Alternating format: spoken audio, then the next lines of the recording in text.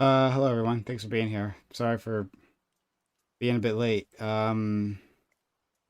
Technical fun happened on my end. Love it so much, but it is what it is. Um, so anyway, we're going to do the Reverie roundtable in just a second. We got a bunch of people around. Let's pop in, start grabbing people, and getting this done. Hello all. Yeah, so Thanks for being here. Microsoft and Apple don't play very well together. Yeah, I Ultimately. wouldn't think so. Hey guys. Hey, good evening. Howdy. What's up? I need to turn you up. Am I down? You guys seem down to me, but I'm not sure. You're fine. No, but I had you at 90%. I don't know why. Maybe you were Okay. too loud last time. I don't know. Okay. All that Or too, screaming you do, bro. we're too black. I see you. But okay. Prodicus's form of oppression is reducing your volume. By 10%. By 10%. Well, I mean, he's better than the Constitution. I'm only was it 3/5 of a True. person there. 9/10 with him, so we're in the right direction. Yeah. How are you all? It's been an interesting week for me so I didn't consume that much to begin with, but I decided to cut out caffeine, and boy, it's been an experience. Okay.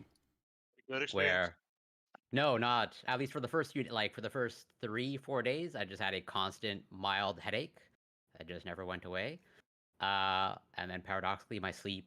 And I did this in the hopes of improving my sleep. But paradoxically, it got worse. But then now it appears to be getting better. So I'm hoping, I'm past the worst part. I did not decide to cut out caffeine. That is a choice I didn't make this week. So that would be death for me. Cutting out caffeine would probably literally mean death. I didn't really, again, I only really consumed the equivalent of 2 cups of coffee in the morning before my workout, and that's it. I never consumed it past noon. And this is just kind of a last ditch attempt to hopefully improve my sleep, because I've been having sleep issues for the past month or so. So I was like, well, I'll give this a try. And the first 3-4 days, it was rough going. I'm not gonna lie. See, on the opposite hand of that, I could take I could drink a full Monster and take a nap. Yeah, I could do that as well. I could just down a Monster and be like, all right, it's nap time. No, definitely not. At least not me. Wait, you can hear me okay, or you can't hear me? I cannot. You sound like you're far away. Yeah. You using the right mic counterpoints? You sound like you're a other side of the room. Yeah. Hold on. What about now? Much better. There we go. There you go. Yeah. Perfect. Actually, a little loud, but I can adjust that on my side. Yeah, he's gonna make you less of a person. 90%. 90%. Okay. How about that? That's great. Perfect. Fantastic. Yeah, Lovely. fantastic. Yeah. Okay. Oh, great. We're all here on time. It's fantastic. All right. We'll get started. Would you here maybe? Okay. All right. So, thanks all for being here. This is the Reverie Roundtable, which we do Mondays at 8 p.m. Eastern. My stream had really fun technical difficulties at the very last second before I got started. That was amazing. I loved it so much, that experience. We're here. But we've got some great individuals who I'm really excited to talk to. Starting with my friend Lactoid. Lactoid, how are you? I'm all right. How you doing, Prime? All right. Have you shaved since last time? I did shave. Hey, Now I I'm noticed beardless. things. Now I look 17, and it happens every time. So I apologize for that. Hopefully, I'm still credible. People still find me credible. You're a libertarian. That's the worst part. But all right, go ahead. You can find me at Lactoid TV, Twitch, Twitter, YouTube. Thank you so much, friend. Next, Corey Campbell with us again. How are you, friend? I'm doing well. And yeah, always grateful to be here and looking forward to getting into it with these familiar and fine faces. You can find me on I'll Join the Bandwagon, Twitter, At it's Corey Campbell on Instagram. It's Corey Campbell, and on Twitch, Corey Campbell 84. And yeah, looking forward to it. Okay. Thank you so much. We'll go to our friend Admiral Gibbs, who was here with us last time. We had a great time with him, arguing about was it guns and stuff. I don't know. But we had a lot of fun with them. So thank you so much for being here, Admiral Gibbs. Thanks for having me. I'm Admiral Gibbs. You can find me on Admiral Gibbs and everything. And remember, always join the death cults. They're good for you. He's referring to the Second Amendment death cult. I still have more things to say about that, but I'm going to leave it alone for now. Next, I'm so excited. I'm like so excited. My friend Counterpoints is back. Missed you so much, friend. How are you? Oh, I am beautiful and I'm ecstatic to be here as well. Yeah. I missed you. I would have like hit you up earlier this month, but like I figured you'd be doing stuff with the family for like Labor Day and all that. So I have some good news. they're dead. I Sorry. I quit my well, no. I mean, I got 2 kids, so I mean that's good news. Okay. But I quit my giga corporate job that requires me to have a stick up my butt that requires that I work from 11 a.m. to 8 p.m. I am moving to a job that works 9 to 5, so I should be available 8:30 Eastern Standard Time on Monday evening. So I can't promise that I'll be here every single Monday, but I can promise that I could be here a healthy chunk of the time, and we could get back into it and start fighting again. So I'm really excited. That is great late. news. Yeah. Thanks. I'm really happy to quit my corporate stick up the ass job. I'm actually ecstatic. Like I have like if you haven't been with the channel for very long, you might not know that Counterpoints used to be with us all the time. And it was a great time every time. And we missed them because, you know, life happens and people have to adjust. But the prospect of having you back more often would be amazing for me. Like really the best news I've had today. Thank you so much, Benny. No, my pleasure. And then just if anybody likes what I do tonight, you can check me out by typing in Counterpoints 40K into YouTube. You'll basically find I like breaking down the universe of Warhammer for new people and old people and all that kind of stuff. It's kind of popular. We just broke 50,000 subs, which is really exciting for me.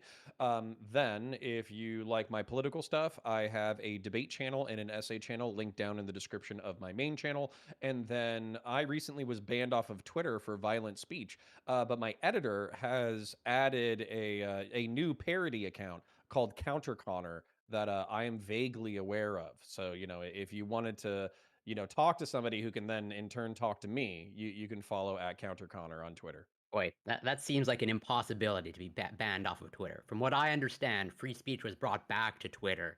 Yeah, I with posted Elon Musk. Like that. This You is guys- misinformation. Clearly, like I first I am Scott a and now capitalist. Connor. Like this is just like free speech Okay. is definitely back, baby.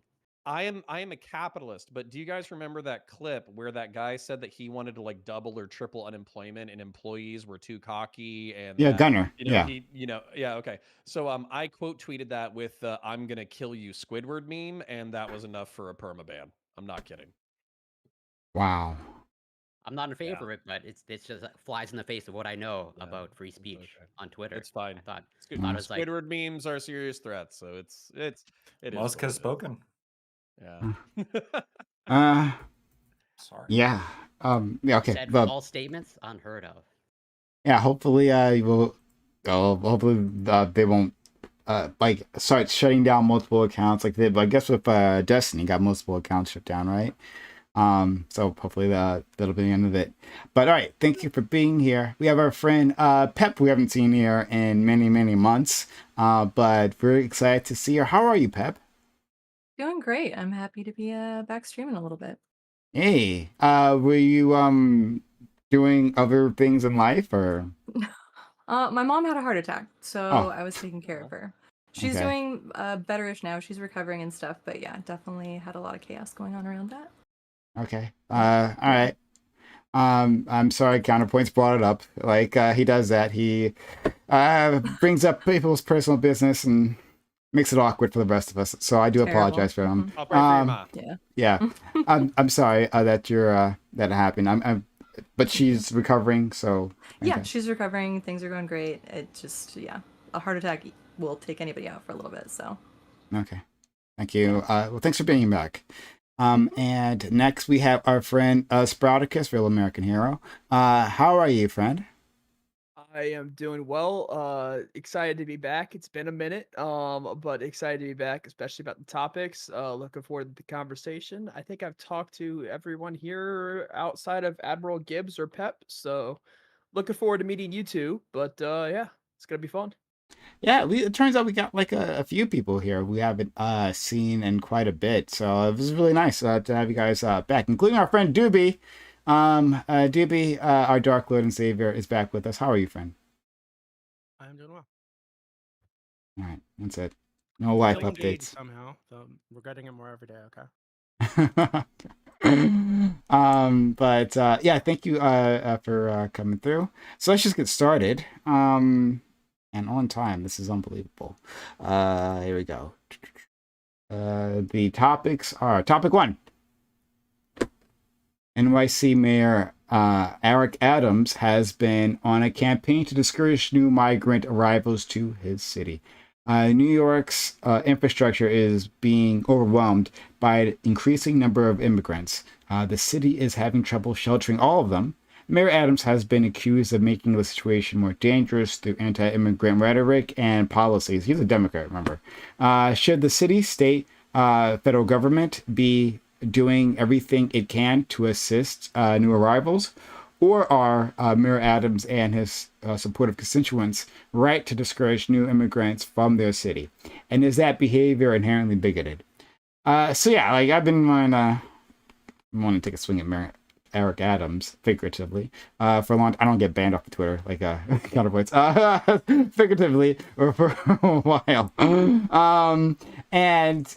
Yeah, this guy, for all kinds of reasons, I think a terrible choice for New York.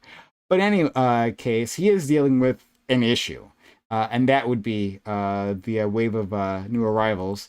They are just buses after buses, and it's not all apparently like there's like some sort of analysis. It's not all Texas Governor Greg Abbott's fault. He did send those buses of migrants to New York and other sanctuary cities, but it's like not all him. It's just people coming to that city, and you got to figure out where to put them, what to do with them, and it's a big bureaucratic mess.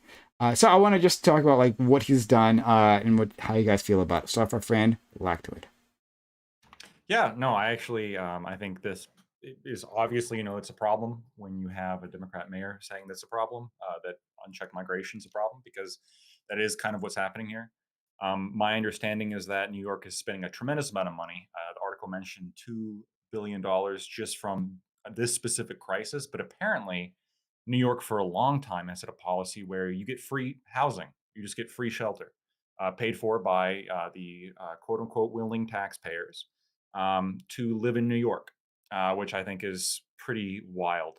I think the solution to this is like pretty obvious. What we should be doing is that no, you don't get free housing, but while you're here waiting for your immigration trial or any other further legal action that might be required, we give you a temporary work permit, and then you get to work and actually contribute and fund your own life. And if you can't afford New York, maybe you have to move a little bit out. I think that's reasonable as well. Thank you so much, friend Corey. Just to kind of maybe like refresh my memory, because like yeah, Eric Adams, I also seem to remember like a couple of weeks ago, a couple of panels ago, isn't this the same individual or mayor that wanted to institute drones for patrolling for the NYPD? Oh yeah.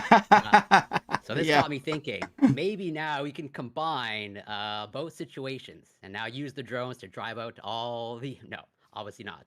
I definitely don't want to use that at all. In all seriousness, it is a problem. Where in principle, I think there's a desire to do good, but just zooming in or scaling down, just as one person can't have an open door policy and like foster all the people, a state can't have can't support everyone that pretty much comes up on their doorstep. So some limits have to be put in place. And what those limits are difficult to, let's say, pin down. But at the end of the day, to answer the prompts, should support be given at the federal level? I think yes. And basically, to empower the states, it should not be all on them, even though they have this policy. But I think hopefully other institutions and other levels of government can step in so they can actually support these people. That's more or less where I stand right now. I'll leave it there for now. Thank you so much. Gibbs, please. Yeah, so on one hand, I really am enjoying the just blatant hypocrisy out of the left on this issue, and it's really entertaining to me to see just this wild flip in policy reversal that places like New York and Chicago are having right now, where the constituents are just like, this is a mess. We're being overwhelmed. What do we do? Can we stop the borders of New York and Illinois from Texas shipping people up here? And then on the other hand, I'm kind of like, maybe if the Democrats finally realize what cities like San Antonio and other areas down here in Texas have been dealing with since day one, they might actually come together with the Republicans, actually find some kind of immigration reform, or maybe build the wall or something, or a combination to like actually handle this wild humanitarian crisis that's occurring along the southern border, and it's now finally impacting some of these northern cities. Okay, thank you.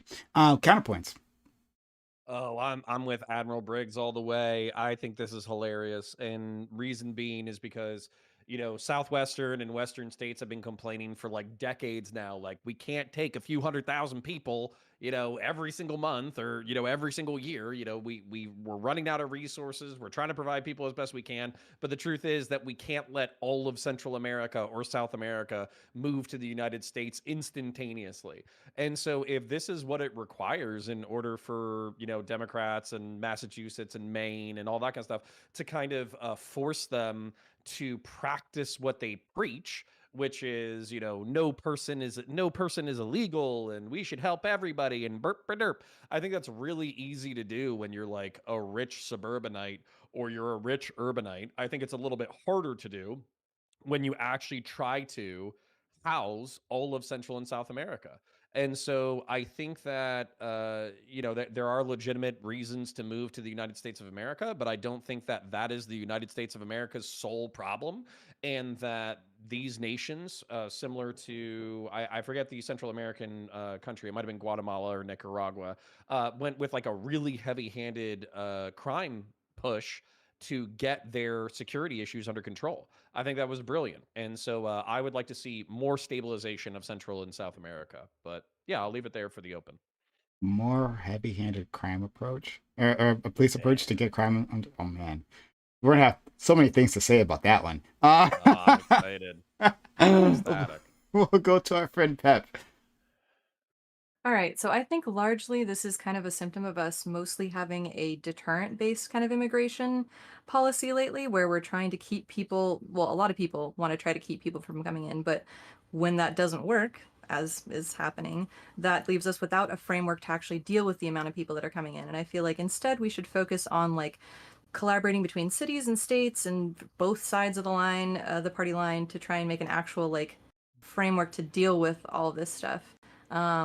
Because they're here, and we don't know what to do with them right now. And we have to do something. It boggles me that there isn't a better framework for this already. Happy like a breath of fresh air. Thank you so much for that. Let's go to our friend Sprouticus.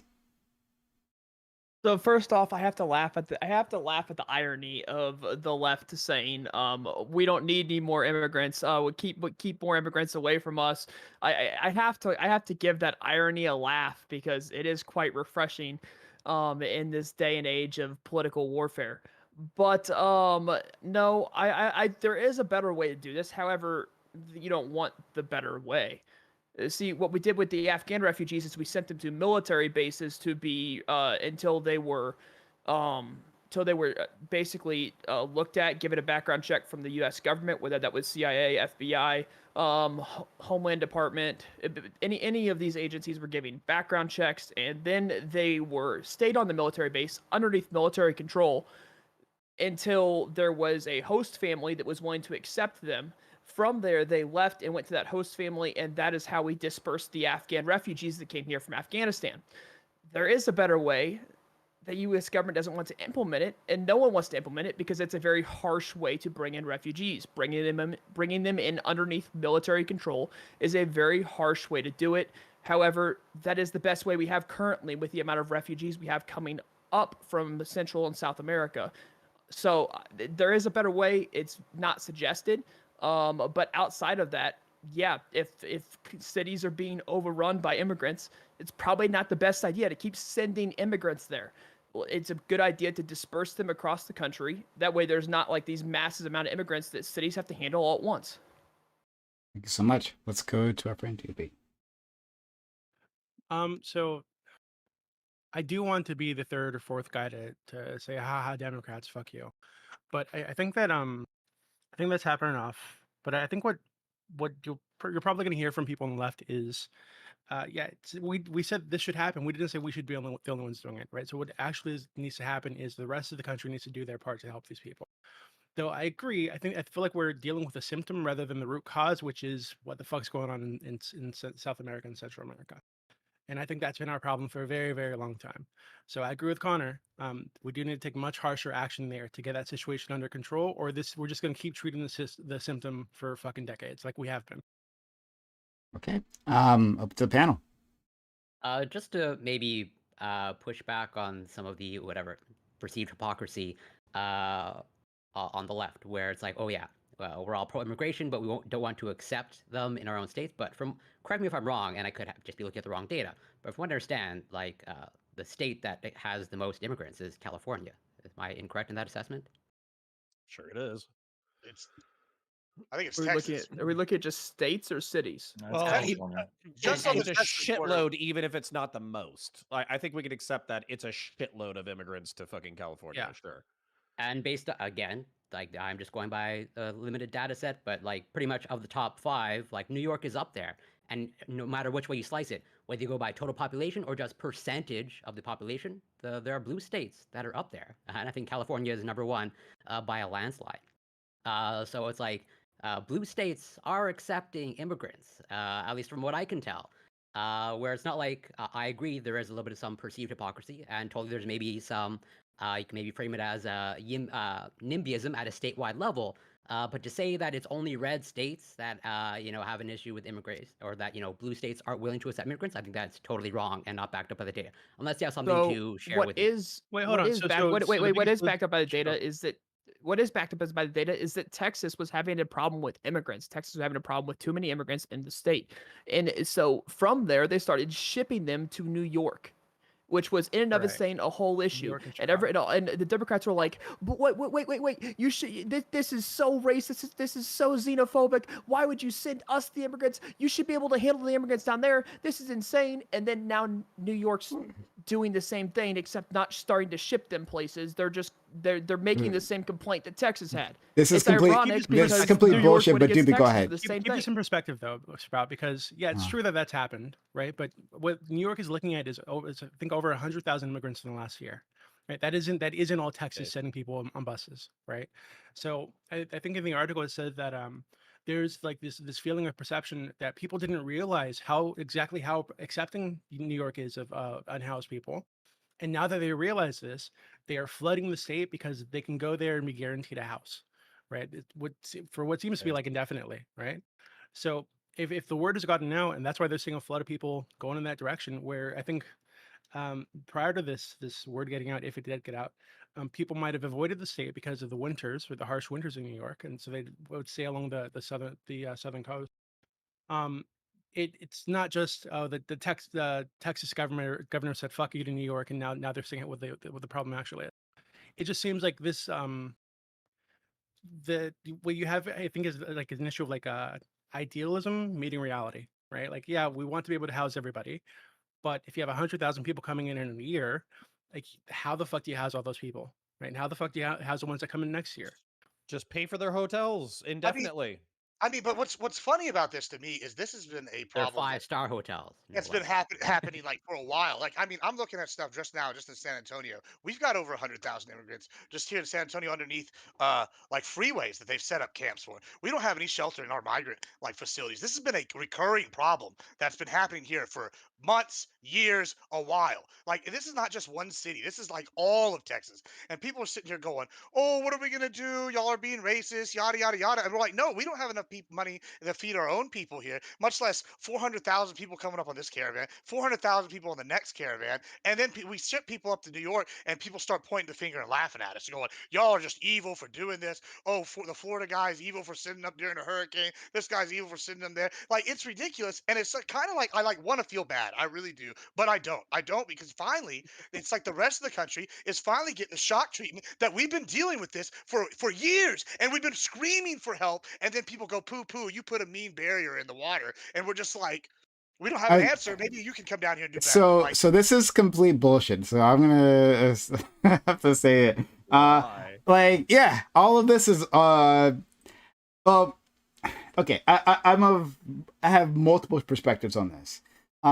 First of all, like this idea that like Democrats didn't care about immigration until now. In fact, Democrats have been pushing immigration reform for decades. They've been actively trying to work on this, and Republicans have actively been trying to block them. So like let's not pretend that what's the Democrats neutrality didn't of the understand reform? the importance. Now, I'm not saying I would sorry.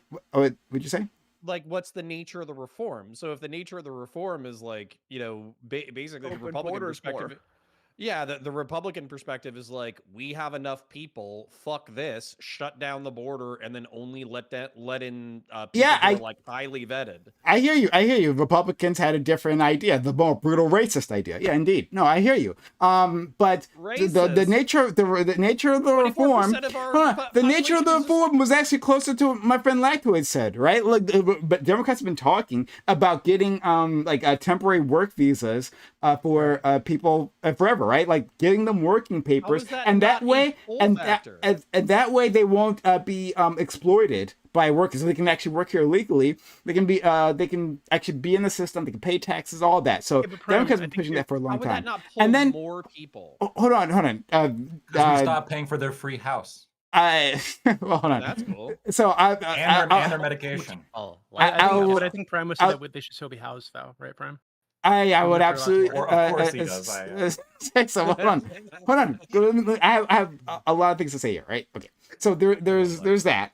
But beyond that, I think at the same time, I think there is a truism here about how like people within like non-border states like didn't actually know how serious the problem was until this happened, and so I'm actually in support of Abbott like sending people out to other cities. I think that was actually really good. So that we understand, and I think we should spread people out all over the country. But what the racist part, or the not racist, but the awful part of the way he did it was that he lied to the individuals he sent there. Well, let's not forget that, right? Like we had those reports of those people being like, "Oh, you're gonna get a job up there. Yeah, we'll have jobs waiting for you in fucking New York City." And he sent them out. I don't agree with sending them people out on false pretenses, but if they wanted to leave, right, then absolutely help them leave. That's okay. And fuck, there was something else I was gonna say. I'll deal with your Central American comment later on, but you guys want to jump in? So maybe answer Counter's question. What's the question? Sorry. What type of what so- type wait, of hold on. reform are they? Okay. No, the How is question, that not I a think, pull yeah, factor? how's it not a pull factor? So that, now I'll give you like a little more context. Here in California, we started giving illegal immigrants the ability to get driver's licenses, for example, right? Which made the state more friendly to them, so more of them came. How is allowing them to work legally in the country and compete with citizens? Why wouldn't we just for have jobs? all of Central America move Yeah. overnight if you give them jobs? well, not only Yes, that, it's the that's minorities not that true. live in America that are going to suffer from that policy. that Oh, you're thank you for that. Oh, I thank you for your kind caringness for us minorities now. I'm Much just saying. appreciated. Yeah, no, yeah. No, I but don't- Prime, like Dude, it's why real why the funny. fuck is it this is like actually odd to me. It's So, also like, gonna make the housing crisis much worse. Hold on. So let's say that let's just say that we technically have room, right? Like Wyoming, Montana, North Dakota, whatever. I'm sure we could move. I just Googled it. Please. Central America has 180 million people. So we could technically move 180 million people to the center of our country, effectively like increasing the United States population by half. What moral duty compels the United States to do this instead of saying, fix your own fucking country?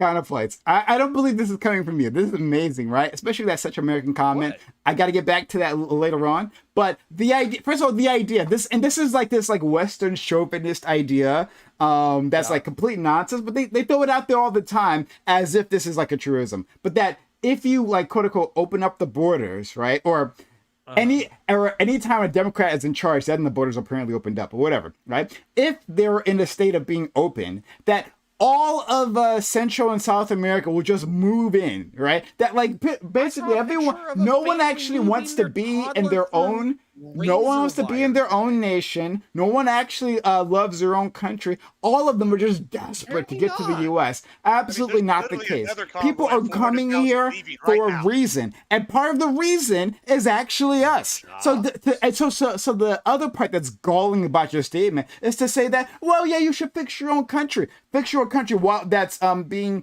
fucked over by our drug policies. Fix your own country that's being flooded with weapons, your American military weapons. Fix your own country that we've Sounds like knocked a over skill issue. your central government over a few times. Do all that yourself, and surely don't come over here. Fix your own country for the climate change that's affecting the farming. That means that you can't make a living there anymore, so you have to move up north. Amazing. Our current drug laws are affecting our current drug laws are affecting South or Central America, or are you talking about our drug laws of past? Current. Hold on, either. Okay. Hold on.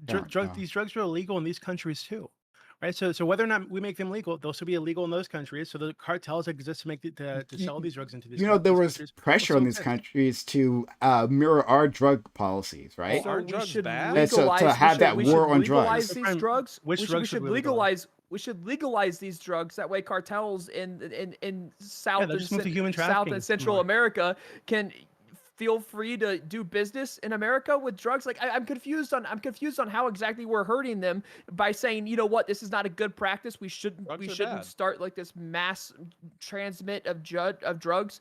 Like what's hurting them about that? And to keep in mind, we've legalized marijuana in multiple states in the United States, including California. The cartel still ships illegal marijuana into California. Because they can do it cheaper. Yeah, I know. It's cheaper. Right. Yeah. So if you wanted to do this, you'd need to either massively reduce the taxes or the cost of the drugs themselves. Lactose with me. Let's reduce Somebody say taxes. reducing taxes. Exactly. Oh my god. I wanted to say It's hard. I wanted to say a few things. First of all, reducing taxes, always base. The first thing, yeah, our drug policy has absolutely contributed to the destruction of Central and South America, right? The U.S. is the biggest drug market by far, especially in this hemisphere. And if you look at all the drug trade routes, right, the shit is made in the South and it's shipped up into the United States, right? Our laws are what makes these cartels able to thrive, and those countries aren't stable enough to effectively combat the cartels. The fact that we have drugs El Salvador illegal. just did it. So there are some interesting cases. We can talk about El Salvador if you're okay with proto-fascist police states that seem to actually be somewhat effective at combating gangs. Philippines is So, pretty effective too. Lactoid, So They reduced legalize all homicide by, drugs. like, That's how we solve 70%. half the problem. But then the other Lactoid, part, you present a problem, but you're not presenting a solution. Yeah, what's your legalize. solution to this? Legalize drugs. Legalize the drugs, yes. And then American God, I hate corporations like libertarians. United Cocaine or whatever will move into the South. And then we will once again have corporate hegemony over that area, which I think is a good thing. Hate libertarians so fucking. Well, I got another libertarian meme for you, private because military is a this is solution, only half of my solution. I think this will not only increase U.S. corporate power over most of Central and South America, but it'll also reduce crime. It'll reduce the power of the cartels, or we'll just straight up like begin to own the cartels by what like buying drugs? shares in their company. What but then drugs are Buying we talking about shares of the legalizing? cartel. Buying They shares would become of the legal. cartel. They would move to like a Holy legalized fuck. business model, and then then U.S. investment No, they power would just wouldn't. Oh, so I mean, but he's well, already they gonna would, limit because the it'd be legal. So why would you do it That was illegally if you that do was it the legally? claim with marijuana too. I mean, That's in the OPEC house. already. Right. So you would have to Oil. you would have to have the booming taxes. economy around it now. Yeah, you would have to lower the taxes, right? Marijuana legalization has already had fantastic effects. If you lower the Yeah. taxation We can absolutely compete, and especially if we raise enforcement on the illegal stuff at the same time we provide a legal pathway. Of course, we're going to see a reduction overall. All Hold on, marijuana negative. what legalization has drugs done are we really gonna is legalize? increase the use of marijuana by like minors.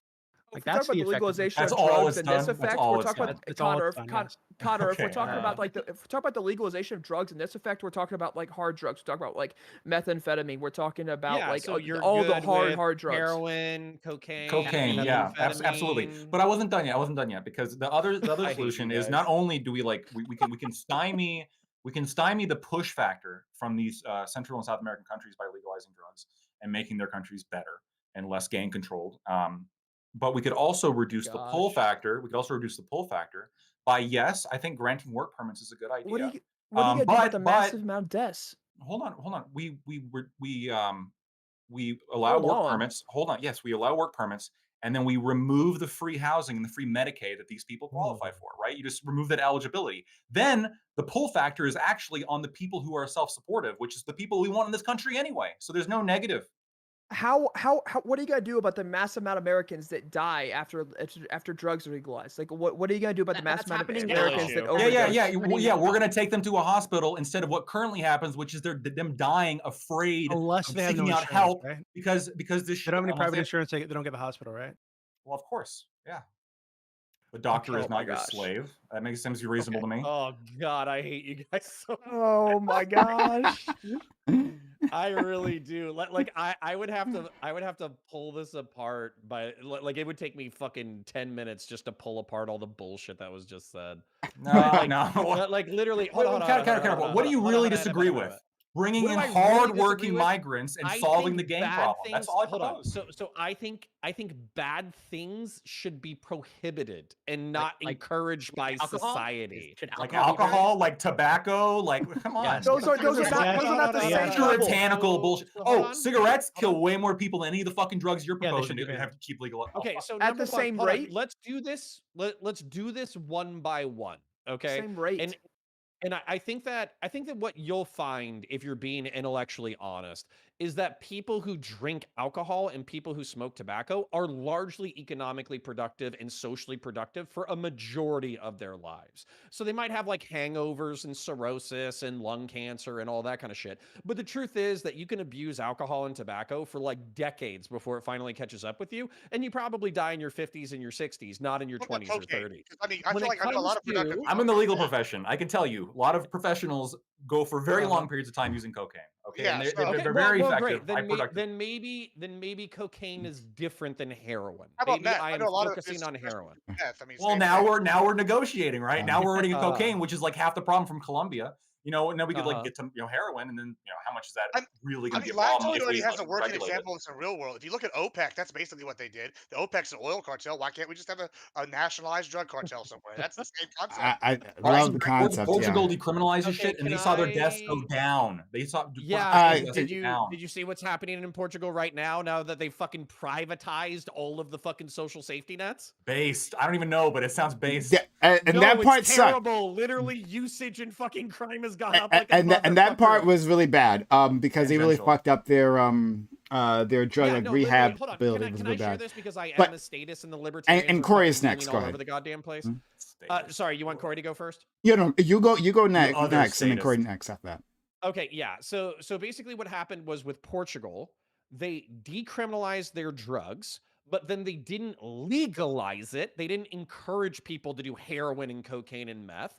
And instead, they had like civil citations and treatment citations. So they encouraged people to seek treatment, not to consume narcotics. And for the first decade, this was a largely successful program because the state still prohibited and discouraged behavior while offering incentives for people to stop those behaviors. And then what happened, I believe in 2012, was they gutted the state-run nonprofit organizations that didn't have a profit motive in order to function, and they passed it all off to nonprofits, which I understand they're not working aggressively for a nonprofit, but they're still private institutions who want to maintain enough funding for themselves. And then effectively what happened was a bunch of perverse incentives occurred where the nonprofits wanted to perpetuate the problem. And as a result, drug use and crime and property crime and vagrancy and public intoxication and all that kind of bullshit fucking like jump by 30%. So yeah, so fuck that. Fuck libertarians, fuck the free market in this specific instance.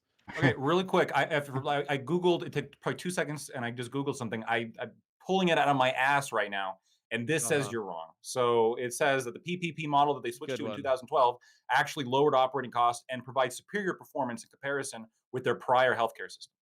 I've seen Right- differently, but right out of my Like ass. hold on. everything else says no. Let's but let's go sure. to our friend Corey. Well, first of all, according to some person who's not here, Lactoid is actually not a libertarian. So, to throw the label on Lactoid as Yes. a libertarian might right, be he's inaccurate. Canadian. He's There's just not an some- ANCAP. Some people might take issue with that. Probably he's a minarchist or some shit. He's a pseudo-libertarian. But yeah, I'm curious, Sure. Connor, like where your line is, because I have difficulty, as much as I don't encourage the use of, let's say, illicit substances or narcotic use, but I have a hard time justifying why they should be like illegal or criminalized. Where it's like, yeah, if we're going to permit alcohol, Yeah, like, so where's your sorry, line? you continue. Because like you use the example of alcohol and tobacco and productivity, but the majority of people that are on opioids, like even though you have about 100,000 or 80,000 deaths in the United States per year in opioids, the vast majority of people that are on opioids, they're still productive. Like the most people that take opioids, they don't actually become addicted, and so you can still hold down a job, you can still be, a parent to some reasonable degree. And so I'm curious, like, Okay, what's then in your fucking free market thing, then let's like invoke Duterte's laws and let's just kill all the non-productive ones. So like when we That's not go what I'm to saying. Baltimore, No, we see the ones that are zombified on the streets, just kind of fucking sitting there shooting up every day. They're homeless, they're vagrants, they conduct property crimes. We'll just kill all the ones that aren't productive. Sounds That's good. not what I'm saying. I'm just curious. Like, so do you just Uh-huh. want something selective in terms of like these selective substances should be banned and these ones Okay, should be so prohibited, or yeah, so I'm willing okay, to go let down me your one by one list. I'm just Sure. curious. Sure. Let me walk down my policy because maybe I'll base centrist bring this back to some level of sobriety. So what I would say is follow the Portuguese model for personal use. Okay, literally like decriminalize it for personal use. Keep trafficking illegal. Then you go to the cartels in Central and South America and you say, hey, we're going to buy up to this dollar amount of your stockpile so we can synthesize all of the painkillers, all of the local painkillers, anesthetics for cocaine, all of the amphetamines for, medicinal use, all that kind of stuff. We'll buy all of this shit to this degree and we'll make you billionaires. But then you're responsible for the security and you're responsible for the black market. So as a result, you bring them into the fold, they start working with the local governments and they shut down the black market. And, we talk about like plata or plomo, silver or lead. The other option is the American government just comes in and kicks your fucking ass. And Amen. then what you do, hold Amen. on, almost done.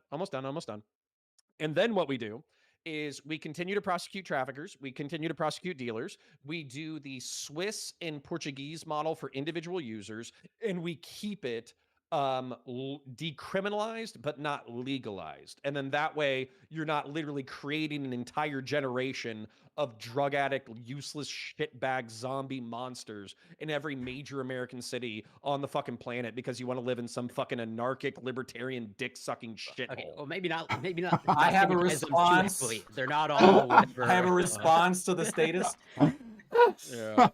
Of course okay. not, I hate libertarians. So I want to respond. yeah, Go ahead. you respond. I do want to like yell at Connor for a bit, but yeah, you go first. Please. Okay, wanted to briefly say when you said like a dick sucking kind of prostitution would be legalized, okay, in my society. So that absolutely could be a thing that would way you can occur. get your dick sucked by junkies. No, you I don't. fucking I don't like my degenerate. dick sucked. If you knew me, you would know He's not- that's not something I would ever do. He's not into So that. I'm not into I'm not that. saying So you- that's Not You're yet. not It's into not people- legalized. It's not legalized yet. He's not into it yet. I'm just not into it generally. No, he's not. Anyways, Yeah. So Wow. but I would still have that legalized though, because I'm not a tyrant trying to control everybody's little world.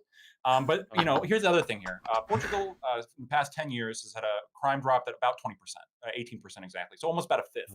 Their crimes dropped in the last 10 years. Their healthcare model's actually improved based on some of the metrics that I'm looking at. This idea that Portugal is an example of like how this can go wrong seems to actually be the exact opposite, where this is an example of holy shit, we thought that would be like we turn a country into a bunch of like mind numb zombies, But the reality is that most of the time, the fact that people get into drugs is due to other things, due to tangential things, and it's not like, oh, you legalize drugs and then everyone wants to become a fucking heroin addict. What it is wow, like yes, drug use will go up some percentage, right? But there's also a tremendous amount of negatives that come with having drugs illegal, and there's also negatives that come with having drugs, even decriminalized as opposed to being legal. One of which is you're still having the cartels in power. If you want to talk about a way we can have it decriminalized, but also still find a way to remove the cartels from being able to sell it, I mean, that's like, I would be willing to work with you on a compromise on that solution. I still think it'd be easier to just legalize it. But I mean, if this is the only way we can actually make progress for making these Central and South American countries better than what they are now, as opposed to having to turn every fucking country into a fascist police state, yeah, I think that would be like an easy alternative for me. Yeah, and Yeah. on that note, I want to I Black want to respond because I've been trying to hit up counter on this, and this is a great segue. Talking about the fascism. So he at the very beginning, counter brings up Central American governments and like their uh, path to policing gangs, right? And so this is an article from the Guardian. El Salvador crackdown breaks the gangs at huge cost to human rights. And just a few sentences from this. It says even staunch government critics such as the trailblazing outlet El Faro have conceded that Bukele's, I think that's the president, crackdown, which has seen more than 64,000 people jailed and dramatically slashed the murder rate, has produced extraordinary change for Salvadorians, albeit at a huge cost for democracy and human rights.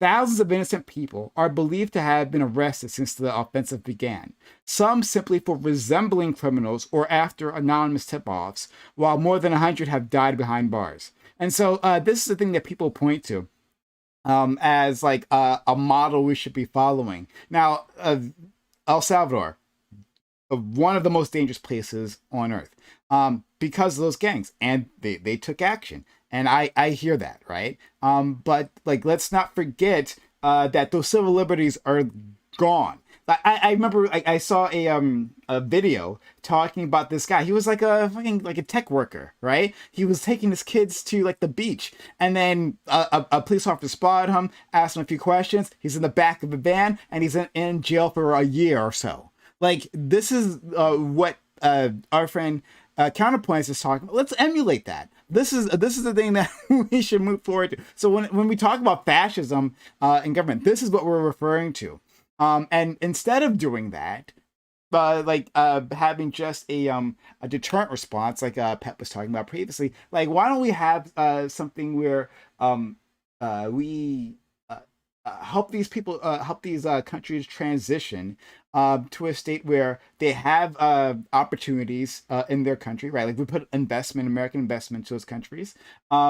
That we stop sending our gang members there. Because remember the whole thing with MS-13, right? Where we made them into a gang in Central and South America when they weren't previously before. That's because we were sending our prison gangs down there, right? Let's not do things like that. Let's encourage growth in their own economies, and then they won't come.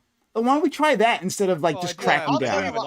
I'll tell you why that won't work is because they're essentially failed states right now, and that's why these people are leaving. They're failed states. They're second world countries becoming third world countries, and so there's going to have to be some kind of drastic change. And whether that be the Plomo or whatever he says coming in and us being taking over the countries and like starting the new American empire on them or something. I mean, there's got to be some kind of new change, and I mean, it starts with stopping the people from coming up. And like people can sit here and say, "Oh, all these different solutions," but the real problem is we got a problem now. It's our cities are overcrowded. We're getting migrants that we can't handle. We can't handle the homeless crisis that we already have, but we can send money over to the Ukraine. We can send foreign aid to these Central American countries that gets put right back in the hands of the cartels and these nefarious business owners. And like, there's no government that's sitting here that, oh, we don't have any way of tracking this money, and it's just going to whoever. And then we're going to sit here and act like some kind of policy change in these countries is going to stop a failed state. It's a failed state because there's no essentially there's no government. That's the real There problem. is a government. No, Corey, essentially, there's before no. you That's give- no. That's absolutely not the case, right? It's They have a absolutely the case. government. Look at They literally Venezuela. have a functioning government right now, and they They say don't have functioning They government. do not oh, have sure, functioning whatever. No, this is like it is a trope that like Americans roll out against other countries. They do it Do you against consider the Mexico. White Do you House remember- Mexico? have you heard?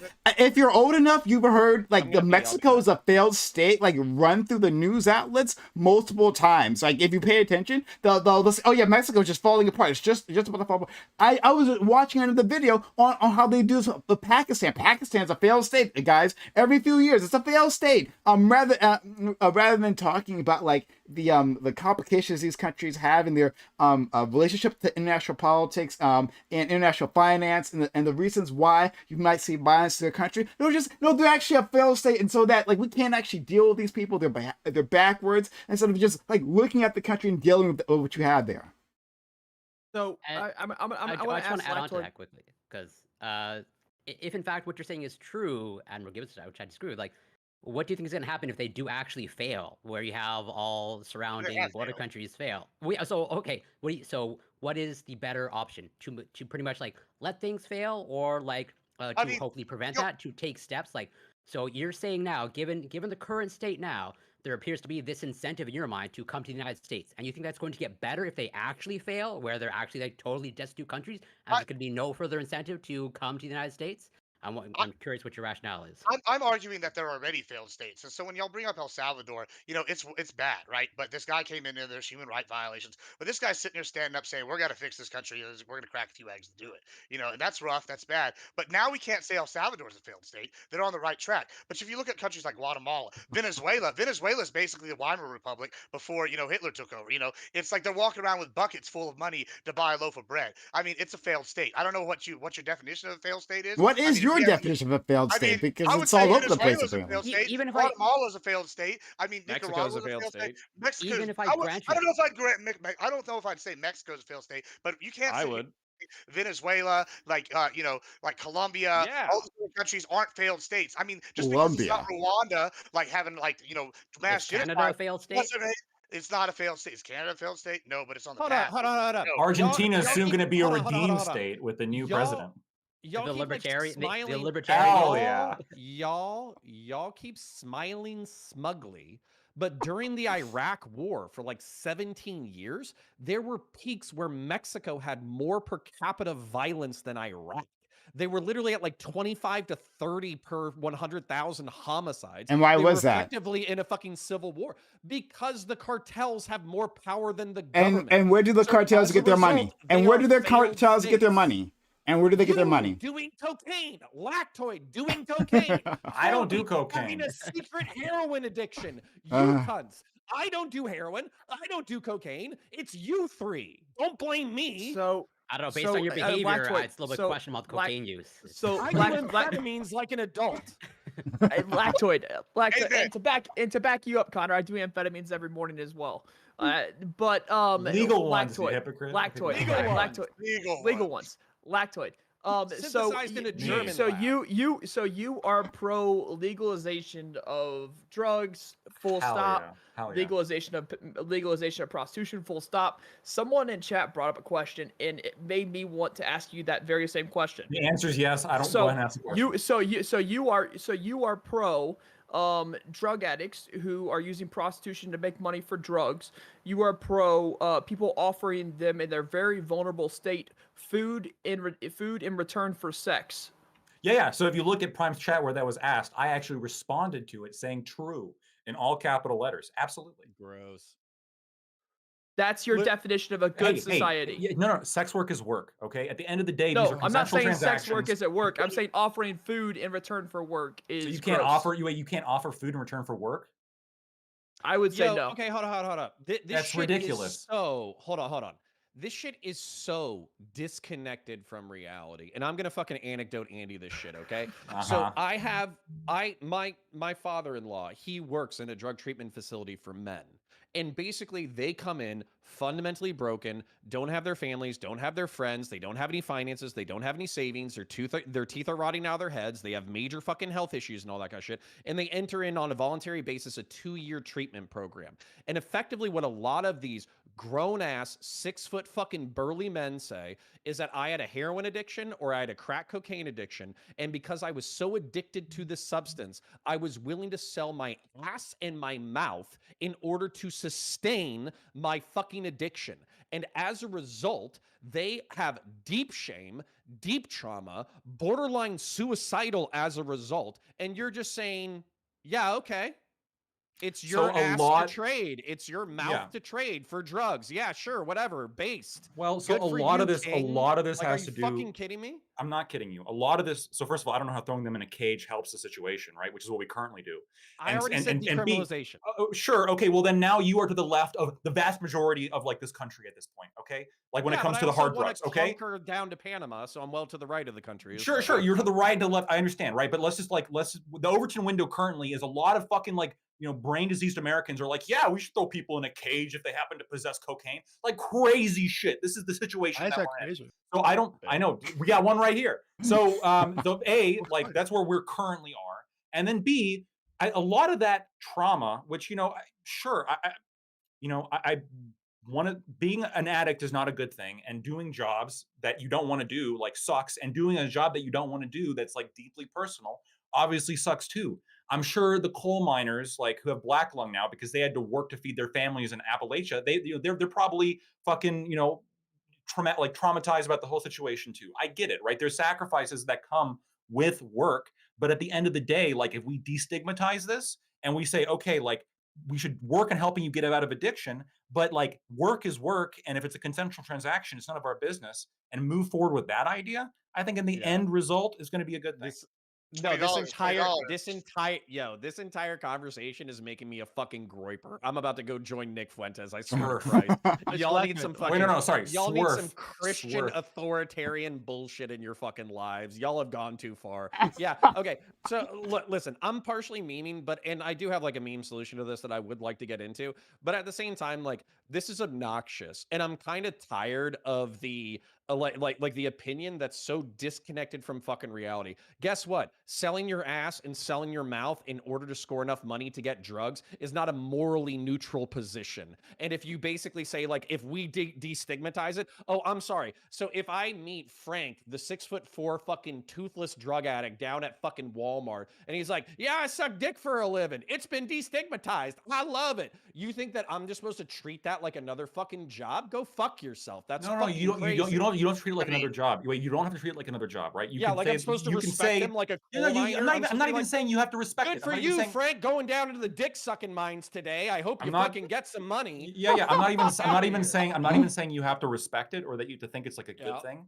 But what I'm saying is that like you stepping in and like aggressing upon somebody to stop them from engaging in like a consensual transaction, I think is very much informed by your Christian morality. So do you think it should be hold legal? on. Right. I think it is very much informed by your Christian morality, because you don't apply this same standard to jobs that are much more dangerous than sex work, like commercial fishermen or loggers. So you want to see the death rate of those industries? People are getting their fucking heads clipped off by logging materials.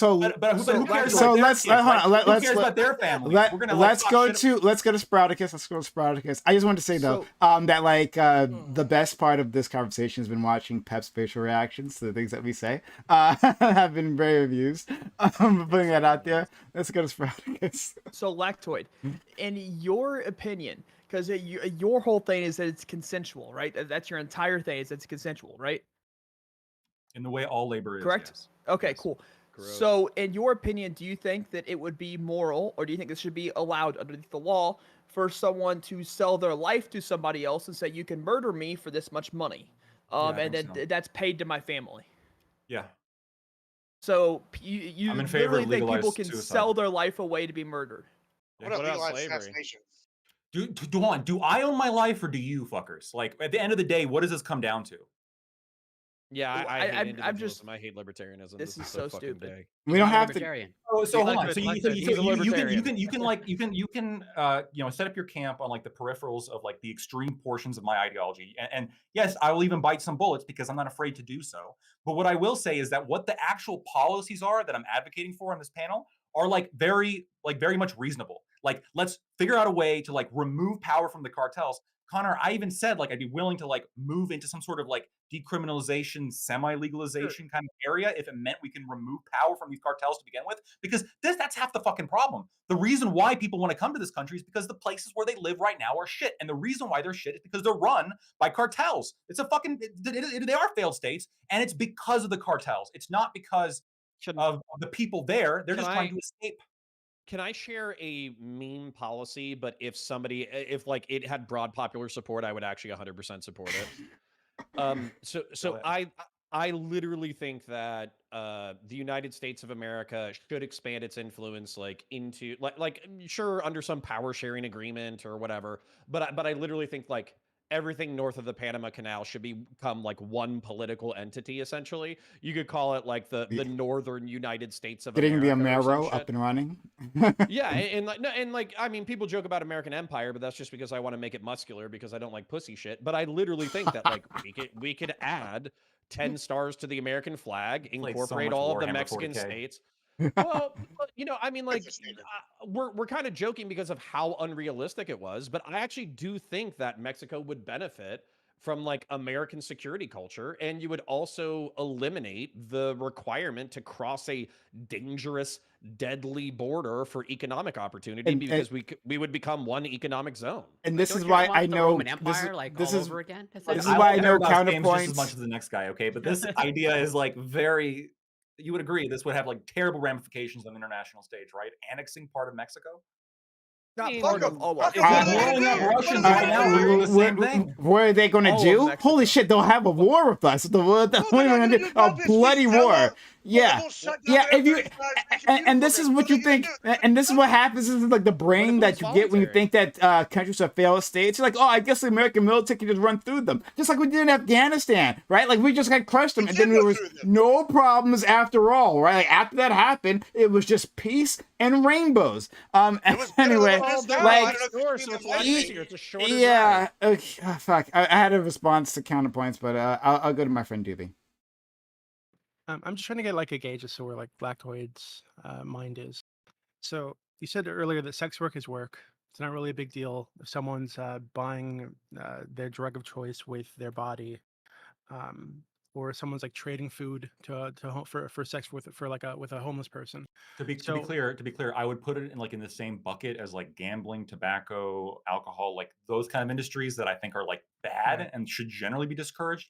But we shouldn't like fucking destroy someone's life if they did it in the past. So only the people that are desperate enough. So only people that need food desperately should offer their bodies like, up. Here's stupid. What I'm curious about, right? Because what we're talking about are like extremely addictive substances, right? So if you're coming off of like fentanyl or something, or like some other opioid, the withdrawal symptoms can be bad enough that you could die, right? And some people die going through the withdrawal.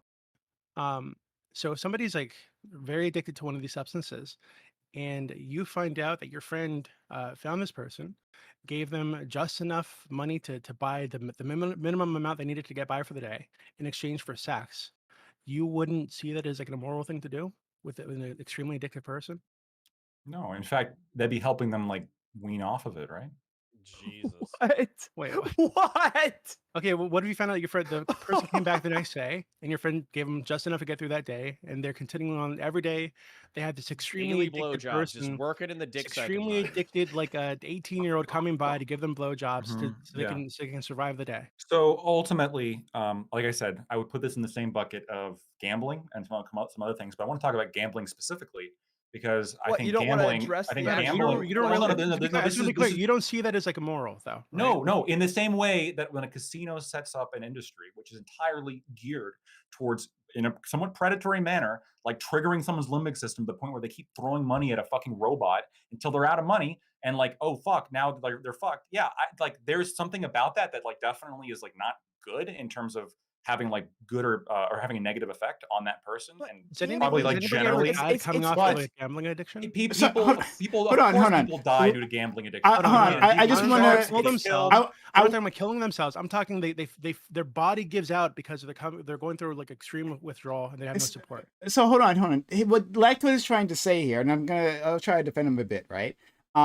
he's simply talking about like our response to these things, right? Like our response shouldn't be to like he said, destroy these individuals. Our response shouldn't be throwing them in jail. Our response shouldn't be trying to ruin their life. We want to improve their lives. And like having a police action by the state, right, enforced upon them doesn't improve their lives. So Right, like when we're right. talking That's about not hold on, we're talking about like survival sex work that you referred to. I think I'm of Blackto's opinion that sex work is work, and that you can do like whatever, you know, like for the exchange of your body and your time or whatever. That's up to you. However, that doesn't mean that all of that, like I would consider that all that equally good for society, right? If a person is engaging survival sex work, that means they're in big trouble. They're probably being exploited, as you pointed out. So let's give them tools so that they aren't exploited. I want to help those Prime, people. I understand, right? Yeah. So, but I wasn't addressing. I'm That's trying. exactly what I wanted to What I'm come trying to with. get to is So the wait, morality of what Lactoid Yeah. is talking about, right? So it's I not even the support same. I support helping addicted people, support helping starving people, whatever, right? But what Lactoid is effectively saying is that if there were a starving person in front of me, someone who's on the brink of starvation, starving to death, and I said, hey, yeah, I know you really want the sandwich. I'll give it to you if you suck my dick. If that was the exchange, I think that would be rape. That'd be a type of rape, right? Yes. So, and I think it's very No. similar with this person who's extreme, not just addicted in the way that somebody is addicted to gambling. They're physically, chemically addicted to this drug, and if they don't get it, they will die, right? So, I don't think it's comparable to gambling at all. Yeah, And I it's not think you're even. It's not even. minimizing the fucking harm that you're talking about normalizing. So let's go to It's not even. Sproutacus, It's not and even then close. think- It's let's not even, get wait, one we second. gotta let some, you know. So let's Sproutacus we- and Pep, and then Okay. Well, can I respond real quick to what you Doobie said? you'll get everyone's responding to you, so don't worry. Yeah, they're all Sproutacus and Pep. dumping. So it's not even close. Like this whole gambling comparison isn't even close to the same extreme. You're in a lot of what Doobie said is true. Like these aren't close to the same extreme. The people die from the effects of going cold turkey off these drugs. Like the effects they get when they try and stop. Like people die off this. No one dies from stopping gambling. It's not like, oh, I stopped gambling and now I'm dead because of the withdrawals, right? That doesn't happen. And so trying to draw a comparison between these two as if they're equals is just it's insane. It's not debating in good faith. If you're going to try and draw an exact equilibrium between like a gambling addiction and a drug addiction, it's not good faith at all. Happy Flactoid. And let's go to he's known for that. Okay. Pep, So please. I'm extremely pro sex work, but I feel like there needs to be a little bit more nuance in the pro sex work discussion because there's trafficking as well, which is like a part of the sex work world and something that we need to work really hard on getting rid of. And some of the decriminalization goals are like helping support that. But when people are in like a pimping situation, or they've been sex trafficked, or they're like on drugs and on the street in a survival sex work situation, I don't think that's as like worth being like, yeah, this is good. I think we should lean more towards like supporting that person out of that. Same with drugs. Like I feel like instead of like Prime mentioned, like instead of penalizing people, we should have more support systems in place so people don't need to engage in that in the first place, so that people can go to a rehab place instead of going on the streets. Things like that. Make it easier to avoid the bad options in the first place, rather than getting mad at people when they're forced to engage in those options. Absolutely. Lactoid. Okay. Real quick. So I was making a comparison. I understand they're not exactly the same thing, but they're the same thing in the specific way that I was explaining, which is both revolve around triggering the human limbic system in a way to induce addictive behavior, which gambling absolutely does and drug use absolutely does. I don't disagree that there can be different effects from these different things, right? Gambling. I don't know of anybody who's died cold turkey, like after quitting gambling cold turkey. I don't think that in like the small portion of people who specifically die from quitting cold turkey, as opposed to anything else, the other ways that addicts die. I don't know if that's like a defeater to the comparison, especially for the purposes of why I'm using it. I don't like, yeah, some people die off drugs and there's some people who die off gambling. I understand these numbers are going to be different, but at the end of the day, the purpose of these industries is to hook somebody by manipulating their limbic system and to get them to keep coming back so you can keep getting money. Cigarettes do this as well. Tobacco or alcohol does this as well. There's all sorts. Fast food does this as well. Sugar does this as well. Outside of You can go down the fucking list, and I can make all these comparisons about all these different things that are going to be addictive. Like I said, if you have to work to like afford your McDonald's, even though it's addictive, I don't think that you're being like that's a. I don't think you're being abused. I don't think this is a non-consensual interaction just because outside of suicide. you're addicted. It doesn't matter if outside of suicide or if a It lone does matter, shark, or though. if a shark comes and like kneecaps you and you die in the street. I don't It know. does matter. Right? There could be 100 different ways. Okay, so there's A, first of all. B, the sandwich hypothetical that Doobie brought up and Sprout agreed with. This, you got to be very careful with this, and I mean this sincerely, because this is a precursor to communism, right? This idea that if you have to work, like, oh, you have to work for food, that's exploitative. That's exploitative, right? Now you've just made the argument that all labor is exploitative, right? Like, oh, I need you to like do some work around my house, and then I'll give you money that you can then go and buy food.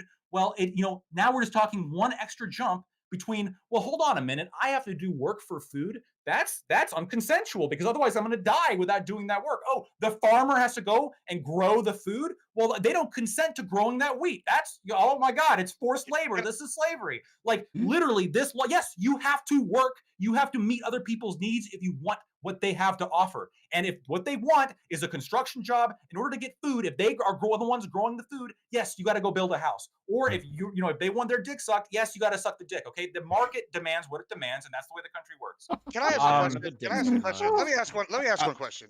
Is it Mhm. taking advantage if I go down to Home Depot and pick up 5 guys to come work and do my yard work? Is that taking advantage? Because that seems like what y'all are saying.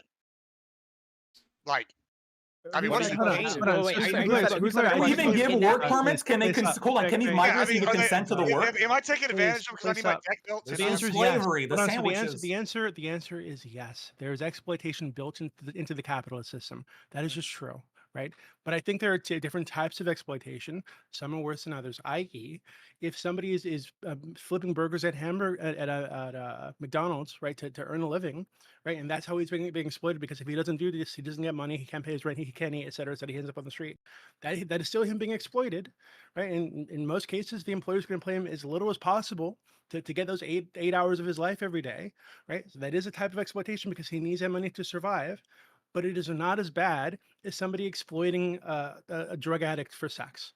Right? It is not as bad as someone going to somebody who is like a mentally ill or mentally, I was going to say retarded, disabled, right? Somebody who doesn't fully understand, comprehend what they're agreeing to, and saying, "Hey, yeah, there are ghosts in the walls. If you don't suck my dick, they're going to eat you," right? If I were to do that, that'd be exploitative in the same way that forcing somebody to work for food is exploitative, but it's a different level of exploitation, right? Let's go to Corey. What about Corey, commercial Corey, fishermen Corey, or loggers? Corey. Let's give Corey a chance. The That is entire not the system. only thing that The entire matters. system. Jesus Christ. Corey. We're gonna stay on this subject because I'm like, so I'm curious, Doobie.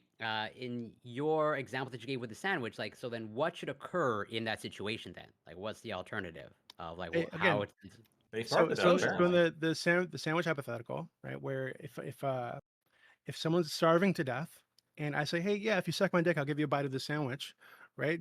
And the next day they're still starving to death. Say, hey, if you want another bite, suck my dick again.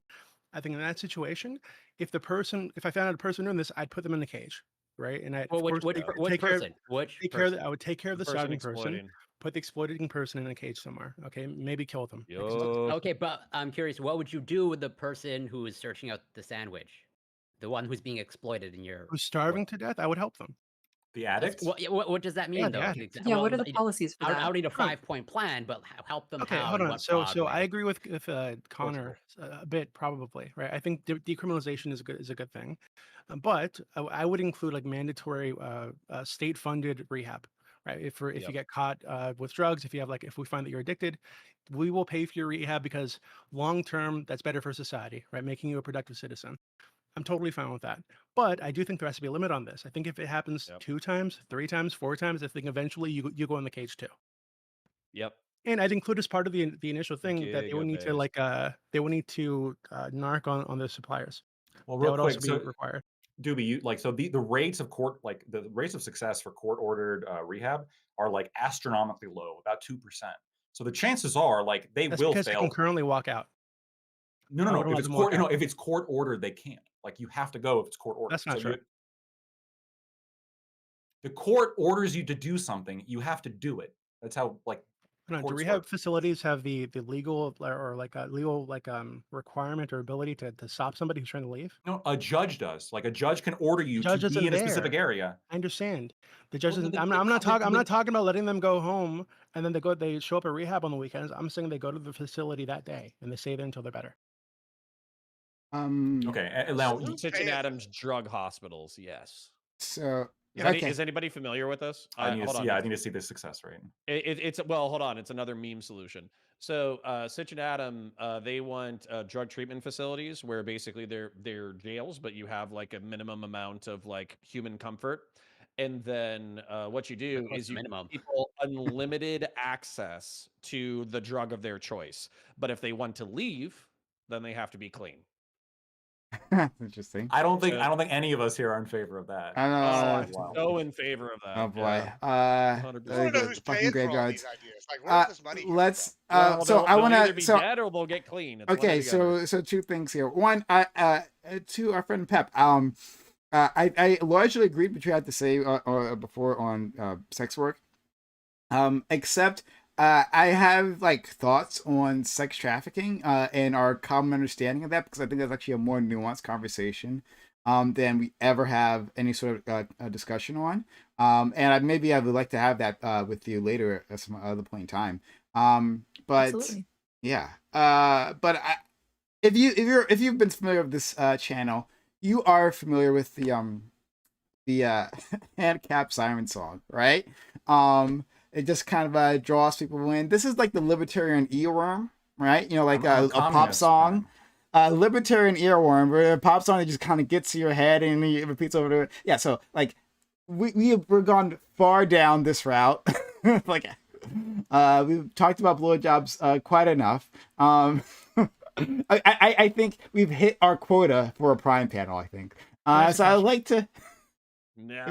It's about It's not about blowjobs. blowjobs. It's not about blowjobs. I promise. I'd like to get our like recenter on Eric Adams and him being shit and anyone supporting him being Sounds shit. pretty cool. So, sounds bad. so and these anti-immigrant policies, yeah. So like yes, I want New York to be. I love this policy from New York saying that if anyone's in the house, they're going to house them.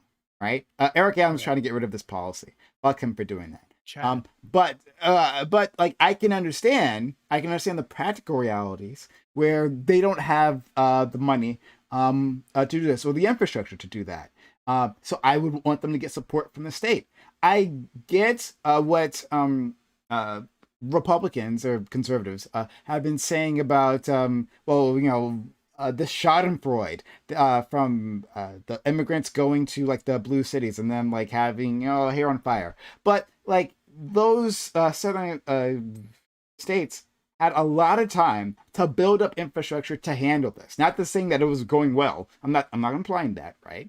But that they have infrastructure there to send immigrants to these places that don't have the infrastructure and to do no coordination. There's like a busloads of individuals just pop down the city. Yeah, that's a problem. That's So- disingenuous. Prime.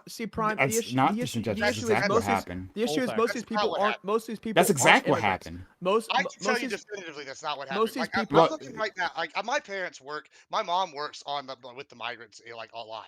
Like Okay. that's what she does for a living. So I'm telling you right now. Let me just give you a statistic right here. This has happened from yesterday. This is on ABC News. This is in the next 2 weeks. We're expected to have another 200,000 immigrants here in San Antonio and Eagle Pass. 2 weeks ago, in the last 2 weeks, we've had 142,000 immigrants in just 2 weeks that are supposed to come through the Eagle Pass area and try to take care of these people. That Eagle Pass is not New York City.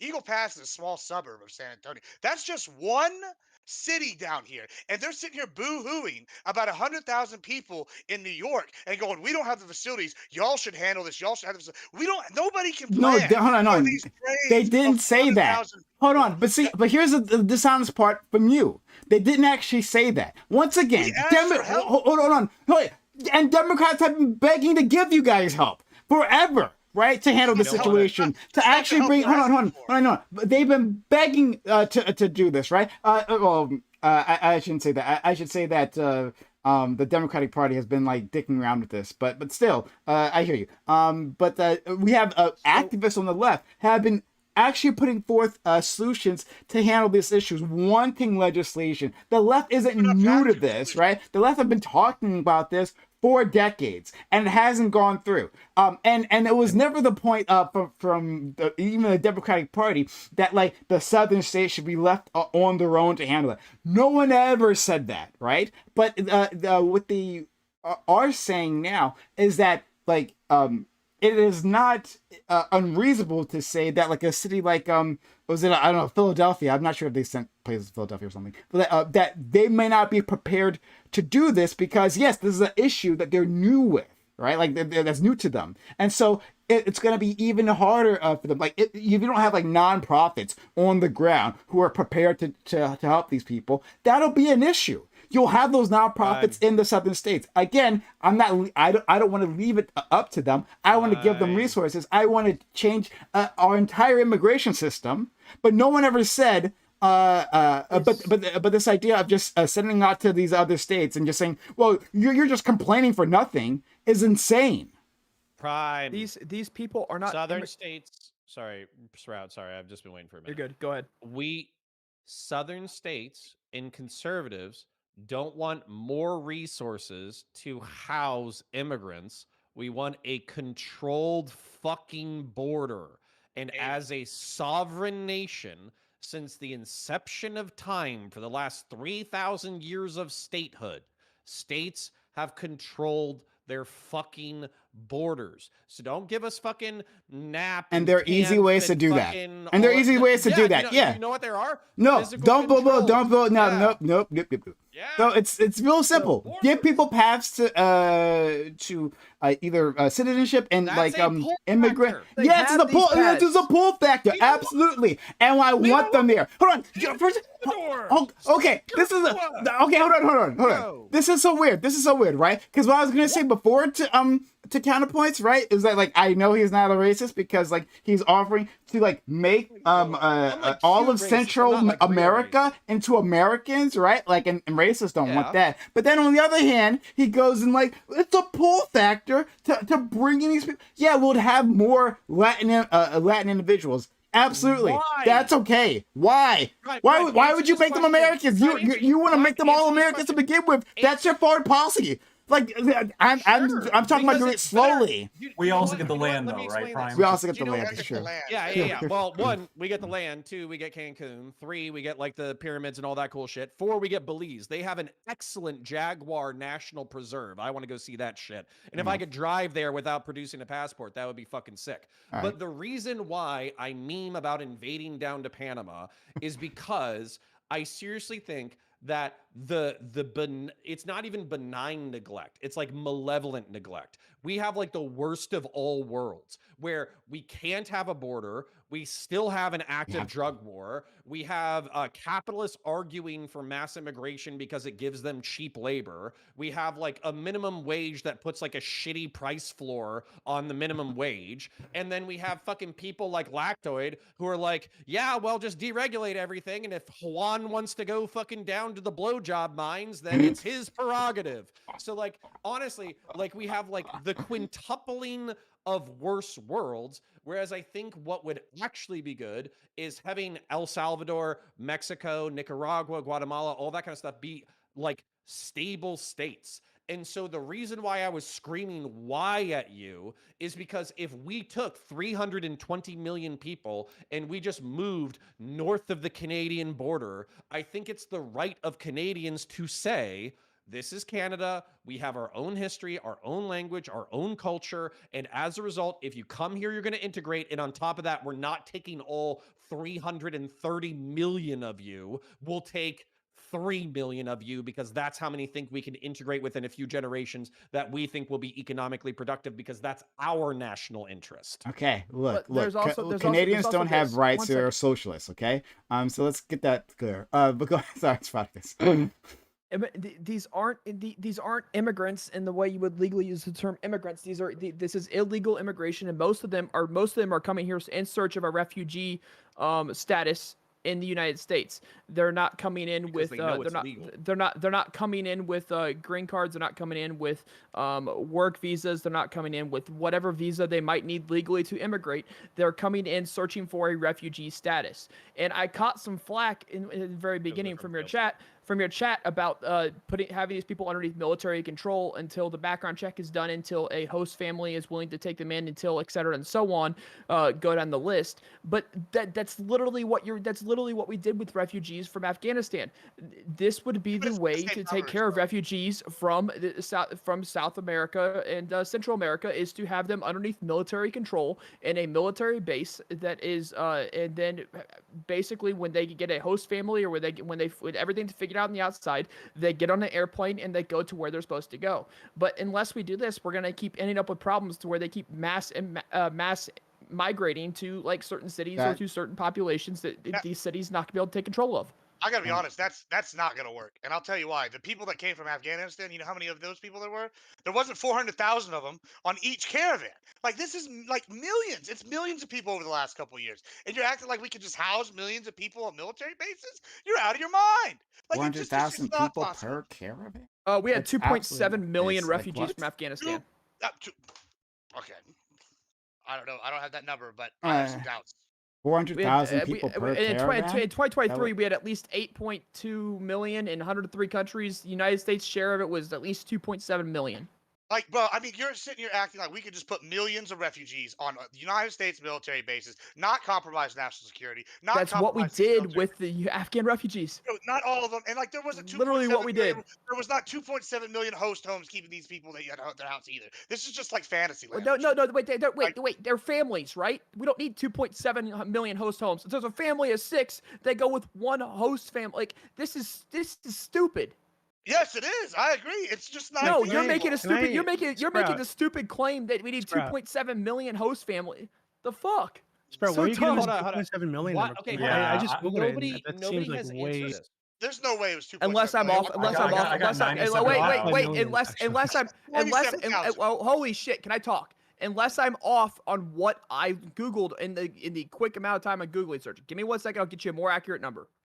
I mean, the point is though, it's been millions over the last few years, and like we don't have the host families. We don't have that's going to compromise national security, put people on military bases. That's an undue burden on the U.S. military, which shouldn't be having to house people on the U.S. soil. What we should be using the U.S. military for is foreign policy. We don't need the U.S. military doing anything on national grounds. That's already a taboo. That's a problem. So now we're sitting here. You want them to take on this job of being the humanitarian aid and be the UN all of a sudden? Give me a break. It's just outrageous and just like not feasible. I don't know. apologize. Google's hold on. AI was incorrect. I shouldn't trust Google's AI. It's 97,000, 2.7 million. 97,000. Yeah. 2.7 million was the Over the worldwide last, number. in the last 2 Yeah. weeks, we've But already had more people.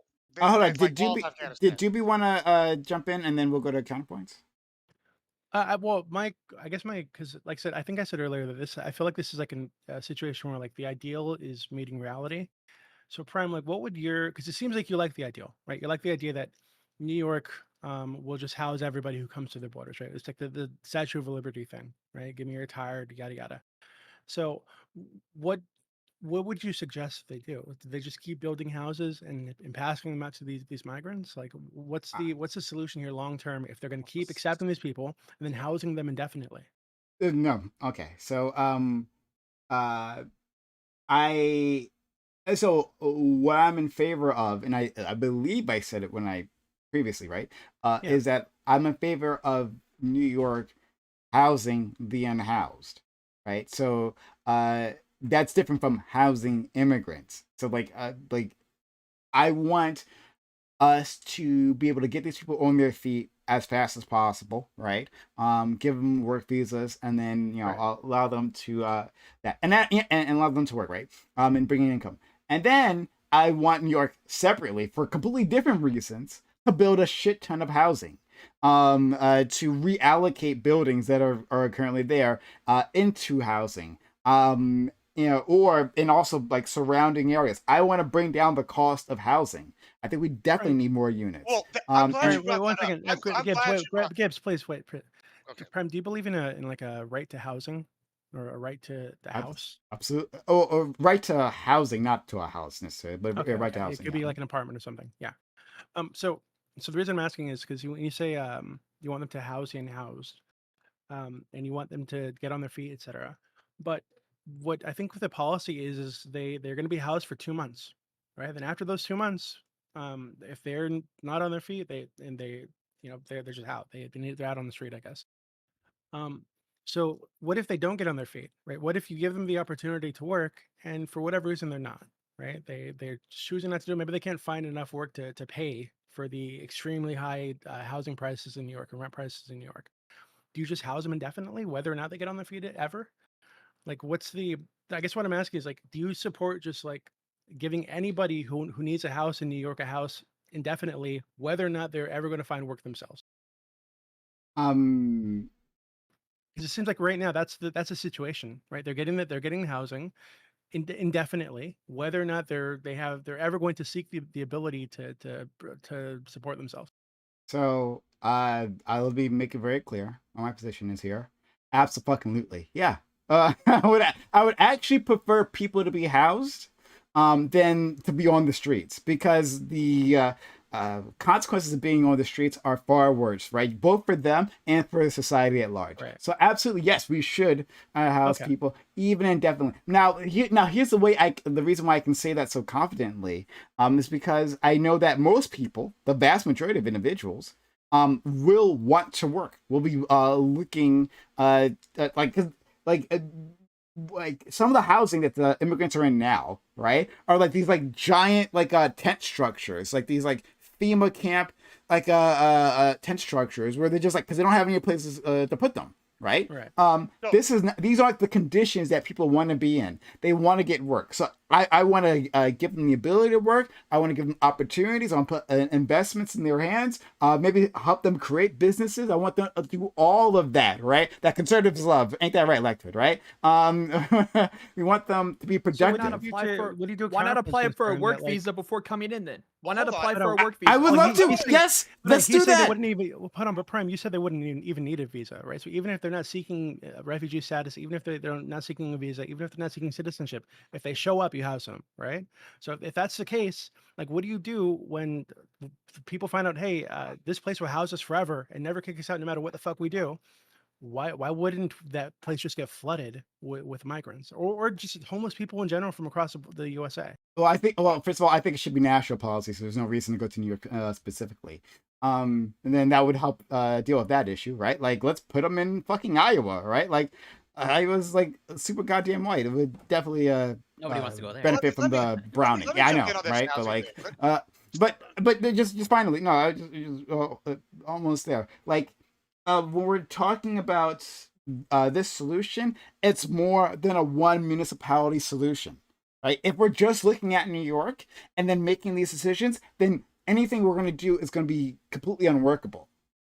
So like it has to be national policy, right? And it has to be like buy-in from different states that to make what I'm talking about work. Because if I not, then understand the whole that. system falls apart. Okay, fair enough. But why Yep. criticize Adams for changing it when what he's dealing with is the current situation where they're housing these people indefinitely and they're running out of space and money? Let me just jump on that just before we get too far past it. I want to bring up Chicago real quick because they just had a meeting in their local government with their aldermen, and the citizens of Chicago are asking if they can build a metaphorical wall around Illinois and Chicago to stop the immigrants coming from Texas. And the reason why they're advocating for that in an area that voted 90% for Biden last election, they are sitting here, they're saying, okay, we had a planned residential area and economic area being built in a lower socioeconomic area, but the government said, hey, too bad. We're going to eminent domain that for the foreseeable future and build a tent city to house these immigrants. So that communities that are actually being harmed by this mass immigration are going to be the lower socioeconomic communities.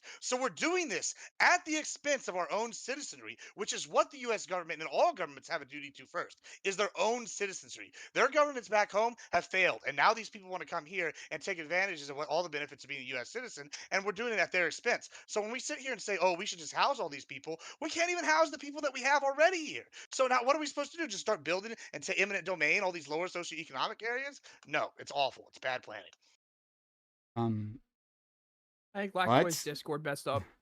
Yeah, Oh. fuck Lactoid. Oh shit. Let me okay. Well, while you're doing that, so people in chat are saying that people are going to find jobs because they need to eat.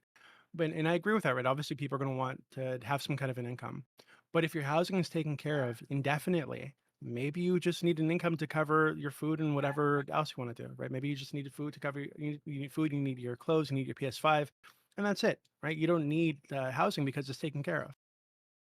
So it just seems like long term, it's a bad solution. Wait, where No, are they that, getting the this is PS5 this is Feels this like- from? this is going to make the housing crisis. I mean, this is going to make the housing crisis much worse. The housing crisis we're experiencing, where it's much more expensive to to rent and to own and to buy right now. Then it's going to make that crisis much worse when you massively increase the amount of demand and there's no change to the supply. Obviously. We're already over So in my demand and solution under in was supply. creating That would just supply, right? overdo That was my solution, to create supply. Pep, you wanted to say create something? supply. How long do you think it would take to create? Yeah, create I feel supply, like Brian? largely this like kind it's of not. this Pep? kind of echoes the whole like welfare queen argument a little bit. It's just like an exact parallel essentially, where to completely blanket eliminate people benefiting from it just because a few people will be assholes is ridiculous. And we don't do that with most things in terms of policy. So doing it here when most people will like try and work, do want to get on their feet, seems really just cutting off our nose to Why spite our would we face a consider little them bit. to be assholes, right? So if Prime's saying that there is a right to housing, right? So Mhm. they're not being an asshole by taking Because advantage in of our this right. current like society, we expect people to contribute. We're not like a socialist or communist society at this point. Like people have to. Well, yeah, We that's why still I'm expect dealing with people the solution to. being put forward. Right. The solution But being put forward Yeah. is a right to housing, and you just build houses and you put unhoused people in them. Yeah. I And mean, then that you would give be them lovely you give if them a people way to didn't have work. to. Yeah. But Pep, it seems to me that if you get that, answer. people would just consider that to be their house, maybe indefinitely, maybe permanently in a lot of cases. Because why not? That's better than paying out your ass for an apartment. Pep, answer. I guess answer my question, Pep, because my Yeah. question isn't about people like abusing the system. It's Mhm. that this thought process is going to lead to a massive increase in demand, and supply is majorly going to remain the same for quite a bit of time. Even if we do start adding to supply, that takes a long time, especially when you So talk about housing. I think that's a multifaceted problem. I think I agree with Prime in that it should be like not just New York City trying to solve this or just cities in Texas trying to solve this. There needs to be a broader initiative to like house people elsewhere.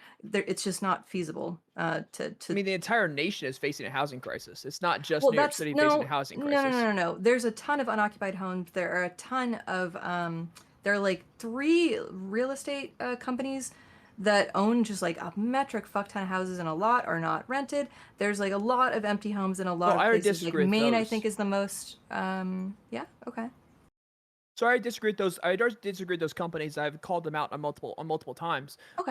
But what I'm stating is we can't. I mean, I guess we can go in there and just kind of like I forget what it's called, but just take over the property. Like eminent domain. We can eminent domain the houses, but that still wouldn't lead to like an equalization when you're raising the demand by how much the demand would actually be raised.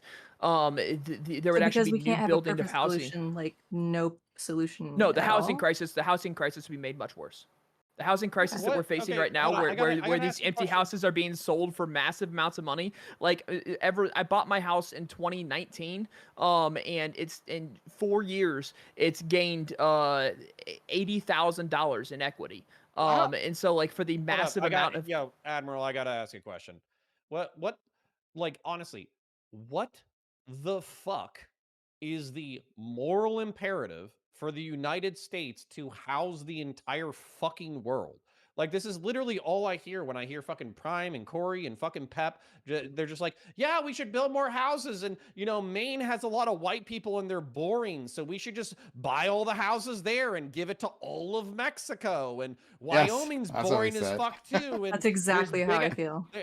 there's 100%. big ass fucking mountains. I mean, There's what an about Maui? insufficient number. Yeah, there's an insufficient number of taco trucks in fucking Wyoming. So why don't we just turn over Wyoming to fucking I Guatemala? have heard that. It's like, yeah. So what? But like, Well, first of all, what the fuck? Like, I have I to mean, push The back. moral foundation of this conception that we are just the only place that people from other parts of the world can move to. No, for first, some that's not. moral That is, what that is, about that is Maui? implicitly You know, not like, true. I feel like wait, I've been kind of thinking this like the whole time. I feel like because we're dealing with reality and we've tried to like keep everybody out and it costs so much more When? money to do that. constant for like the last forever. Well, not forever, When? but for a long while. With all the border policies, building a wall, having ICE, there's so much money put into housing immigrants that ICE like Or not detains housing in like immigrants, paid yeah. for Yeah. I not don't housing think them, we've putting them ever in had a private like physical not barrier with the no, southern those cost border in the so history much of the money. United States. So much money is spent trying to do like the deterrent path that maybe dealing with like what we have here on, and making a hold less on. deterrent, spending less money, getting more people working seems more beneficial than just throwing money away at a solution that Well, hasn't I been have a shown to work. question. Well, I have no, a no, no, no, question. no, no, no, no, no, Why, no, no, why no, don't no. Stop. Just 1 second. Because this Counterpoints, is Corey wildly Gibbs. insane. The border wall, which has Mhm. never been built, the border, which has been open with Mexico for pretty much our entire fucking history because we only took the southwestern United States in the past 150 years, would cost $12 billion. This is like Yeah. 0.001% of the annual federal budget, and you're telling me that it's too fucking expensive? I'm saying it's probably more expensive to do all that than it is to have a better infrastructure to support immigrants. Hold on. Eh, No. Hold on. No, this is Prime. This is bullshit because I'm pretty sure that New York is going to run a $2 billion deficit housing immigrants this year alone. And the wall I just cited to you was 12. So if it's 2 billion in one city in 1 year, Pep, don't your fall for fucking this. math doesn't work. Pep, don't fall for that. Like, Dude, you just want hold on. Wyoming to be Don't- majority Hispanic. That's your I fucking would love it. I would love it. I Why? think our What world is would be your better off for it. vindictive Is why agenda you, I mean, against boring white people in the middle of nowhere? but Why do they no, need taco trucks? here's the thing. Here's the thing. Oh my They lord. like being Because white and what you were boring. trying to Leave do with them Pep, alone. what you were trying to do with Pep is dishonest, right? So like, let's talk Am about I? One building that city border versus wall. the whole Honest. country. Let's talk about building that border wall, right? Yeah. Let's say 12 billion. I haven't heard that number, but that sounds believable. So I'll take it, right? Uh-huh. 12 billion to build that wall. One, like the wall just doesn't exist, and then immigration stops. That's not how this works. What will happen after that wall is still we'll have to police that border, militarize it.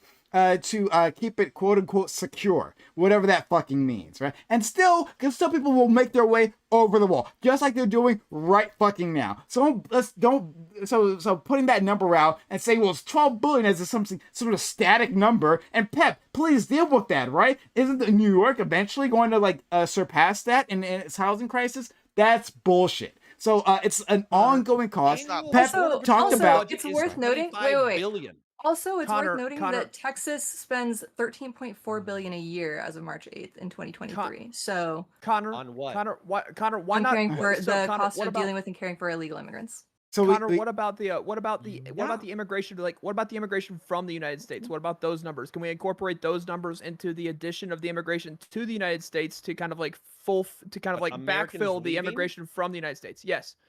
why would they have one of these? I It want doesn't make any Wyoming fucking to stay sense. boring. I want them to eat let's- butter. Like, let's just go to leave Corey. them alone. Let's go to Corey, then Gibbs. Well, yeah, just springboard off of that, and just want to like more or less like the commentary. Like, so you might not be aware of it, counterpoints, but there are other countries like Canada where not every single other individual in the world wants to go to the United States. I'm a Canadian like Lactoid, and we want to stay in Canada. And like, I understand it's a unique situation in the United States because you share a border, with Mexico, and Canada obviously has different border. But we also have issues with immigration. We're kind of like grappling with like, how much to accept, and so we're sort of grappling, not to the same extent, with the same question of like how much do we accept? It's not like every single person in the world wants to go to the United States, and there are people, to Sprouticus' point, that are leaving the United States. Believe it or not, there are Americans that come to Canada and stay in Canada. Okay, but They we're would call them talking traders. about Yeah. 300,000 people a month. We're talking about a major metropolitan Yeah, no. city of the United States coming to the United States every single month. And we're talking about, I know that we didn't get a concession on failed states earlier, but we're talking about essentially failed states with a total population of 185 million. Even if you're talking about 10% or 20% of Central America wanting to come to the United States, that is literally like 10 or 20 fucking million people. That is a shitload of people. Now, can we integrate them over time? Sure. Can we get them to like boy bands and fucking Taylor Swift and shit? Sure. Like, we'll work on it. But at I the same time, I'm gonna say like, I we just want to have push to back. have a I was plan. just Selena I agree anyway. with you overall, like in principle. I'm just pushing back the frame of like, well, the United States has to pretty much accommodate the entire world. I think that's Yeah. pretty disingenuous No. framing. I'm Corey, asking a I think you're pointed question overstating about how that, many which people is want to go to what is Canada. the moral reasoning behind No, I'm needing not. to accommodate everybody who wants to come here? Because literally, like, you guys you presume this thing that I have no idea why the fuck you presume. Literally, for 3,000 fucking years, as far as I can tell, nation states are governments appointed by the local indigenous population in order to secure the interests of the local people. And what that has logically like inferred is borders, security, economy, and trade with rival nation states. Hold on. You are wrong you about can object borders to it when we're there. done. Absolutely wrong about borders. You know you're wrong about borders. But Why? Yeah. Hold on. For most of humanity, this idea of a militarized border, it has been completely foreign. This is a brand new. People, you could just like walk from one This is village like a in one like 3,000 nation. year-old, That's at not minimum, absolutely 3,000 not year the way. concept. That's not the way borders know work. what happened? Borders, Time. borders, When and did there's humans start currently building walls from the constituted city? in our Walked over world it. are completely new. This is a completely new Fine. thing. You know that. Fine. You know No, that. no, it's I gotta. not. We got to go to I mean, Gibbs 3,000 year. and Hold on. Gibby. It's a 3,000 year concept, and on top of that, you know what happened when you violated the non-existent borders of a tribe that's next to you? You got your fucking head bashed Yeah, in with sure, a fucking whatever. club. Let's go to Kibbs and then No, Gibby. I, Wait, hold on. I'm gonna. Can I ask most of Corey I'm a our gonna. question? history. Hold on. I'll Let come. me We'll ask Corey a question. Yeah. Corey. So, well, maybe not a question. I just want to put this in perspective. This is what you're talking about, Corey. So Canada, like the entire population of Canada, is comparable to the entire population Yeah, of California or California. something. Yeah, Yeah, California. California has about these are estimates, of course, about 2 million illegal immigrants.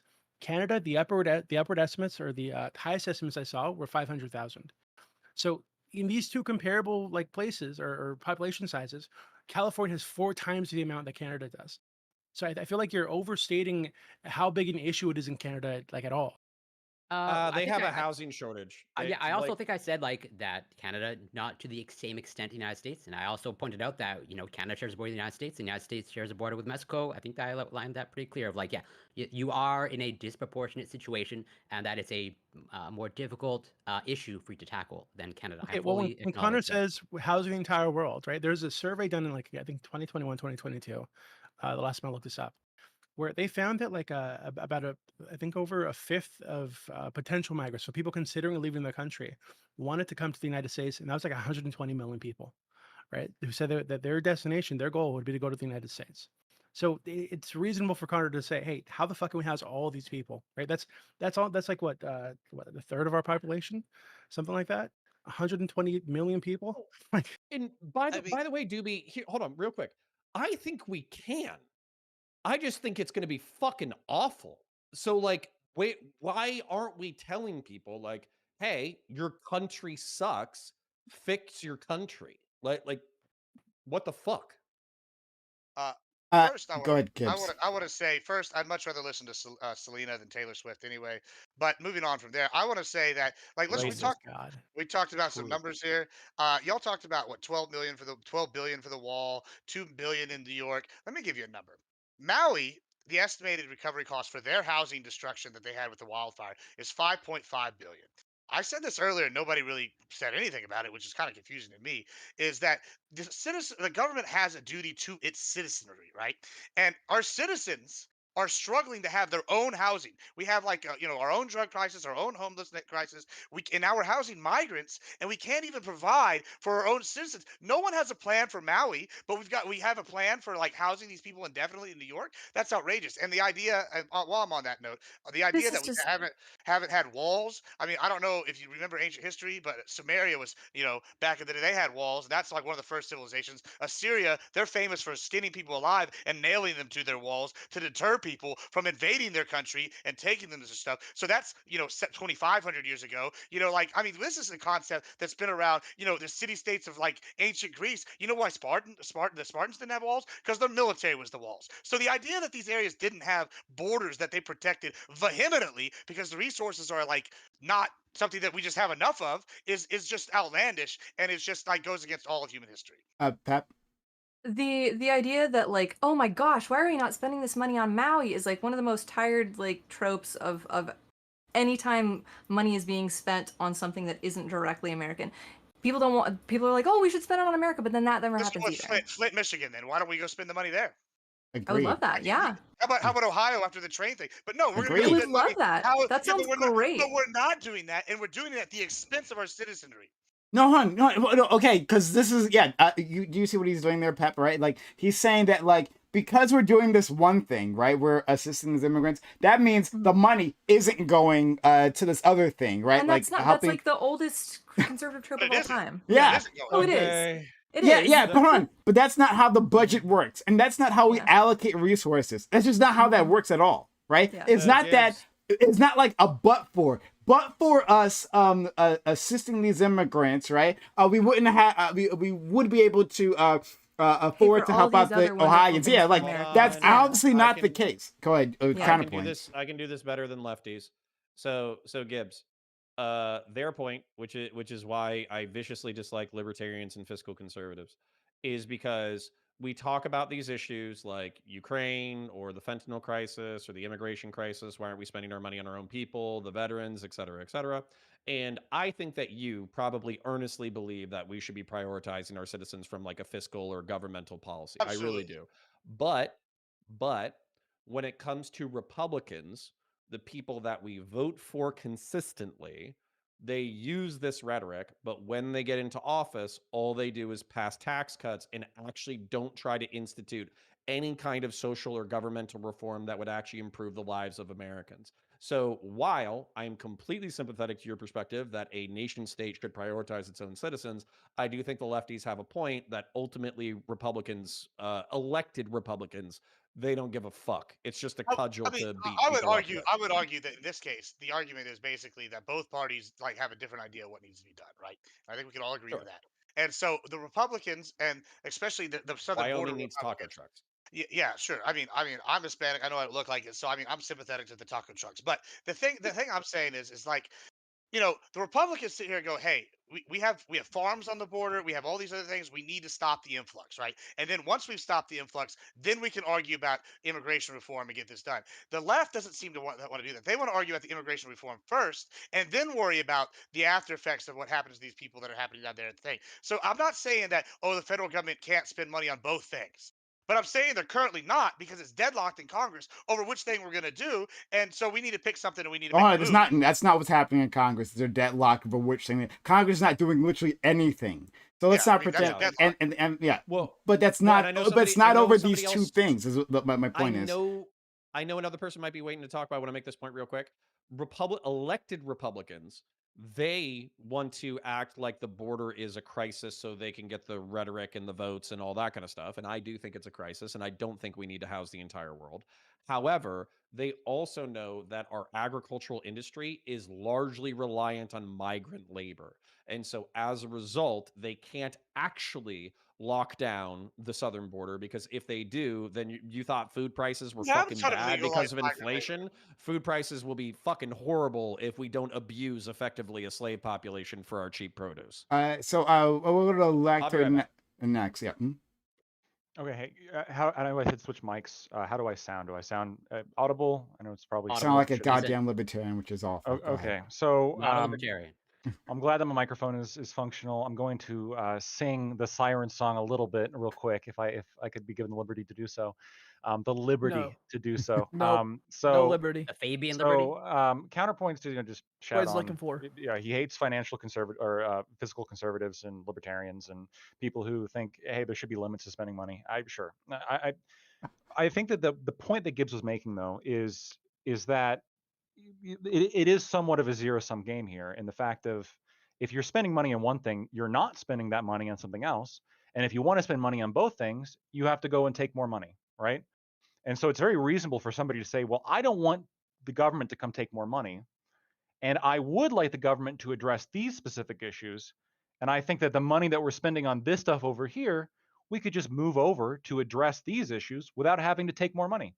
There's nothing illogical about that, and there's nothing contradictory about that. And yeah, Republicans advocate for tax cuts sometimes, And they also Sometimes. advocate sometimes, and they also advocate for like moving money around. So Trump spent way more money in immigration enforcement. That's relevant to the topic we're talking about, right? And so if you are somebody who thinks that immigration enforcement deserves more funding than maybe some other things, like it's perfectly rational to say, well, the money should be moved from these other things over to immigration enforcement. It's not like why is that an unreasonable opinion? Um, I so what I want to do is I want to stem the tide, right? I want to do lots of things. I want to do lots of things to make a more equitable world. And stemming the tide is assisting these other countries in ways that they actually need, right? To strengthen their economies, to have more security within their nations, and to create policies that don't encourage powerful cartels to sprout up and undermine their governments. So that's what I want to do. On the other end, I want to have a more welcoming environment for immigrants. That when they get here, that we aren't brutal to them. That I want to give them the tools so that they can be productive. As you know, and like I'm sure you're aware of this, that like the immigrants tend to be more productive, start more businesses than native-born. Please lie. Sorry, don't tell me you're gonna argue that. It depends on what metrics you look at. I Okay. don't disagree. I don't disagree with you that like immigrants are not a Mexican immigrants are not a problem.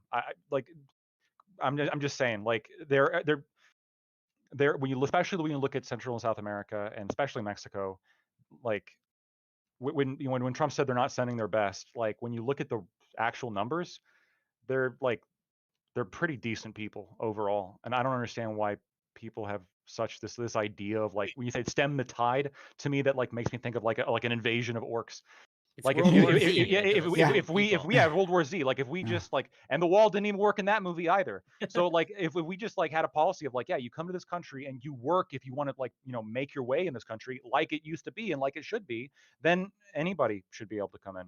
Yeah, and I agree that most of what you just said there. But when I say stem the tide, is that like there are governments in Central and South America that are having all kinds of like security issues that causes people to move in the first place. I don't want that to be the reason, right? I don't know the reasons to be they just want like a better life, or they just feel like there's other opportunities here, and they decided free from coercion to move here. That means a lot less people coming here in the first place. Like what the solutions I'm putting forth actually address everything at once. So like if you think simply putting up a wall, right, and manning it with guns will keep those people out, will solve this issue for you, it simply will not. It never has. So like and rather than doing that, and plus it doesn't even address the other parts of immigration, or undocumented immigration, where people just like come here and then like overstay their visas and stuff like. But like the point is that like that isn't an actual. It's only a band-aid. I'm talking about more permanent solutions, and then I get pushback from these individuals freaking out over the dumbest things. That's my issue. When you say freaking out over the dumbest things, like I guess what specifically are you referring to? Like, do you? While I myself am like fairly in favor of like immigration as long as we have some kind of concurrent welfare reform, I mean, do people? Isn't there some kind of valid concern of like, okay, we have this pretty expensive social safety net. We probably shouldn't let everybody like free housing in New York, right? Currently, that's the debate whether we should give non-citizens free housing in New York. And Mayor Adams is ending that, and he's getting pushback Yeah, for that's not giving free housing in New York. Yeah, and that free and what does that free housing even look like? A lot of that free housing is like what I said. These people within camps or within homeless shelters. That's the free housing, right? These people are living it up. They're living it up. Is what with the guy in a hotel room, like and yeah, New York, they're putting like them in $400,000 any empty room that they can fucking find. But most of them aren't in hotel rooms. It's not like New York no longer has hotel rooms available. That's not how this works. Most of them are in buildings. I'm pretty sure the vast majority of them are in buildings that is paid for free. And the mayor is like, this is spending a fuck ton of money. Yeah, I'm saying they're all in blue. I never said they were ancient buildings. I'm saying that the quality of the housing is extremely low as it stands. I would like to improve the quality of housing for everyone. I'd like to improve the quantity of housing for everyone. I'd like to smash or break the backs of the companies that are buying apartment units and rent and making them short-term rentals. That would be amazing. Like fuck Airbnb. I like to deal with all these things. I'm proposing a holistic solution to this issue, but for most part, not you, Lactoid. But for most part, people are talking about band-aid solutions. Militarize the borders. That'll work. That'll do it, right? Or send these people back, right? Yeah, that'll do it until they come back over the border again. All these issues that actually don't address the problems and the issues that the solutions that I'm talking about help Americans as well, right? Like I'm sorry, it seems like me and Pep are only ones looking at the big picture here, but whatever. And Corey is amazing. Well, I'm looking at hold on. I'm looking at the big picture. Absolutely. And I think I'm proposing different solutions that you obviously You're disagree proposing with. similar solutions. Yeah, well, some similar. I mean, obviously, I think what I'm trying to do is I'm trying to address the concern that these other people are having, but they're just not saying, which is some they're kind of saying, which is this is fucking expensive, and New York is undergoing this right now, and you might say, well, let's just take more money, and they might be a little bit hesitant to do that because they want to take more money for their own thing, right? And they don't want to like get rid of that justification entirely, but they don't want to take more money for this. They don't want to take more money to give then they're not going to solve the problem. Yeah, they don't I'm want sorry, to. but Well, they don't want to solve the problem. They can stem the problem, though, right? If they don't want to spend money giving free housing to immigrants, what they can do is they could militarize the border. They could build a wall. They could put like the fucking river and so they never actually do it. Hold on, so we gotta move on. We gotta move on to our next topic. We gotta move on to our next topic. Wait, how am I not looking at the whole picture? Because you were arguing about like the housing units when I already addressed that. I recommended that we use the same tactic. A completely unworkable system, as Gibbs let you know. Completely unworkable system. Completely unworkable system. We did it with Afghanistan, but we can't do it in Central America. Got it. We literally can't. I mean, bro, for all the reasons he said. And there was more people in the last 2 weeks. 2 weeks than all of the Afghan refugees combined. It literally makes no sense. I don't know what to tell you, buddy. We can't mass operate that system. No, we can't. No, we can't. And no, we shouldn't. That's bullshit. There are better ways of doing this. Mass operate that system. We can't mass operate that system. Sure. Does the North Korean DMZ work? Does the North What? How does that have anything to do with this? Oh my God. Hold on, it does. Right. Let's immigrate. You said the walls don't work. Anything to stop. Let's implement North Koreans. I didn't say about a fucking wall. Let's imitate the North Koreans. Yeah, we should emulate North Korea. I didn't say anything about a wall. Walls don't work, and militarizing borders won't stop the immigration. Who said about a wall? Yeah, sure. What else did they do? Hold on. My foot hurts when I stub my toe. I can cut off my foot, and that solves the problem. Yeah, exactly. Hey, Gibbs. Hey, Gibbs. Is there? Do you think that wall, the North Korean wall, stands by itself? It simply is, and it simply does. Or is there not even just militarized, right? Or is there an entire fascist system behind it that keeps us people in, that says like if you run, that says that hold on, that says that if you run, then we're going to torture your family. Like, is there an entire system that keeps people there, or is it just the wall? I mean, pick which wall you want. I mean, you can touch different walls. I mean, you can look at the Berlin Wall. You can look at the walls against what they got going on. And a lot of people got out of Berlin. A lot of people got out of West Berlin. Great. So whatever. So Admiral Gibbs, if I'm understanding you correctly, you want to move more in the direction of North Korea. Is that the appropriate framing? Like, you want to take a page out of their playbook. It's not just North Korea that's militarized the DMZ. So let's just. So can you answer the question? Like, you want to take a? Do you want to take a page out of the North Korean playbook? Yes or no? We can bash Israel. We can. I mean, Israel's fine too. I mean, we can bash North Korea, Israel, all these other countries. So answer yes or no. Right. So you. I mean, if building walls is you want to move more in the direction of North Korea. Yeah, I mean, if building walls doesn't work, I mean, I'm just saying, like, listen, I agree with you. The United States is analogous to North Korea. Excellent example. I'm Uh, just Move in saying, that so just direction. can't act like walls don't work. It's I just like I there get is I no get kind of Push's frustration when he's like making these like workable points, and then someone But the ostensibly on Gulf of his side Mexico is says Oh, like, beautiful. but what okay. about North Hold on. Korea?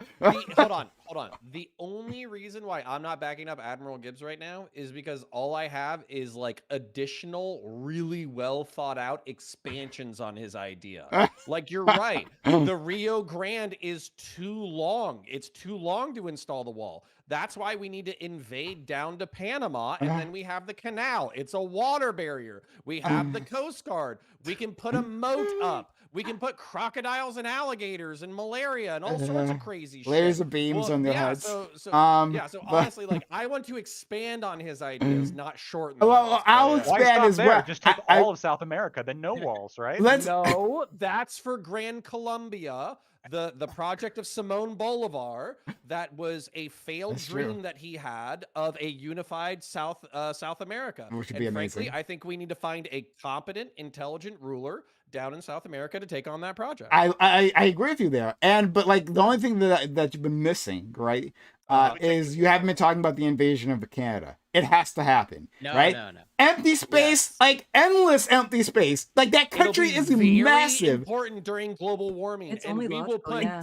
we Yeah. will Yeah. put taco trucks in Saskatchewan. You are going to be desperate It's for the- our fresh it will water. be- We The will- it will be world it will be the desperate United for our States. fresh water. It'll be the Okay. United States of North America.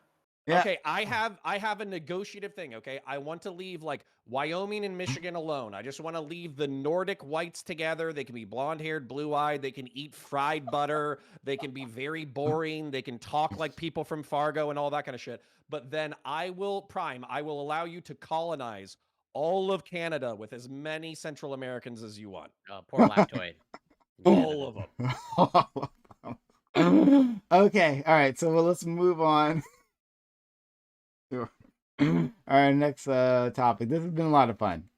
Shout out to everyone here who participated in this debate. This has been a lot of fun. But we're gonna have another topic coming up. Hey guys, if you appreciated this, like I thought it was a lot of fun. This was hilarious and informative.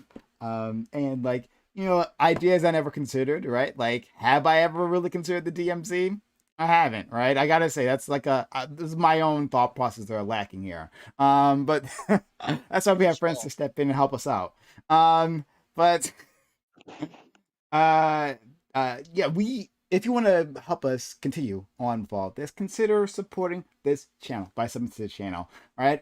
When you sub to this channel, you'll get our emails, you get ad viewing. But you'll be making sure that we can gather these individuals week after week, that we can have these off the wall conversations. And you can all enjoy yourselves, right? So like if you come back because you're like the ideas you hear, or you're frustrated about them, or anything like that, but you find yourself coming back, consider helping us out. Sub to the channel, give bits, give subs. Remember, hype chats and super chats, as it says at the top of your screen, are read on stream. So like if you want to say anything to anyone, I will interrupt them. I will shut their stupid faces up, and I will read your comment, which I'm sure will be brilliant. And you'll be supporting the channel at the same time, so consider doing that. Shout out to Wick, who's in the audience. Hey Wick, hope you're having a good day. And hope you had a great stream earlier today. Okay, so we'll move on to our next topic. And just something else I want to say. I really truly hope that our friend Pep comes back in the future. Like it's not like another few months until there was a lot of blowjob talk here. I just. We should hope that we I'm haven't not skipped. phased. You just Okay. brought it up again. You could have moved. Wow. It was Nick, I'm also gonna leave. mostly male was it. That blowjobs. was the We did quota. not get sexist at all. That's true. That's true. It was- Very egalitarian. Yeah. Yeah, very progressive. Okay. All right. Topic 2. An ex-convict wrote about their experiences in the U.S. prison system. They described prison work programs as sweatshops where they made 23 cents an hour. Should work ever be devalued, even if it comes from prisoners?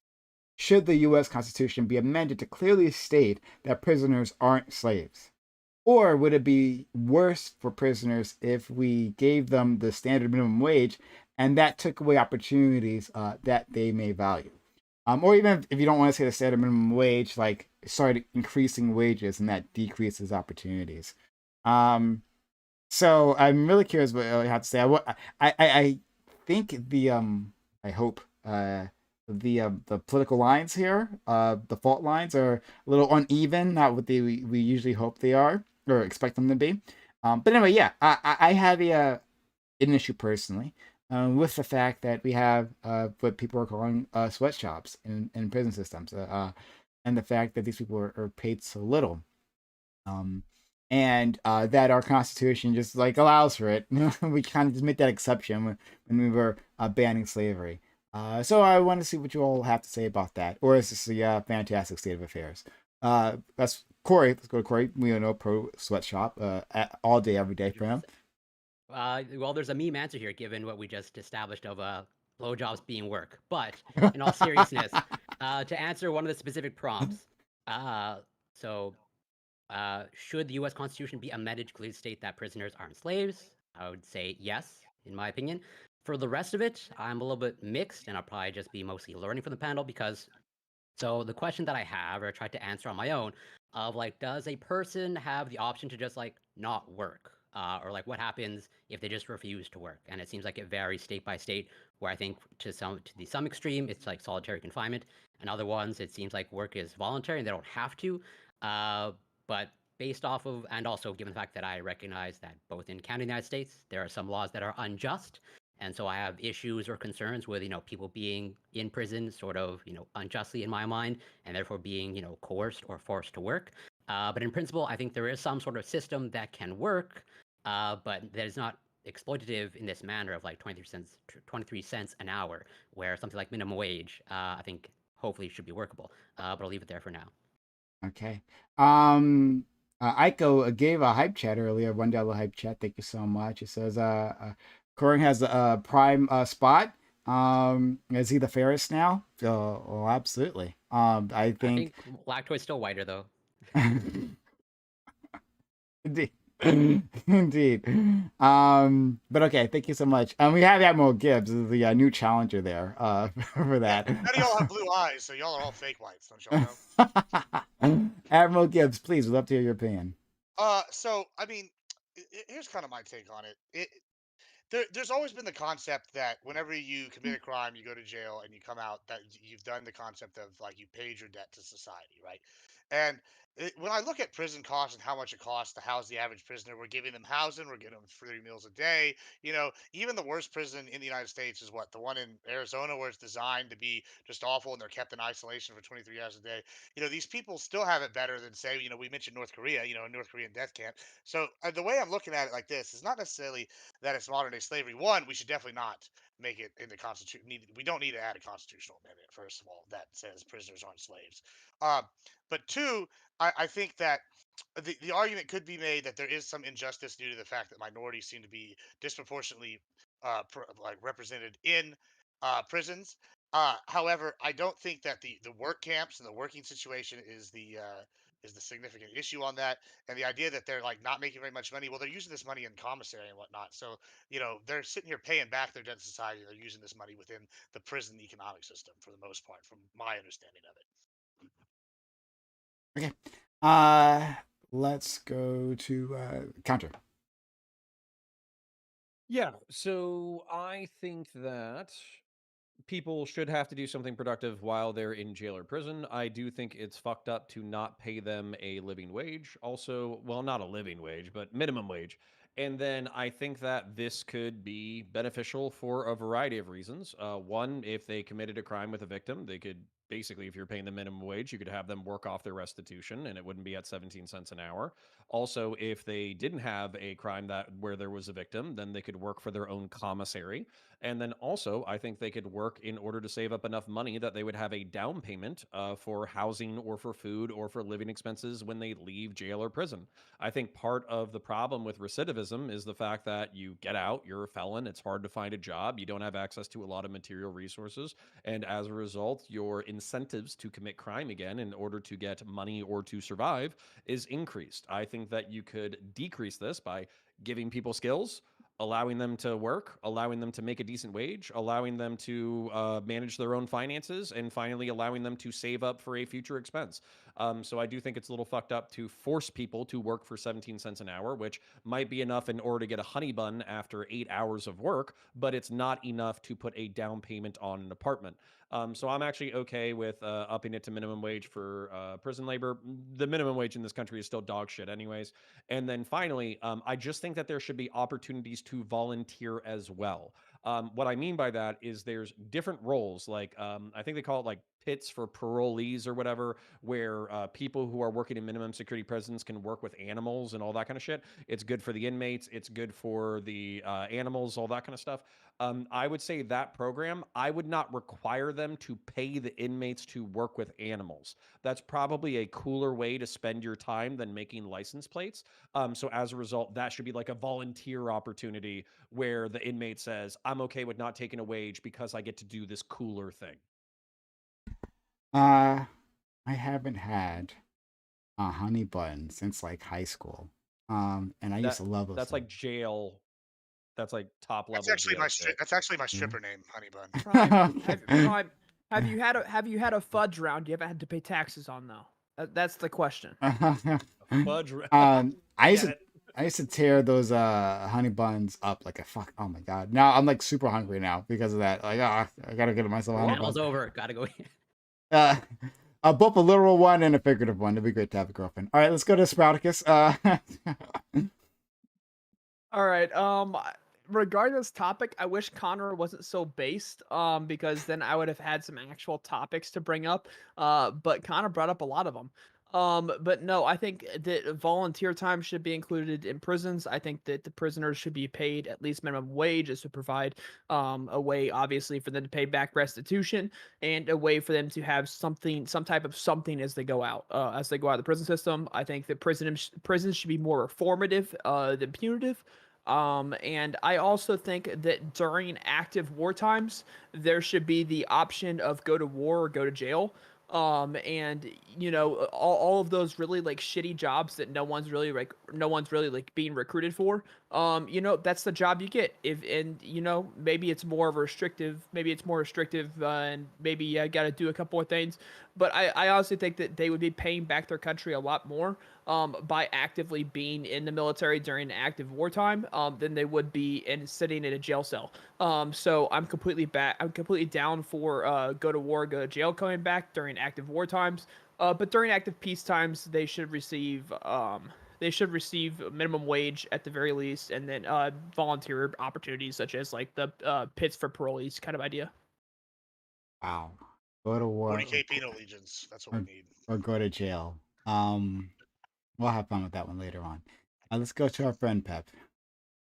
Okay, so I think it's pretty obvious that I'm going to agree that paying that little amount is completely taking advantage of people. I think it creates perverse incentives to keep people in prison, to limit their parole and stuff, because it's allowing for more profits for for-profit prisons and companies that utilize that labor. Like the whole Made in America industry is largely made from prison labor, and it's just as much slave labor as it is if we outsource things to China. So that's kind of like a placebo for consumers in that case. I do think that I like the idea of the volunteer opportunities. I think that's awesome. I think there should be a decent wage available for people for if they choose to work. I think that would be great. Dibby.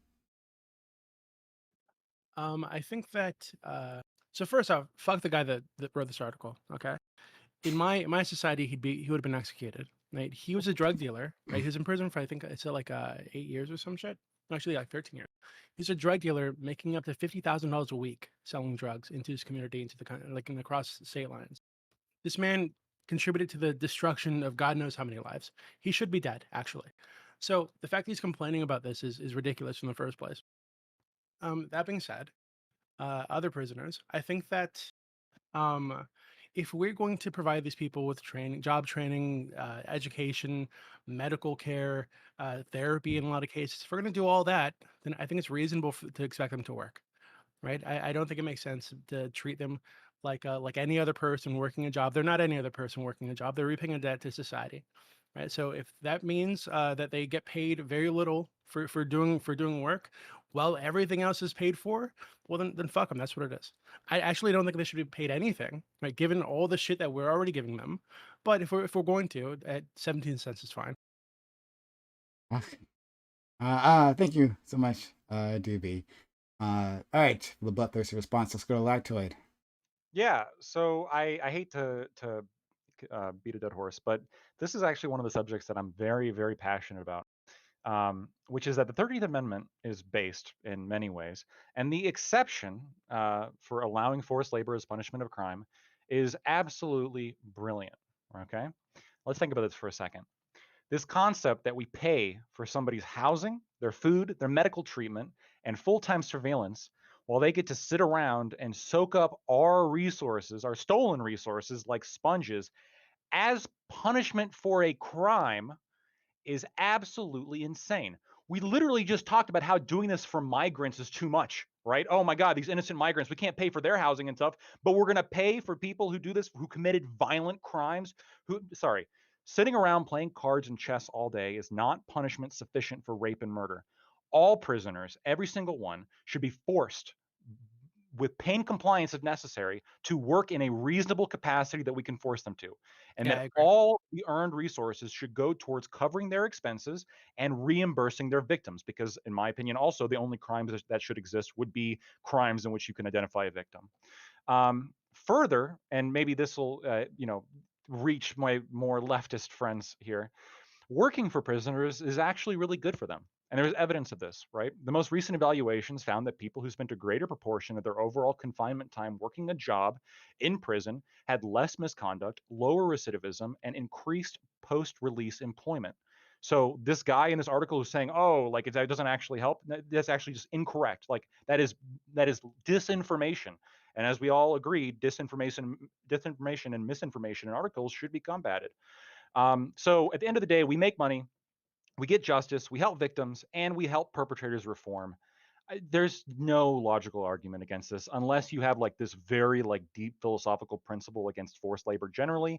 But then I would want to hear an explanation about how you would like make that fit with the idea of putting people in a cage to begin with. So I don't know. Very easy answer for me. Okay, up to the panel. Just to clarify, or hopefully, yeah, inform myself. So lactoid, uh, like, is there the option to what happens if someone chooses not to work? Like, how does it work now? Does it vary state by state? Can someone just choose not to work? And like, are there repercussions to that, or is it like, yeah, Well, so what they're is the punishment? limited.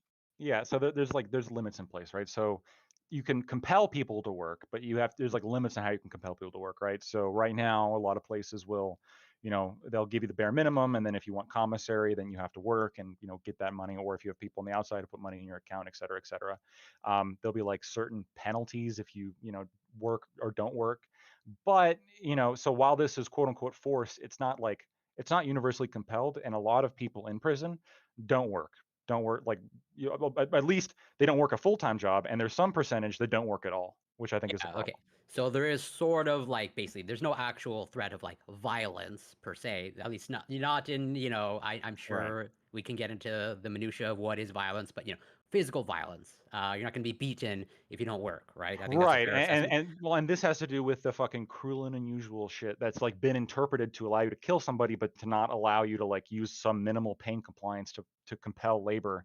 I think that should be like looked at. The idea that it's cruel and unusual to like prod somebody who's like not working, but that it's not Cattle cruel and prod them. unusual to like shoot them in a firing squad, it doesn't make sense to me. And so also just to get further understand where you're coming from, uh, like so based off how you outlined it, pretty much like everyone in prison should be essentially whatever compelled or forced to work, and that includes people that I'm sure you would even agree that there are unjust laws currently in place in the United States. So even those people should be compelled to work, like let's say nonviolent drug crime, essentially.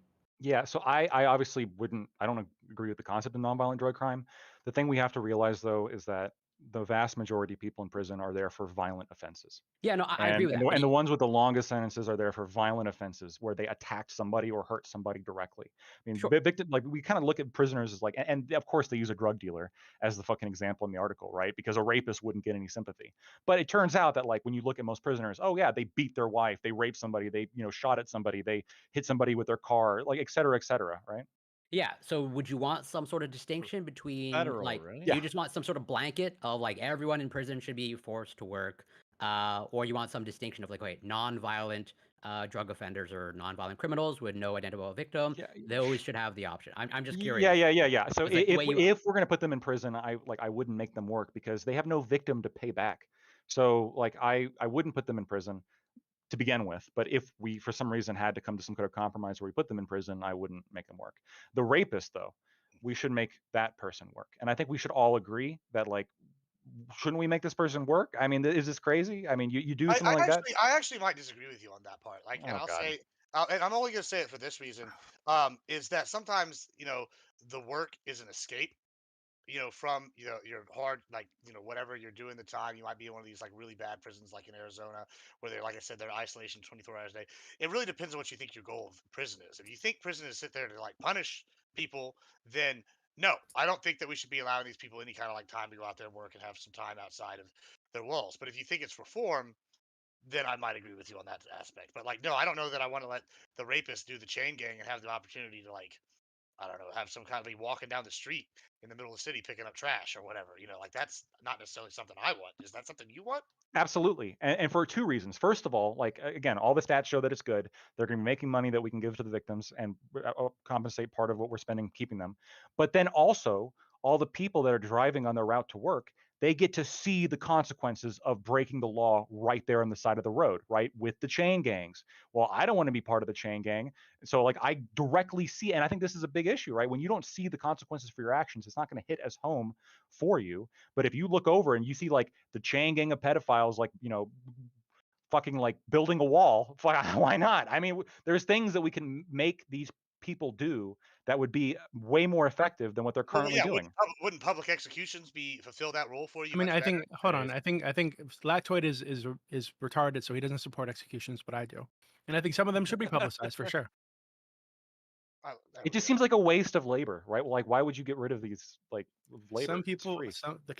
the symbolism of killing some people is worth more than the labor they can provide. Okay, So, oh, executing Epstein would have been worth more to the country, right, than forcing him to lift rocks or something.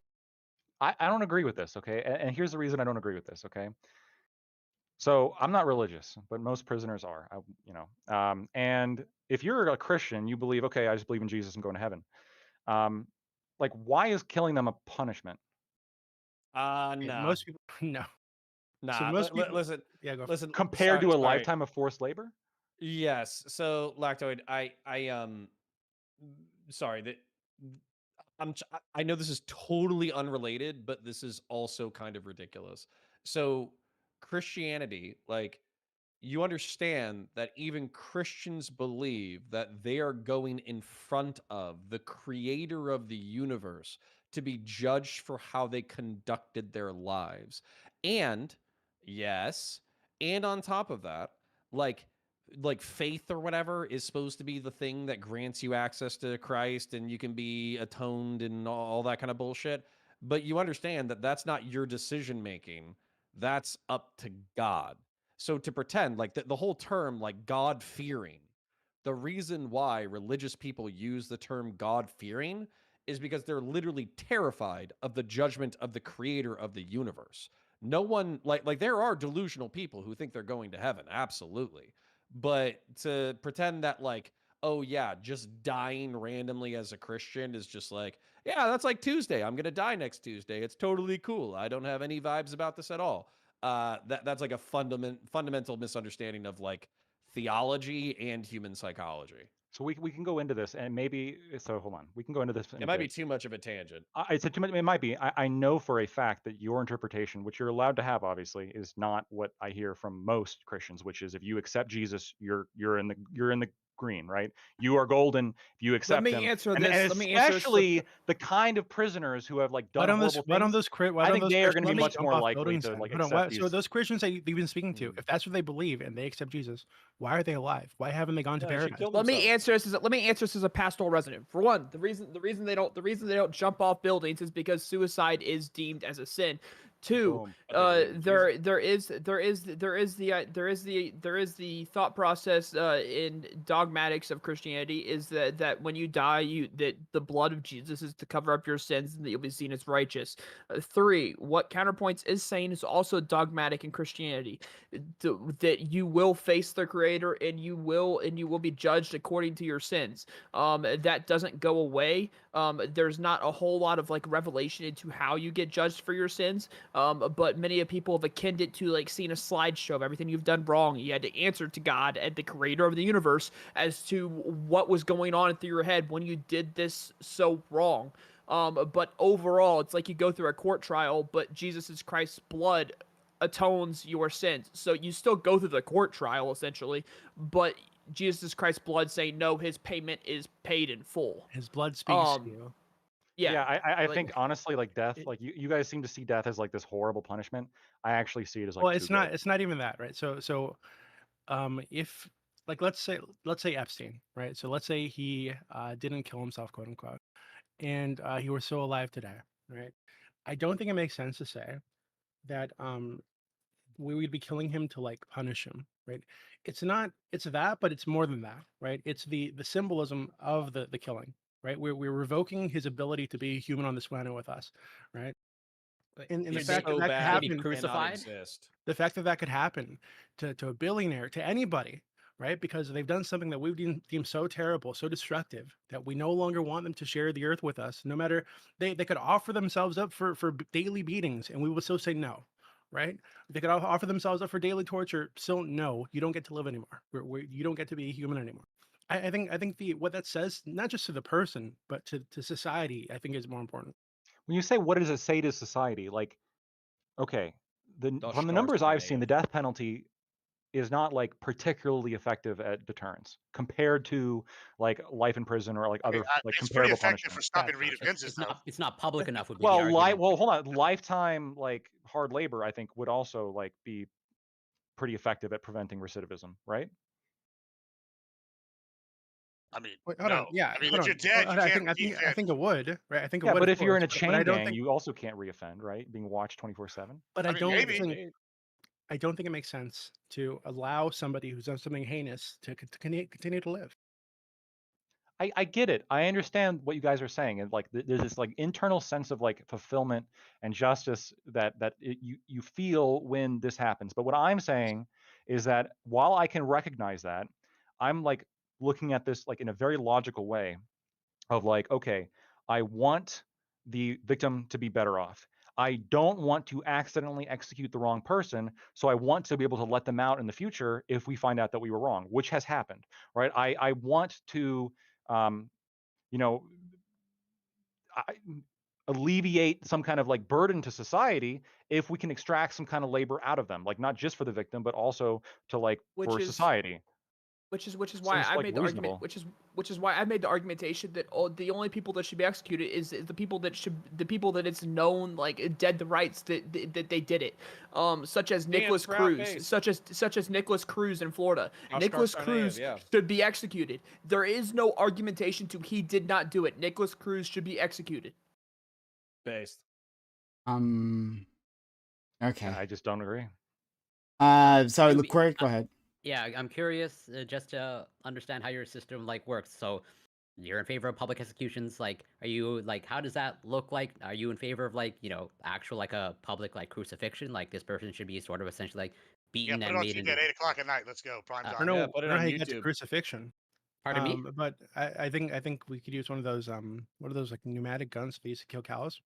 That's fine, right? It doesn't need to be painful. It could be quick. That's Mm. okay. Oh wait, if you want but I that, think symbolism Hold aspect. You up. want to be as painful and torturous as No, possible. it doesn't need to be. No, I don't Yeah. think we should be like The fact of death You're itself. encouraging jumping people way too encouraging people far. to take any pleasure in this person's pain. We should Right? we should That's kill not them the way something they to kill do. their victim or harm their victim. So if you rape somebody to Okay. death, you get raped to death. Let's just Hold do on. that. You're Whoa. right to Okay, that. we're hitting we're hitting memes the and we're hitting fuck? serious thing. I'm with Doobie. Like I don't think the death in particular has to be like gruesome or terrible or whatever. As a matter of fact, I would say let him overdose on heroin. Fucking probably the best way to die that's ever existed ever. But at the same time, just knock him the fuck out. The one of the most egregious examples that I can think of is the gentleman from Norway who like killed all those those people in Oslo through the bombing. Then he went to the version of the Democrat Party in Norway and he killed a whole bunch of teenagers. I think he killed like 99 people or whatever through a mass shooting and terrorist bombing or whatever. He had the balls, because they don't have the death penalty where he's from. He had the balls to petition the jail people saying that he had a PlayStation 2 and that was inhumane because they needed to upgrade his system because he's played the same games over and over again. If I had a mass killer petition me for an updated video game console system, I would basically I would kill him by putting my thumbs into his eyeballs until I found brains. So the point being, like, fuck that guy. But if I have to compromise with people who don't want to kill people, we can just give him a heroin overdose. It's I mean, fine. Hold on. I have a question. Nope. Hold on. I have a question for Lactoid. Right. So I know we're like jerking off to torturing prisoners, but just Yeah, this is ridiculous. I would really like Specifically to. that I guy. would dismember them and I'd do a triple karate Pass kick this. and knock their head off and then Yeah. No, I bathe in their I would blood. do Oh this. my god. I would do So that. Lactoid, to that guy Lactoid. for So sure. you're saying we put these people to work, right? So what do you do with the ones that can work? Like, so for example, there's like Charles Young in California who had heart issues, right? As he got older, he's in there for a long fucking time. This was a serial killer who you can watch on YouTube talking to his victims, right? Telling the victims that, I think he'd already murdered her baby and they were about to torture and rape her, and they're mocking her about her baby, right? That they've taken. So this dude was in prison for decades. Toward the end of his life, we paid hundreds of thousands of dollars for his fucking health care. That guy's not going to go out and work on a fucking chain gang. What do you do with that dude? So for the people who are just I like vote for physically the unable thumb to eye engage trick. in hard labor, I mean, I think there's a lot of like gradient in terms of what labor we can have them do, right? Like janitorial work, maybe non like hard labor, like but some menial labor jobs in which they're tasked with all day, kind of like appropriate to whatever health conditions they have. That to me, I think seems rational. The percentage of prisoners who can't do any work at all is exceedingly low because the kind of people who are going to be like active enough to commit violent crimes are going to have to usually be capable of some kind of movement. Lactoid, do But you if think you're most keeping them, people are rational? Do I think what? Most people are rational? I mean, I think I have to treat people as though most people are rational, but I don't think most people are rational, no. Okay. The only reason why I'm asking this is because it's like it's pretty clear that we're psychological animals, we're emotional animals. We do like on subconscious level like vengeance or justice or whatever. And so what I consistently find whenever we have these conversations is like people like to have like a raw utilitarian analysis of like every single factor of this, whereas ultimately we're emotional creatures. So I know that you're saying like I'm being a little bit, I'm not even being hyperbolic, but you're saying I'm being a little bit extreme and fantasizing about killing this guy who killed 100 people. But what I'm saying is that like I think the world would be a better place if Doobie was put in control. And if true. if we YouTube live, obviously you have to sign in that you're 18, right? Nah, let's Uh-huh. no, You gotta Sure, we no, wouldn't want you got to do children some to see you got to do that. some age Let's just watch. verification, you have to do some content Sure. modification, right?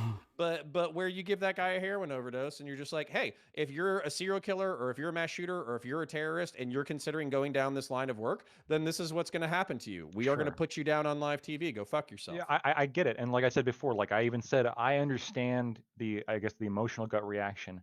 Even then, I still somewhat find like the fantasizing part about like dismembering people to be like a little bit weird.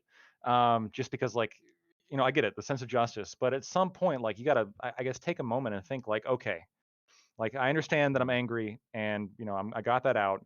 Now, what are we actually going to do? And like, if the death penalty costs more than other alternatives, which we know it Due does. to It administrative doesn't. costs. Hold on. Well, Right hold now, on. So yeah, those exactly. hold on. Well, you can't just write off those administrative costs because Absolutely can. You because can those advocate things for reducing them rather things than are like in place. writing Those the things thing are in off. place. Those things are in place. Those appeal processes are in place because we don't want to fucking Protect get it murderers. wrong. We Yeah, want to but make look, sure Okay. that look we at how much actually look how much know lethal this injection person costs. did it before we No, they're in place flip them. because people like you don't support But executing but bad people. That's Okay, the but reason. Lactoid, okay, but guys. They're also Lactoid, in Of place Lactoid, because course, for Lactoid, yes. for-profit prison wait, systems. wait, that's So if there are literal. complaints That about like the cost I of don't it, know about that. that should be addressed as For-profit well. Wait, prisons but are that literally Okay, hold on. changes. Sorry, That sorry, That guys. literally Hold on, changes hold on, your guys, industry. That literally guys and changes with the gals, appeal guys process. and gals, guys and gals. I like to refocus this conversation. All right. I hear you. Can You I answer guys back to the cost are without you're letting Lactoid go you're off without? you are lost in bloodlust. And I'd like to move away from this for a time. Okay, let's try to get back to the conversation at hand. Talking about exploited labor. And I think that, reading this article first, I don't think this guy, maybe you guys Googled something about him, but he never said he was a drug dealer in that article, as far as I can tell. He talked. No, I looked up other articles about him. I wanted to figure out what he Okay. did to be in prison for so long. Okay, fair enough. here In we that have the article, he just talked about another drug dealer. But okay, fair enough. But I think that when we're discussing these things, it's as if these people don't deserve like basic protections. Like if we aren't going to murder them en masse, as DP suggests, right? If we aren't going to do that, um, and we do put some value in their lives, especially people who know they are going to be there temporarily, like 10 years or so. Why not like put workplace safety requirements? Like why forego that for these individuals? Why put them in a position so that once they leave, they don't have money in the bank account to use for their own benefit, and they are stigmatized, and so that they can't get a job in the first place. This guy, I thought this article was extremely reasonable. I don't know what Lacto was complaining about, but this article was extremely reasonable. This guy's saying that, yeah, those jobs that I'm complaining about are the most coveted jobs in prison because of all the benefits that you get from them. But at the same time, yeah, we understand that we've been exploited, and that sting doesn't go away. So let's discuss that maybe. So it was a counter, and then anyone else? Yeah, so as much as I've been fantasizing with bloodlust and all that kind of stuff, I think one of the things that is lacking in our society, it's like we should have pretty aggressive punishments for people who do wrong. We should also have a path back to normalcy for people who have committed crimes. And the reason why is because these are citizens. These are citizens of our country. They are our peers. They fucked up, and if they pay their debt to society or whatever, then they should have a ramp back into normal society. I think one of the most frustrating things to deal with is probably the label felon.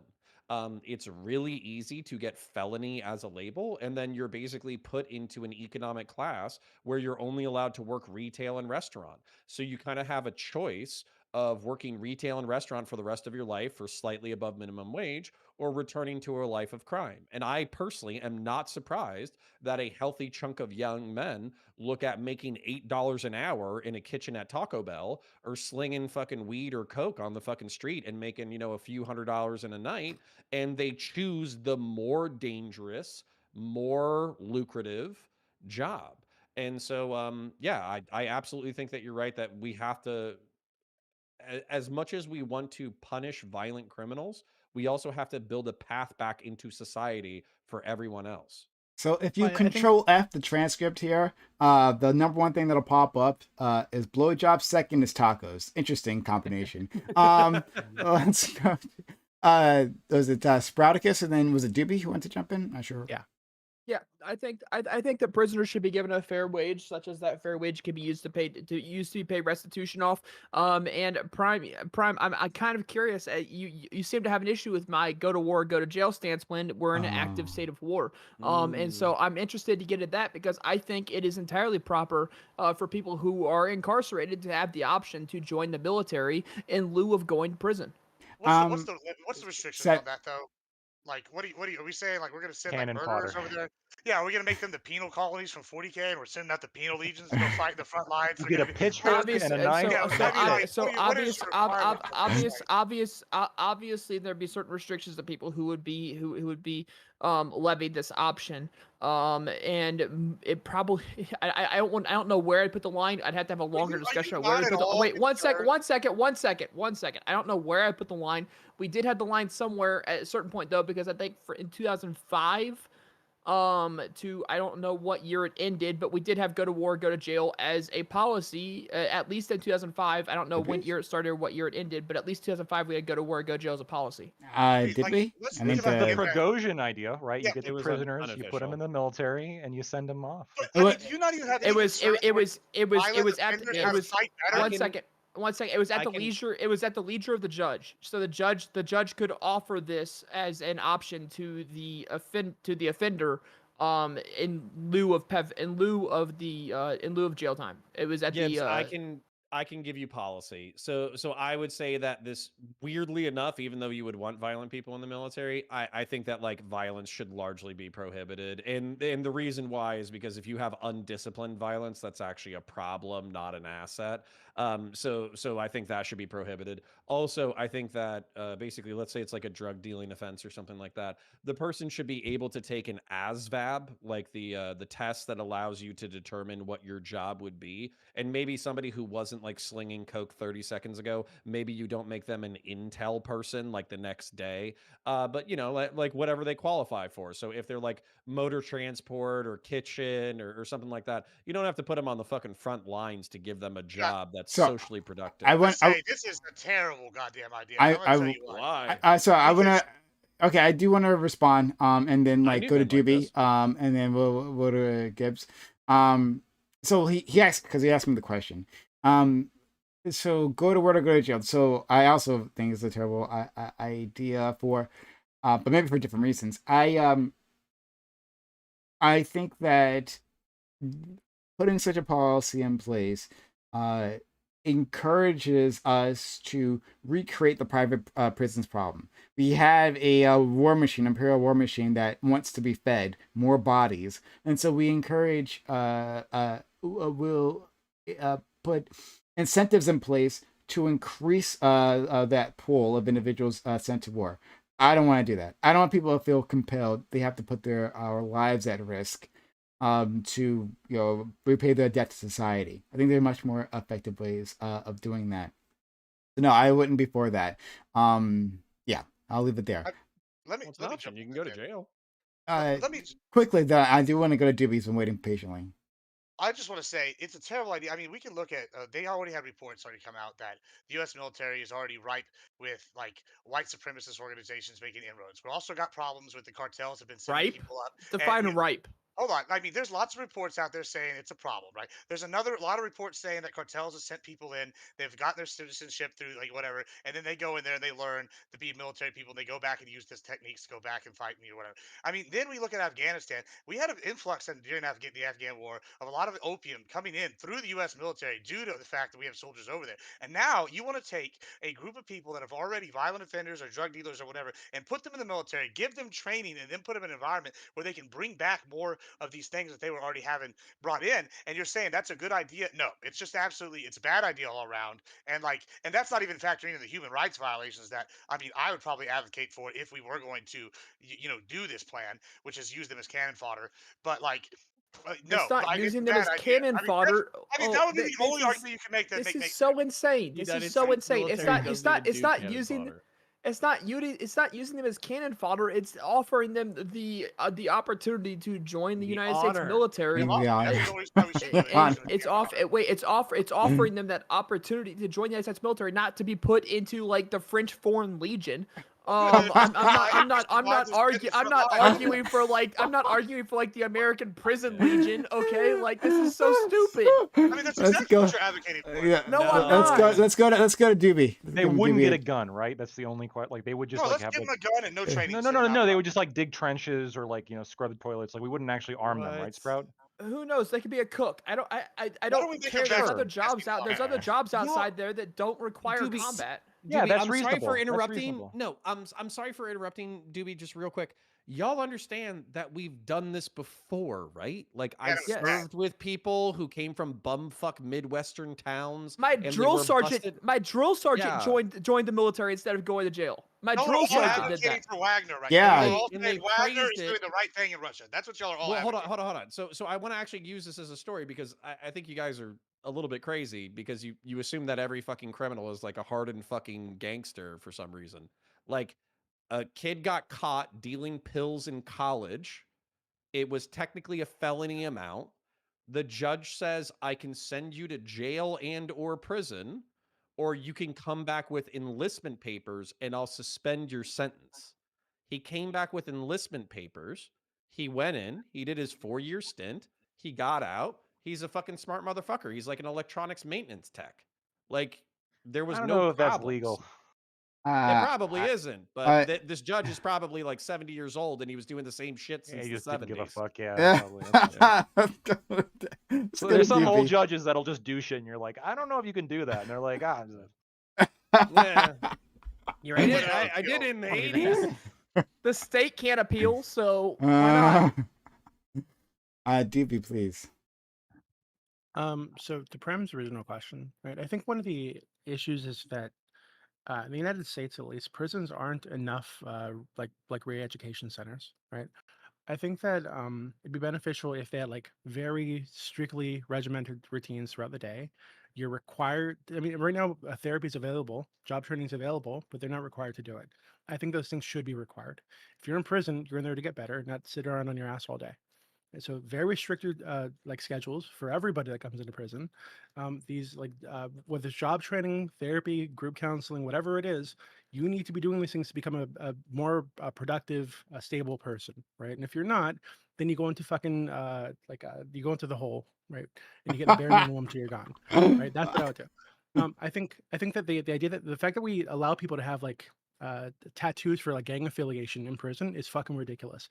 I think they should be required to have all of that taken off the moment they get into Skin prison. alive. Strap them down and blast them with fucking lasers till it's all gone, right? And if it comes up again, their sentence is extended, right? I think the issue is that we're not harsh enough to these people, which allows a lot of wiggle room for them to fuck up some more, and two. I think that part of them not getting the support is that we are not fully taking into account that these are fucked up people when they get into prison, right? Even that kid who's selling pills, he got there because he was fucked up, right? Something about his life fucked up somewhere, and he made a really stupid decision. He fucked up all other people's lives too. So we can't allow them to have like autonomy the way that a normal person can, right? So I think we need to go way further than keeping them in cages all day. We need to force them to do the things that are going to make their life better. Corey. Well, Doobie pretty much answered my question well in his statement there. Where I was going to ask, how are you going to enforce people like complying with all the things you've outlined? So it's pretty much either do these things or now you're in solitary. Is that essentially like the model? Yeah, go into solitary and you stay there until you decide to make yourself a better person. If not, we'll put you in there, give you the bare minimum until it's time for you to leave. And that's like also what includes, let's say, complying with like therapy. Hey, so you either go to therapy or you're in solitary. Yeah, absolutely. Okay. Yeah.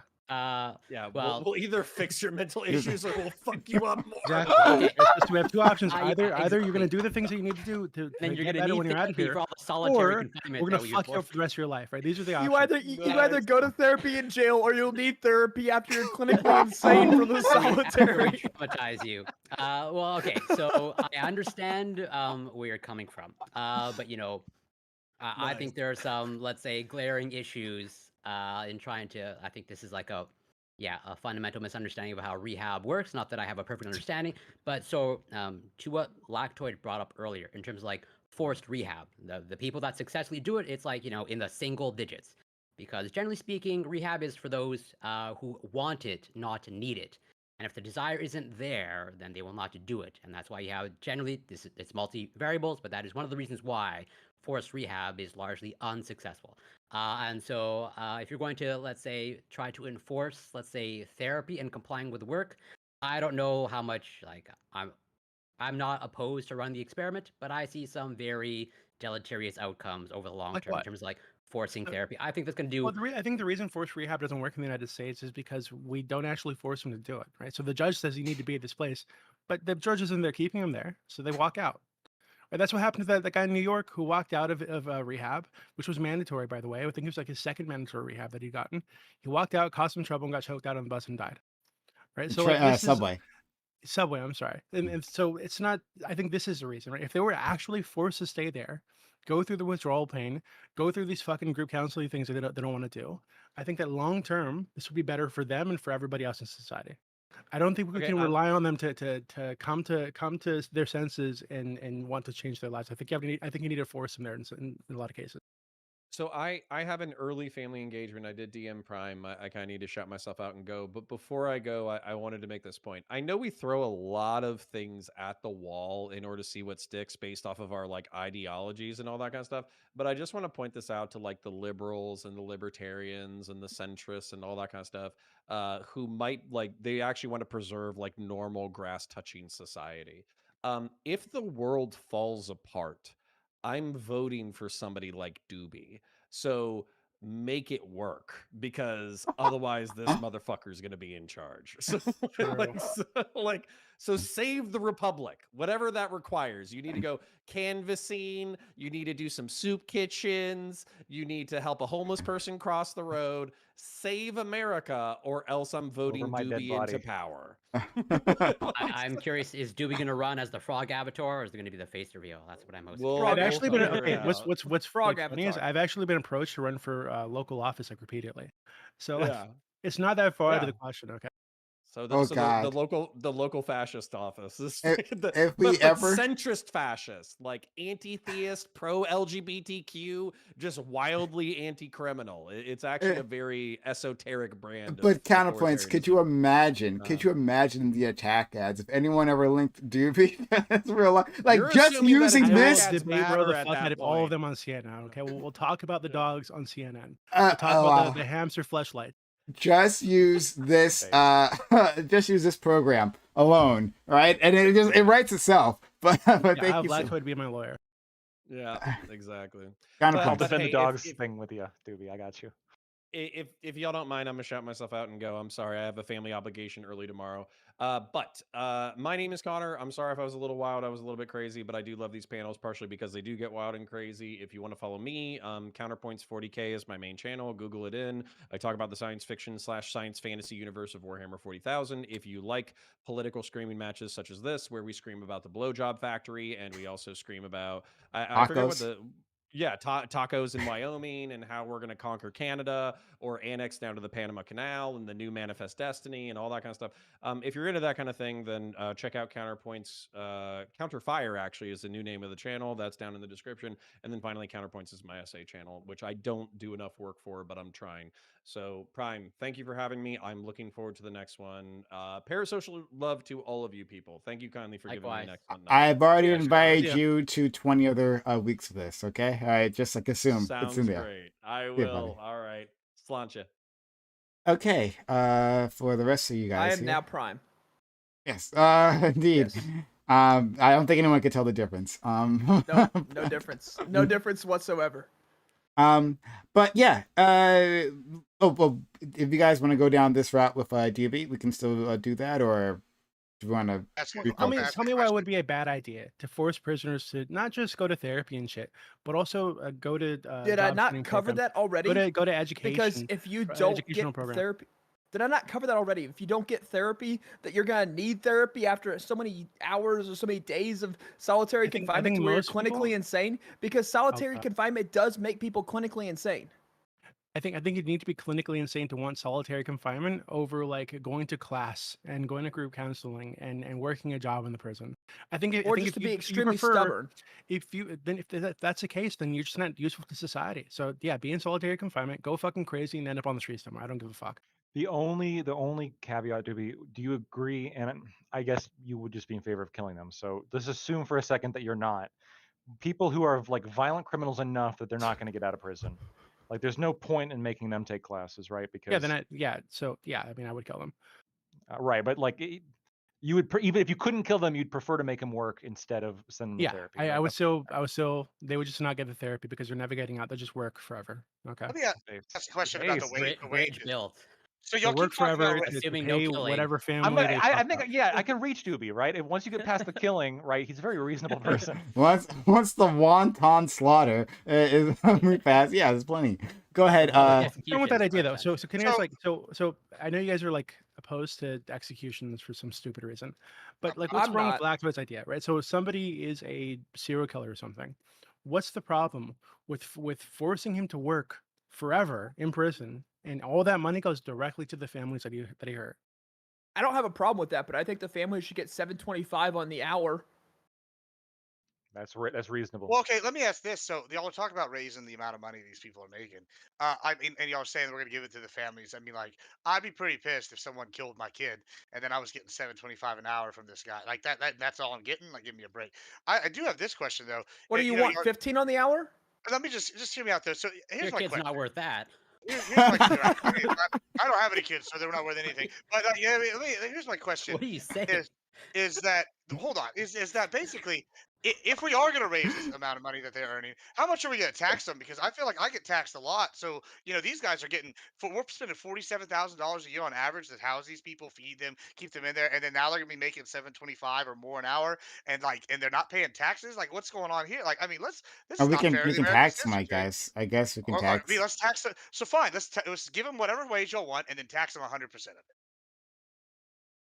Okay. So I I like to it. What I'm surprised you didn't come at this from the like.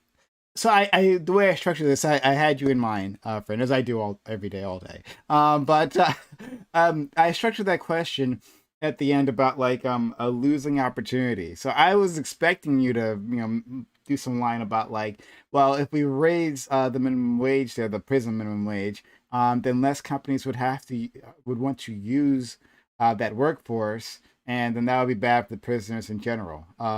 Is that something you think, or you don't think that at all? Well, so the only issue here is that I think that would be less of an issue here, just given the fact that like I would be advocating for it to be a forced labor, right? And it would be for specific like tasks that I don't know, like paving roads, agricultural work, et cetera, where like finding somebody to like proactively and diligently be there for 10 hours daily is like going to be worth minimum wage, right? Finding somebody who's going to be able to do that is going to be worth minimum wage. So like these local industries, they'll like apply, hey, local prison, like send us these people and we'll pay them this amount. And obviously it would have to be some kind of agreed upon amount. I mean, given the money is going to reimburse the expenses and to the victim, I think it does make sense to maybe like have the government negotiate for higher than what they're, than 26 cents or whatever it is. But the key point is they're not getting that, right? That's the key point. The prisoner shouldn't get it, right? I think once you've paid off your debt, once you're, as rehabilitated, I guess, as we can get you, and you have paid off your victim, like at that point, we should just let you go. No. Well, then the No, question becomes, I don't think Nicholas Cruz should ever be free. I don't think there's Well, amount of not debt that guy. that he I don't think there's amount of debt that he could actually pay that I would be like, you know what? Let's let him go. Let's let him walk the streets. I don't think there's amount of debt that you would get him to repay that would make me go, yep, that's enough. And also, yeah, if you let them go right when they paid their debt, that leaves them with nothing to like start a new life with, which is, I assume, part of Well, like what was good about that. We could let me force them to work a little bit longer if that's going to like An go into the extra, bank account. an extra 2 months. An What am extra I, 2 months to gaslighting like go you? into the bank account if Just that's really kidding. what we want. I Okay. mean, Oh fine, my I guess. god. Let me throw this The out other there thing is, though. I don't think there's any reasonable way that like someone like one of these murderers, these mass murderers or whatever, is like going to pay off their debt in their lifetime. So I just don't think it like this situation would apply where like I think if you commit a certain level of crime, like we don't even really have to be concerned with your rehabilitation, right? Like if you like mass murder like 30 people, You could like just at kill that them. point it's just That's like, what okay, Doobie we know said. you're going to be working until you die. Let me throw out something though. Lactoid, you're a lawyer, so you can correct me if I'm wrong. But the way I understand the American judicial system is that it's purposely hard to convict somebody of a crime, right? It's so Yes. something like in Japan, right? 90%. If you commit a crime, you're 90% likely to get convicted and go to jail or some crazy Yeah, statistic like it's that. crazy And like that. if you're in America, it's like 10% to 18%, if I recall correctly, last time I looked. But so here's my thing with that, right? That means, in my mind, that the people that are getting put in jail are more than likely not first-time offenders. And if they are first-time offenders, they most likely committed other crimes previous to this, right? So we're talking about a segment of the population, in theory, that's committed crimes on a mass scale, like on a large scale. And then we're sitting here, we're arguing over whether or not we want to treat these people equal to people that are living their everyday lives that are suffering by having to pay their taxes and having to support these people and give them a free ride basically while they're in jail on the American taxpayer dollar. And then we want to pay them more. And to me, that is just disgusting at like every level. I But can't even. Well, a couple here's the things. thing. Here's the thing though. They're not getting that money. That money's He's going not getting towards the that money. victims, right? I mean, So they're like currently getting that money. So wait, you think well, I won't use the same person over and over again. You think Alec Murdaugh is getting any type of money from working in jail? No, all of that money is going towards restitutions that he already has to pay. He's not getting any type of money in jail whatsoever. I mean, Do you know who Alec Murdaugh is? where are you seeing that? Do you know who Alec Murdaugh is? I mean, off the top of my head, no, I have no idea who Okay, Alec Alec Murdaugh is a lawyer from South Carolina that is a family annihilator. And he was also corrupt lawyer, and he was taking money from personal injury lawsuits and using that money. He owes $9 million in one case, and there's many more cases to go through. He's already pled guilty federally. But what I'm saying is the money that he's receiving in jail, he's not going to get any money for like the foreseeing the rest of his life because of how much money he actually owes as restitution. Like, he's getting $0, even if he's making $7.25 on the hour. He's getting $0 of that because of restitution. No, I see. As far as I understand how that system works, is that money goes towards their commissary, which they can use within the penitentiary If system. you don't owe restitution. I don't know. I'm gonna need to see a source on that. I don't. Okay, I don't. so I want to just a couple clarifications.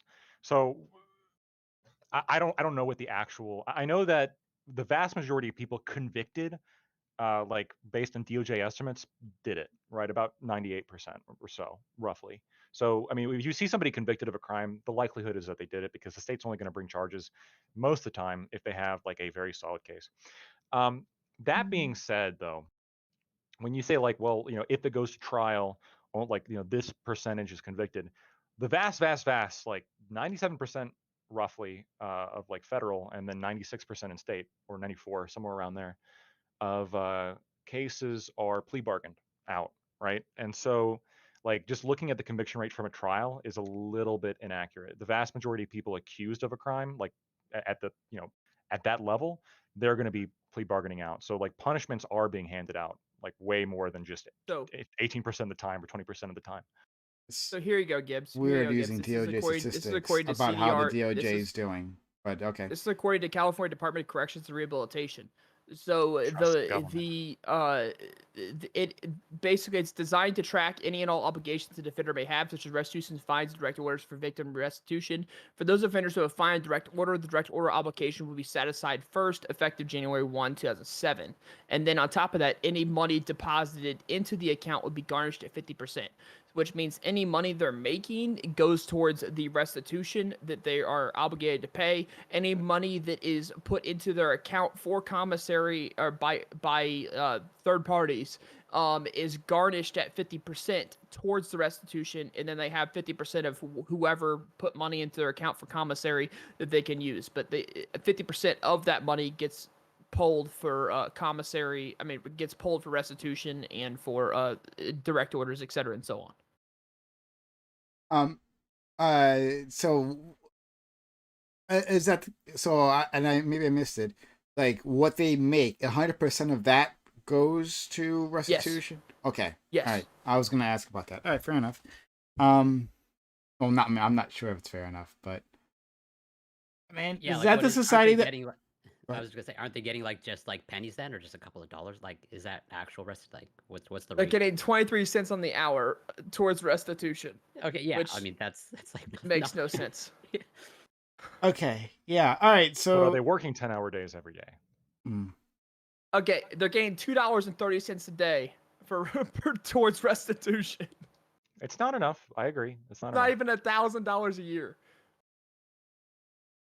Prime, would you agree with this policy if it was like strictly only for like violent criminals? Like, you don't have a problem, right, with like making a, I don't know, like the most horrendous murderer like have to like work every day for like 10 hours a day, until the day they die. Mass murderer, like 35 people killed, horrific. He did it with like a toothpick, like just the worst thing you can think of. All right. John Wick, apparently. Yeah, like this guy is crazy, right? And now we can agree this guy should probably not just like be sitting around playing chess or cards or something, right? I you don't have to go that far. Like I was nodding in my head along with Doobie earlier, talking about a more regimented prison system, and I think that would help just on all levels. You know, like part of the reason why there's so much violence is just because of the monotony of the situation. Let's have them do something productive. I like that idea. I don't know about him, and he like Doobie is like seriously willing to cattle prod people. He's not fucking around here. Like, I'm also not fucking around. I think the cattle prod idea could be useful. Like when I said pain compliance, you have to have some kind of pain compliance. How else are you going to make people work? Yeah, if you're Okay. opposed to us actually cattle prodding people, then stick them in a cell, right? Stick them in solitary while everybody else is not having fun. That is the crux of my issue. I'm not a cattle prod person or a solitary confinement person. Well, hold on. If somebody refuses to work, okay, let's say the mass murderer who killed 35 people, he's got nothing to lose. What are you gonna do? Threaten him with more jail time? You right? can How bowl, are we you, gonna? you could bowl Oh, with no. them. So what's the issue with so Okay, so, all right. if you're I mean, opposed to- now we're opposed to that. negotiating. you're Now we're opposed making to- progress. if you're Okay? opposed to, Mine's like, a little bit dark more room- futuristic. Yours is a little bit more in the past, but you know we can work together. If you're opposed The to like analog a dark electrical room, cattle right, prod, with that's what like that is. where like the only light coming in is through like the food box or whatever, right? Like if you're opposed to that, what if they just like they are in the same place everybody else is, maybe like another portion of the prison, but they don't have all the they can't get out of the cell like 20 hours a day. They're in their cell by themselves. Like They can Arizona. talk to each other through the cells and shit, but they're not getting out of the cell unless they need to like take a shower or they need to eat. Everything else are in the fucking cell, right? And if they want to break the monotony, all they need to do is agree to do therapy, agree to job training, agree to like college courses or GED courses or whatever the fuck it is. That's all they need to do, and then they get out of their fucking cell of like where they've been all day. Yeah, that's more based on what you outlined. How I understand that is more permissible to me than like it's either cattle prod, solitary confinement, or No. those are like the options. Well, hold on. He's talking about solitary confinement. He's talking about putting them like in a pit.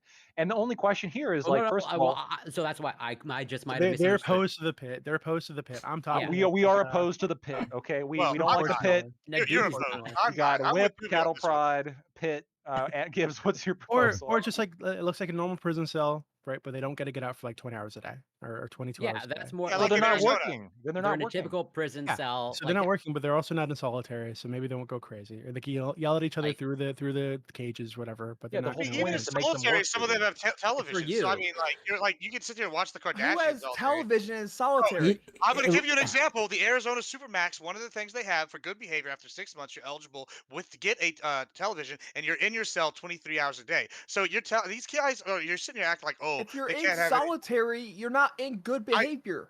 I hate to break it. They're all in solitary in the Supermax and the Arizona Supermax. No, So, they're not. yes, they This are. This is why they're in their cell 23 hours a day. They are in there. I mean, I- it's considered I- one of the worst prisons in the world. So, I mean, the thing is, though, yeah, they can have access to a television after 6 months in there. So you're sitting here acting like, oh, it's just, oh, woe is me, it's terrible. This is not the third world. We don't have them in a prison like they're in Rwanda, where it's Lord of the Flies, and we just throw them in there, let them die. This is somewhere where we sit there. They have modern conveniences. They have television in a lot of these cases, even in solitary. So, like, you're You're sitting here. And categorically wrong. You're categorically categorically wrong wrong. I because can they're li- not in, they're not all in solitary. on I mean, They're in a the max Supermax, Arizona security they, prison, Supermax, which they is are. not They The might- solitary. Supermax, they might be in Supermax. I'm not gonna pretend like I'm an expert there. But either way, it's not solitary. yeah. They have a different division in there, which is solitary, which they're in their cell 24 hours a day, and the only time they ever have human contact No, is when not the 24 trays slip through the door for no, their no, no, fucking no, no, food. no. Even in solitary, you still leave, right? You have like at least an Yeah, hour. you have I an think hour it's a 20. day. An Yeah, hour hour a a day. Yeah. That's solitary. Maybe I had the wrong idea what solitary was. Yeah, solitary isn't 24 hours. It's 23 hours. And you get to go out to the yard, and I think you get to shower. You still get to shower, right? Yeah. Okay, so we're being too nice to people who are in solitary. And some of these prisoners try to get into solitary because they're in We're danger. being way too outside nice of to people in solitary. solitary. Okay. You This know, is gonna sound somewhat ironic, but I actually think that the solitary is like, not only is it like, are they not going to be working when they're in solitary, which kind of defeats what I'm looking for, but I actually think solitary is like, it's unnecessarily cruel. in the sense of like you're just hurting somebody without getting something out of it, right? I I don't know this for a fact, but I would bet like some marginal amount of money that I think that like somebody who is cattle prodded into doing physical labor would probably have like less psychological consequences afterward than solitary confinement. I've the data that I've seen, solitary confinement is like really not good for you mentally. Like depriving somebody socially is like one of the worst things you can do in terms of making them like lose their shit. And so like yeah, like it seems That's where barbaric. the Like forced therapy comes in. very well, it seems like barbaric, like the like electrical like compliance, right? Or other forms of compliance. But I actually do think that would be better for the prisoner too. It would just be more visible, but I think it would be better. Yeah, so I'm not opposed to like compelling people. Yeah, I have my line. I'm not willing to cattle prod or like solitary or like severe isolation. Bleeding But like, heart liberal. don't insult me with the liberal label. But yeah, like I can compromise in terms of like what do be outlined. Like you're just confined to your cell. You can sort of interact with the prisoners, but like yeah, that's pretty much more or less where my line is. Of like yeah, the work should be voluntary, so to speak, not to the point of cattle prodded or bullwhipped or put in severe isolation. So Doobie's moderated position that he was doing to entice me was simply that he would take away privileges from them. Like if it's not going to be solitary, then he would put in a situation where he's taking away privileges pretty much for to get them to do what he wants them to do. Yeah. But you asked me a question I never got to answer it, so I'm going to try to tackle it. Right. So Doobie, you asked me about or actually, maybe you didn't ask me. Maybe that was lied to it. Did you have something? Did you want me to answer something? I guess I think the last question I asked was like, what's the issue with somebody who's in prison for life, right? Just working every day, being forced to work every day, and all that money going directly to the family of the people that he hurt.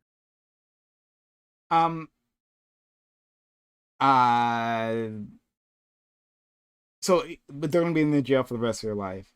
Yeah. Because you guys are too pussy to kill them. Yeah. Well, so I can Yeah, try I to guess. engage with that because I think even though there's a little bit of a meme answer, but like Admiral Gibbs brought up an example of like what do you do when someone's crime, like yeah, for the case of someone who's whatever lost a child, like what is the monetary value of that? And like if it's going to be like if this person's getting a check for $100 every couple of weeks, like is that really a sense of justice for the person? I think there's an argument that's almost like insulting. Here's what we think your child is worth. That's why I sort of made a joke of it of like what hourly rate do we give of like someone trying to work off a murder? But that's like how life insurance works, right? Like Hold on. That's how all civil litigation works, right? If you die, there's a wrongful death lawsuit in which they put a number on how much you're owed. Yeah, I agree, and I think we had this conversation where you actually I think put limits on it. So like, if we're Not in gonna this case. Not if there's like maliciousness yeah, associated so with then it. how do they work it off? Because like we can put a dollar value, let's say $1 million, but is there any reason like if they're making 23 cents on the dollar, are they ever if they're working 24/7, but he's 365? talking about insecurity. He would say it raise the price. He already said Well, but that. even if I raise the price, yeah, like I fully expect most murderers will never get out of prison, and that's not a bug, that's a feature. Like the idea of murderers working Yeah, till they die is a good thing. I'm not saying that they should, although not that I'm not going to get into prison reform, but like whatever, taking it as is. I'm not saying given the system that they should get out of prison, but then like yeah, how are like if we're going to talk about restitution and like compensating someone for like loss of life, how are they ever going to reach that monetary value? Like other Hard than work. like yeah, because Soul crushing, back breaking labor, 10 hours per day. That is how they will pay off. 10 hours is soul crushing, back breaking. That yeah, sounds well, like the average 12 day at a hours. retirement. Okay, yeah. So what is let's say your bare minimum value for a human life? Like what is the monetary value that you would put? No, it's going to be an individual $5. analysis every single time. It's going to depend on their age. It's going to depend on their profession. Their It's race. going to depend on like their health. It's going to depend on there's all sorts of things that go into that analysis. It's going to be different every single time. $5. Would it be okay? Yeah, Would it be some fair people to say some people are worth less than a penny. Yes. Okay. Well, hold on. I didn't know he was going there. I preemptively agreed. I didn't. Don't do work it, it off Doobie. after just Some stepping people are in worth more dead, prison, and now you can actually. leave? But I, 'Cause some I people okay, are worth more dead than they're alive. sure. Even if I grant that, let's say this person is now worth $1 million. Yeah, Like, it, how is this how is restitution ever going to be paid? Like, so is there a minimum wage in your model, or is it the 23 cents on an hour? yeah, there'd be some minimum wage that would like so the victims would get some kind of compensation in a reasonable period of time. So is it Um, is it possible in your system that like whatever assigned value it is, like this you have to work off, like they may never reach that value. Like you're just yeah, like, yes, it's okay, very so they, possible. So not only is it very possible that yeah, you I think it's a would like bad system. you would never be no if you think if you murder somebody. So first of all, you murder somebody. Yeah, it's a feature, not a bug. That sometimes you'll never be able to pay that off. That's like if the person you killed is worth that much, then yeah, you should never get out of prison. Now there could be a scenario where, like, let's say your wage is like crazy high because you have this incredible, like, incredibly honed skill set, and like the person you killed is like, they're like 85, like they got like a year left anyway. Like, we're talking not a ton of money, right? You could have somebody who like pays off the quote unquote debt very, very quickly, but we would still want to keep them in prison because, we don't want, because the rehabilitation aspect. In that case, I would still make them work and I would instead put the money into a general fund, which then we can use to pay victims of crimes when we don't catch the perpetrator. Yeah, but just to clarify, it's I could possible in fix your every problem in this country. I it's swear to God. it's it's possible in your system. Let's say someone's husband is killed, and we've deemed it they're worth $1 million. But yeah, given the like a fact football that player. who the killer was, they work the rest of their life, they just get $5,000. That is a potential outcome in your system. Yeah, well, Okay. 5,000, no, but like some amount that's not equal to a million, Yeah, yes. but some So large discrepancy. Let's say whatever, 10,000 or Yeah, 100,000. of yeah. Okay, yeah, course. sure. So okay, look. If you kill like the president, no, you should never get out. Like, is Why this? don't we just I why don't we I'm just not I'm, harvest the I'm not prisoner's disputing organs that. and then we uh can just use that to pay for Sounds these? like you are. Juby is already on top of that. He's already drawing up plans. But I think I'm serious about that. He's already drawing up plans. But I I fuck. There was something I was gonna say tonight and I lost it. But I'll move on to the. Oh yeah.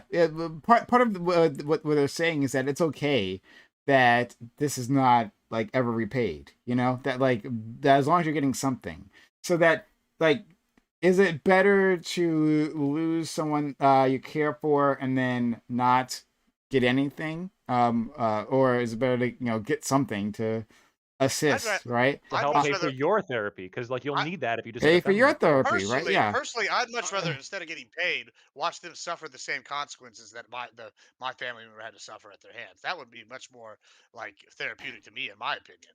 Okay, all right, fair enough. You I think think that, but I, wait. I You think there's like think some that, potential but there's outcome. been studies of this, and it may feel good in the moment, but doesn't feel good afterwards to I the mean, victim's y'all brought up family. religion earlier, but like, I mean, if we're gonna go down that route earlier, I mean, I feel like there's a whole biblical and Abrahamic law precedent that we can go look into. That there seems to be a lot of therapy, but that is taken care of in regards to these people whenever they know that there's a crime that's gonna be like In regards, Mm. in gonna be like regards to remedy. In regards to Christianity, it's not tooth for a tooth, eye for So an eye. Well, That's is it not? I Is it don't want not? to go exactly down. right. I I don't don't know want to if go you've down this read right. Revelations. Sorry, I want to go down this right. Lactoid. About your system. What about manslaughter? So there's a death. And well, I guess you know the criteria for manslaughter better than I do. But it's like not intentional or something. That's where I'm going Yeah. for. Would that be the same amount? Like, do these people not get out? Like the person died one or the other, and they might be worth the same amount, right? So I don't know, some sort of CEO in your mind, maybe he's worth a lot of money if you say so. And in both situations, murder and manslaughter. So like, would there be a difference there? There would be a difference in terms of like confinement and supervision, right? Because if you have somebody who murdered somebody, like we want to get the labor out of them, but we also can't just like let them be walking around society because of what they did, right? Meanwhile, if you had somebody who's convicted of manslaughter, let's say it was like, okay, like drunk driving, ran over a pedestrian, and they did not mean it, like besides the fact they were reckless and got drunk, they really, they're broken down, they're crying, in this situation, like we still want to make them pay for what damage they caused, but we can be way more lax on like the Why? supervision. So, like for example, like maybe they only like stay in the actual prison for like 5 or 6 years, and then afterwards, like, they get to go home, and we garnish like a portion of their paycheck, and we mandate that they keep a job, right? So they have to keep a job as a term of like their parole, and we garnish a portion of that paycheck to send to the victim, right? So like they still get like freedom, but we are also weighing that with the interest of the victim. Um, that seems like pretty logical to me. So to Doobie's question previously, and Pep, if you have something you want to add, let me know if you want to jump in here. But for Doobie, you asked a question like, what's wrong with forcing like everyone to work? And I guess the thing that is a sticking point for me is the idea of encouraging slavery, right? Like government mandated slavery. Now, our friend Lactoid saying the tax system is slavery in itself. I hear you, buddy, friend. But beyond that, I don't want to encourage more direct forms of slavery, and I think there's something wrong with that. I definitely like the idea of a more regimented prison life, and certainly giving people the opportunities, expanding opportunities to work, and then making sure that especially for the ones who are going to get out, that they can flip those opportunities to actually benefit them in terms of like getting a job and being a productive member of society. In the article that I sent to you guys, the individual points out that the skills that they had, which are valuable skills, in our society, uh, they can't exercise them because as soon as you find out they're a convict, then it all goes down the drain. Or there are some jobs that specifically keep convicts out, like the whole thing I've talked about, like the barbershop. Like being a barber, you can't be a barber if you've like been convicted, which is like nonsense. Like it's crazy. So I want to encourage more of that.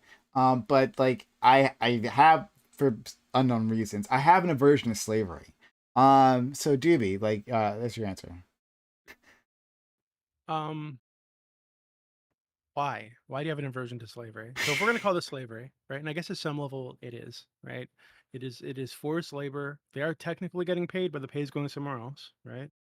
Um, what's the issue with this happening as a punishment, right? So you did this terrible thing. So because you did this terrible thing, we are going to make you do this other thing that you don't want to do. Like, I feel like, how do you justify there being prisons at all, right? If you're so opposed to restricting somebody's autonomy in this way. Sorry. Say it again. How do you How do you justify there being prisons at all, right? So this idea that if you don't pay taxes, or you don't pay your fucking traffic bills, or if you punch somebody in the face, right, we'll put you in a cage for weeks or months or years. Like, how do you justify stripping somebody's autonomy to that level like at all, if you don't support us, like the- stripping their autonomy in the way that we're like requiring them to do a thing? I think there's something specifically perverse about forced labor. Um yeah, I think not institutions, the incentives there are toxic. That is Um one of the things that I wanted to bring up too. Go ahead. Yeah, just even during the manufacturing shortage, there were people complaining about how their parole hearings were getting delayed because they needed people to stay there and keep doing labor. There's just a lot of perverse incentives going on there that encourages more population in the prison and keeping the current population who's working to continue making profits for people. Yeah. Yeah, I don't think so. I'm sure this happens, right? I'm sure there's some people who are unjustly held or whatever. But I feel like overall, if we were to do like a pros and cons here, I think the pros would outweigh the cons, right? And if there's an issue on the back end with people not being processed fast enough, people not getting the court dates they need to, then deal with that issue. I don't think it makes sense to just throw out the entire like structure of like the entire like system, and give up all those pros that we'd be getting out of it. I think people would be less inclined to abuse that system if it wasn't as cheap and easy labor for them. Well, my question, I guess I'm gonna add on to that. So, what if you don't agree with like garnishing wages to the point to where it would be deemed unfair wages, to people in prison, to inmates, then how would you justify anything along the lines of like of like child, I forget what it's called, but basically welfare for your child. I forget what it's called. You pay so much money to the Child mom. Child support? Child support. Thank you.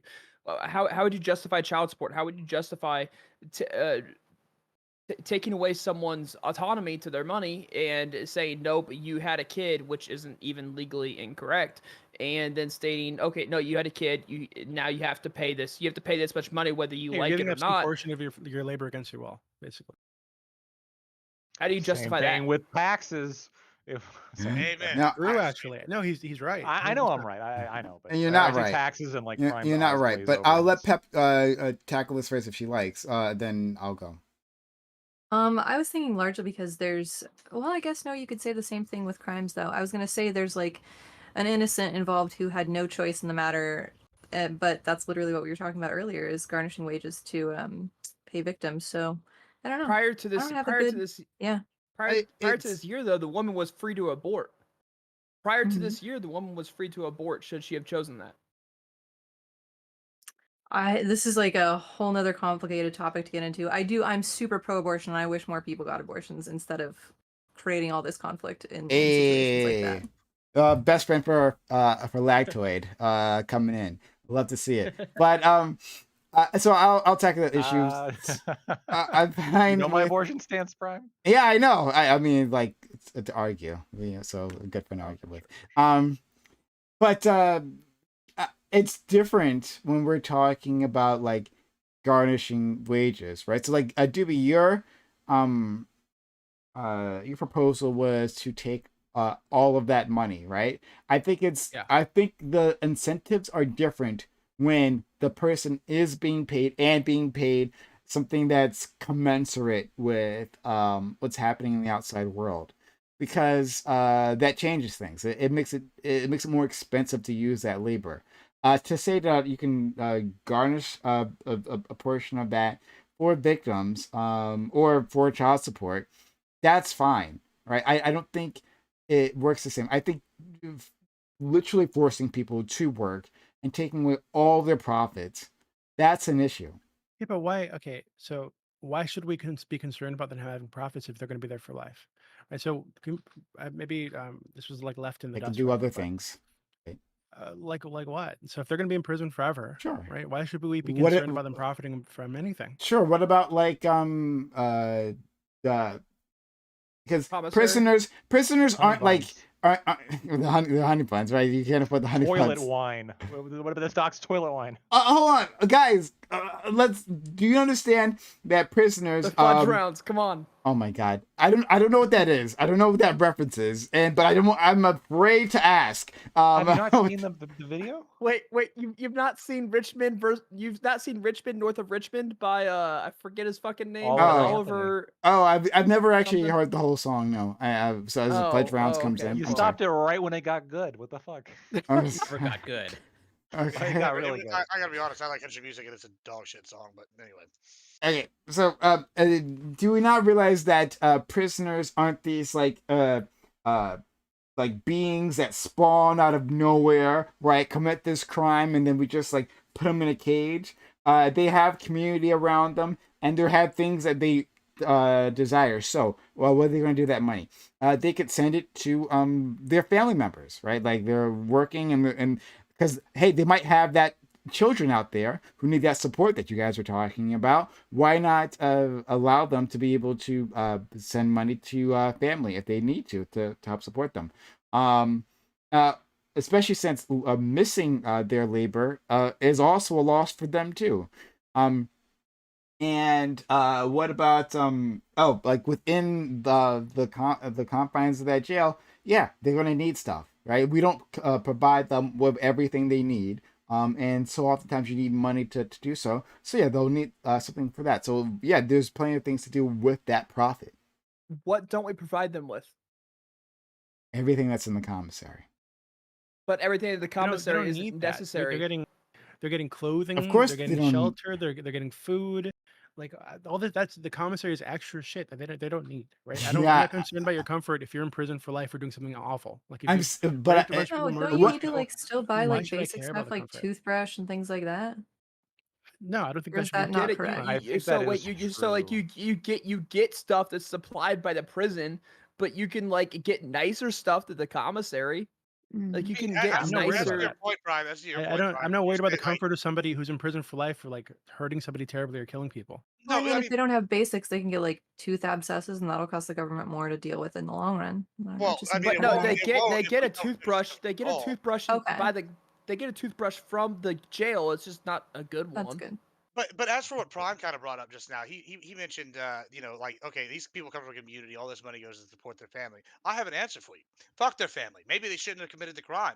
Like if that's kind of like, it sounds harsh, but if you're gonna sit here and say, oh, this guy can't provide for his family, well, guess what? Tough titties, bro. You committed a crime. Now you're in jail. Your family's out on the streets. That's part of your punishment. Maybe you should have thought of that before going Bruh. and doing something Part of terrible part of and the causing your family all punishments. this pain. Your Like, reference to North Korea before is starting to make a Yeah, lot like more all of a sense. sudden, I mean, yeah. I'm just saying.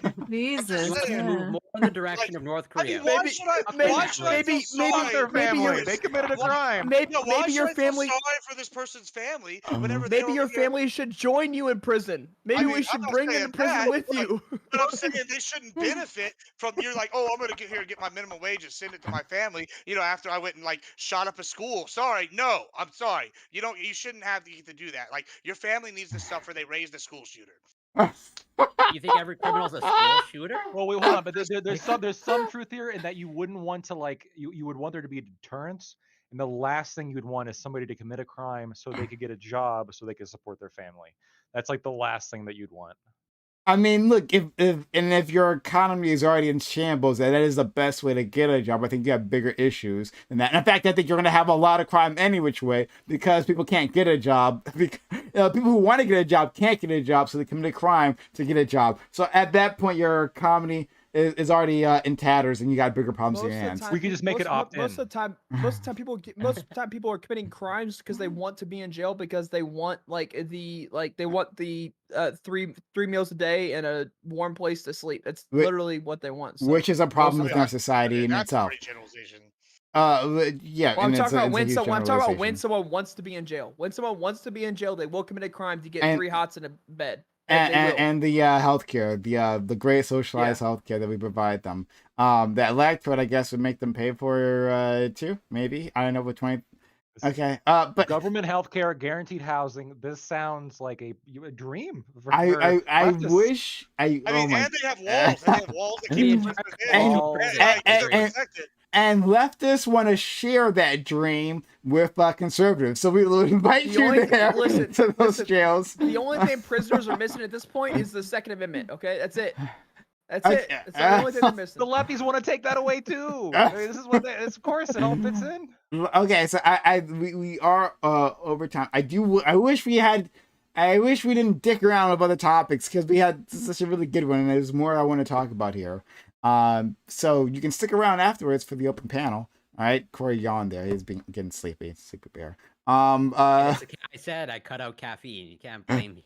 Fair enough. Fair enough. We're gonna give an outro to all these great individuals. We'll have more content for you if we have more people want to join the open panel afterwards.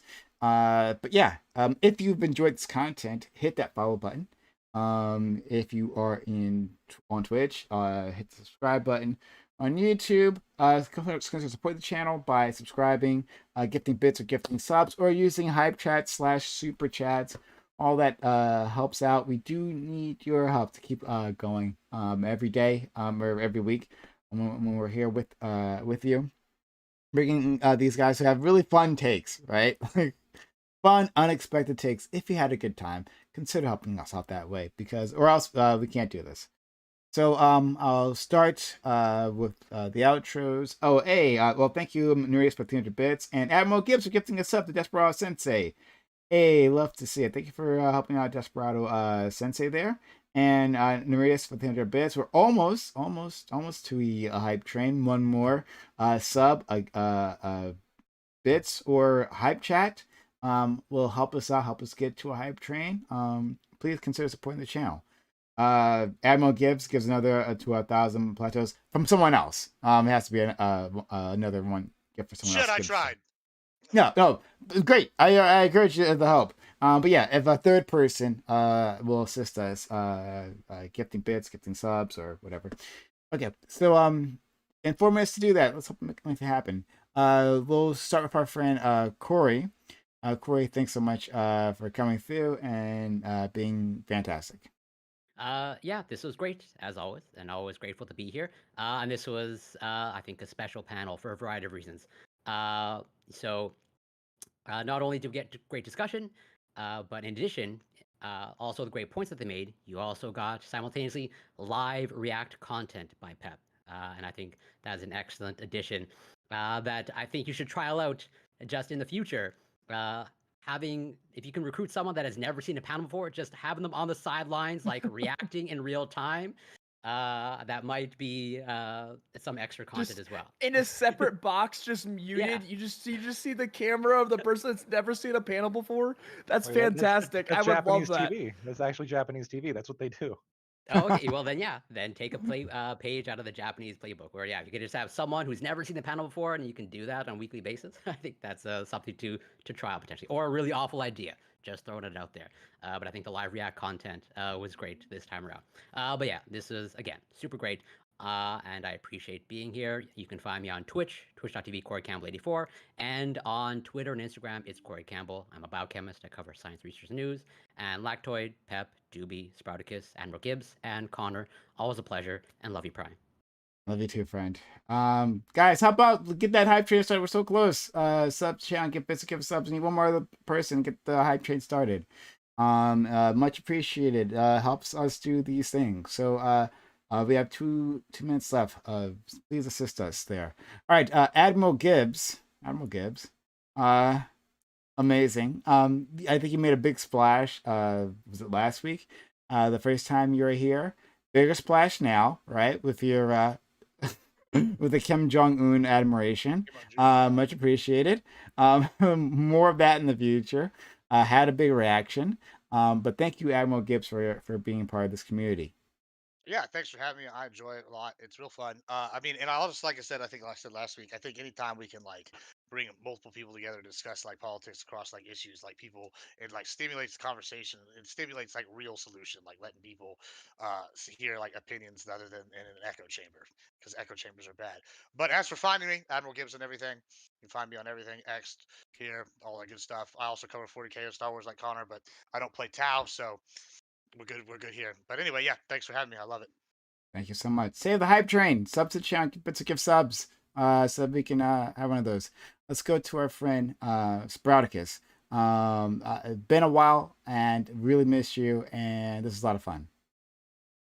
Yeah, the hype train is now complete, I think. Yeah. But no, I sincerely, Pep, for your own sanity, I sincerely hope that I've scared you away from panels. I sincerely hope that you never attend another one for your own sanity. But if you want to be insane like the rest of us, feel free to come back. I enjoyed talking to you. You had some good points. As well did many of the other people. I can't say North Korea was a good point, but good try, Gibbs. I did appreciate the attempt there. But no, it was a great conversation. Love to be a part of it, and looking forward to the next one, Prime. You can find me at the Spraticus on Twitch and Twitter. Absolutely, friend. And thank you, Sprouticus, for helping us get that hype train started. Now let's get to a level 2 hype train sub.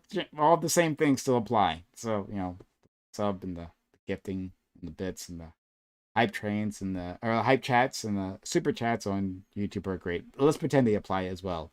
Okay, so let's go to our friend DB, Dark Lord and Savior. DB, this was a lot of fun. I was glad to hear from you. I think you took all the takes I expected. And I think I took all the takes that you expected. So we know each other well. Yep. Wrong as usual. Thank you, friend, for being here. Seriously. Thank you for having me. I am Doobie. I help run the politics server on Discord, discord.gg/politics, and we do lots of crazy shit in there. We've had an invasion of flat earthers the last couple weeks. So if you like yelling at flat earthers, go there. Okay. All right. There's a joke there. I don't know where to take that. But thank you, Doobie, for that. Especially for Doobie in chat for his the link to his server. If you haven't checked it out, it's a lot of fun. I go there sometimes and I argue with people. And it's a chaotic time. So check it out. Next, Pep. Pep, this was fantastic. I was really glad that you came in and you made some really great points. Please come back despite everything, really. Come back in spite of us, not because of us. But It could be both, you it know? could be fair enough. No, I had a blast. I yeah. feel like I've been out of streaming for a little bit, so I need to like regain my like ability to like jam my way in the conversation more. I feel like I was in the background more than I used to be, but I'll get my skills back up and I'll participate more next time probably. I'll be a little bit more Yeah, brave. get your sea legs, no problem. Yeah. Yeah, exactly. But yeah, if It, people want to find me I'm somewhere, still getting my sea legs. I never talk. Fair. I'm glad at least my React content was good. But yeah, if people want to find me, I'm Art by Pep on just about everything. I do art, and my mom having a heart attack cost a lot of money, so if people want art commissions, I am opening those up shortly. So hit me up if you like art of hot ladies. That's my forte. okay. Pep, in your defense, I do think you did a wonderful job staying quiet when the men were talking. I think you did a wonderful job at that. And A Andrew plus. Sadie's here. Yeah. No, that was it. That was like the joke that pushed. I'm never coming back. Oh, yeah. Go. Makes sense. We take us some time. We'll get you there. But that's interesting. Because like I would actually, well, one, if more people would sub to this channel, I would do more art commissions myself. But I that's really interesting. That you do that. I didn't realize that. So put your information. Let me know your information. I'll put it in chat or something. Yeah. Hit her up because she actually has skills to provide you with something of value, and we know we don't do that here. So nice change of pace. Let's go to our friend Lactoid TV, another person with skills, a big city lawyer. What do? You defend you defend polluters from any consequences, right? You're like fuck them kids and the asthma, right? Yeah. Oh yeah, no, giant corporations. No, Prime. I wanted to say, first of all, thank you so much for having me on, and thank you to all of you for talking to me as well. I always appreciate it. Um, it was a fantastic panel. And Prime, thank you in particular because you let me on, and Scott sometimes as well, to sing a siren song, which you'll criticize, but you let us on to sing it, which is great. And you call it, you kind of mock it a little bit. Oh, it's a siren song. It's ridiculous. But let's boil down like what my position has been for both these topics. Like you could boil down my whole position on both these topics. You could condense an entire panel into one sentence. Okay. Don't freeload off other people and pull your own weight. That's it. That's it, right? Don't freeload off other people, pull your own weight. That applies to the first topic. That applies to the second topic. Just generally speaking, wisdom to live by. Thank you so much for letting me come and spread this wisdom. I sincerely believe I can reform all of you. Of course, Gibbs, you're already good, so don't worry about that. The The North rest of Korea you, I guy. got to fix. Yeah, well, for the most part. We got to work on some of your optics with the North Korea shit, but afterwards we should be good. Yeah, says me. It says me. Anyway, if you like what I had to say, you could find me at Lactoid TV on Twitch, Twitter, and YouTube. Thanks. Okay. One first, yeah, guys, click the link for Art by Pep, which is in the channel. I would really love it if we all supported her in her efforts there. But beyond that, Lactoid, I just to be clear, for I don't think that the ANCAP and libertarian positions are like so ridiculous that like there aren't things that we talk about, right? Like I say siren song because it pulls other people in. It becomes a conversational black hole that we cannot escape. And so that's, but like and I told you this before, you have changed my mind on things. You've moved my position. Scott has as well. Sometimes you've like educated me, which is really annoying. I hate it when you do that, but you educate me on things that I didn't know about. And so yeah, I appreciate your way of thinking, whether I agree with it or not. So shout out to you.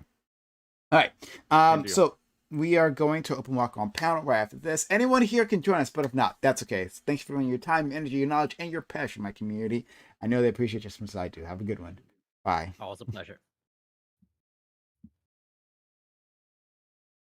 Whew.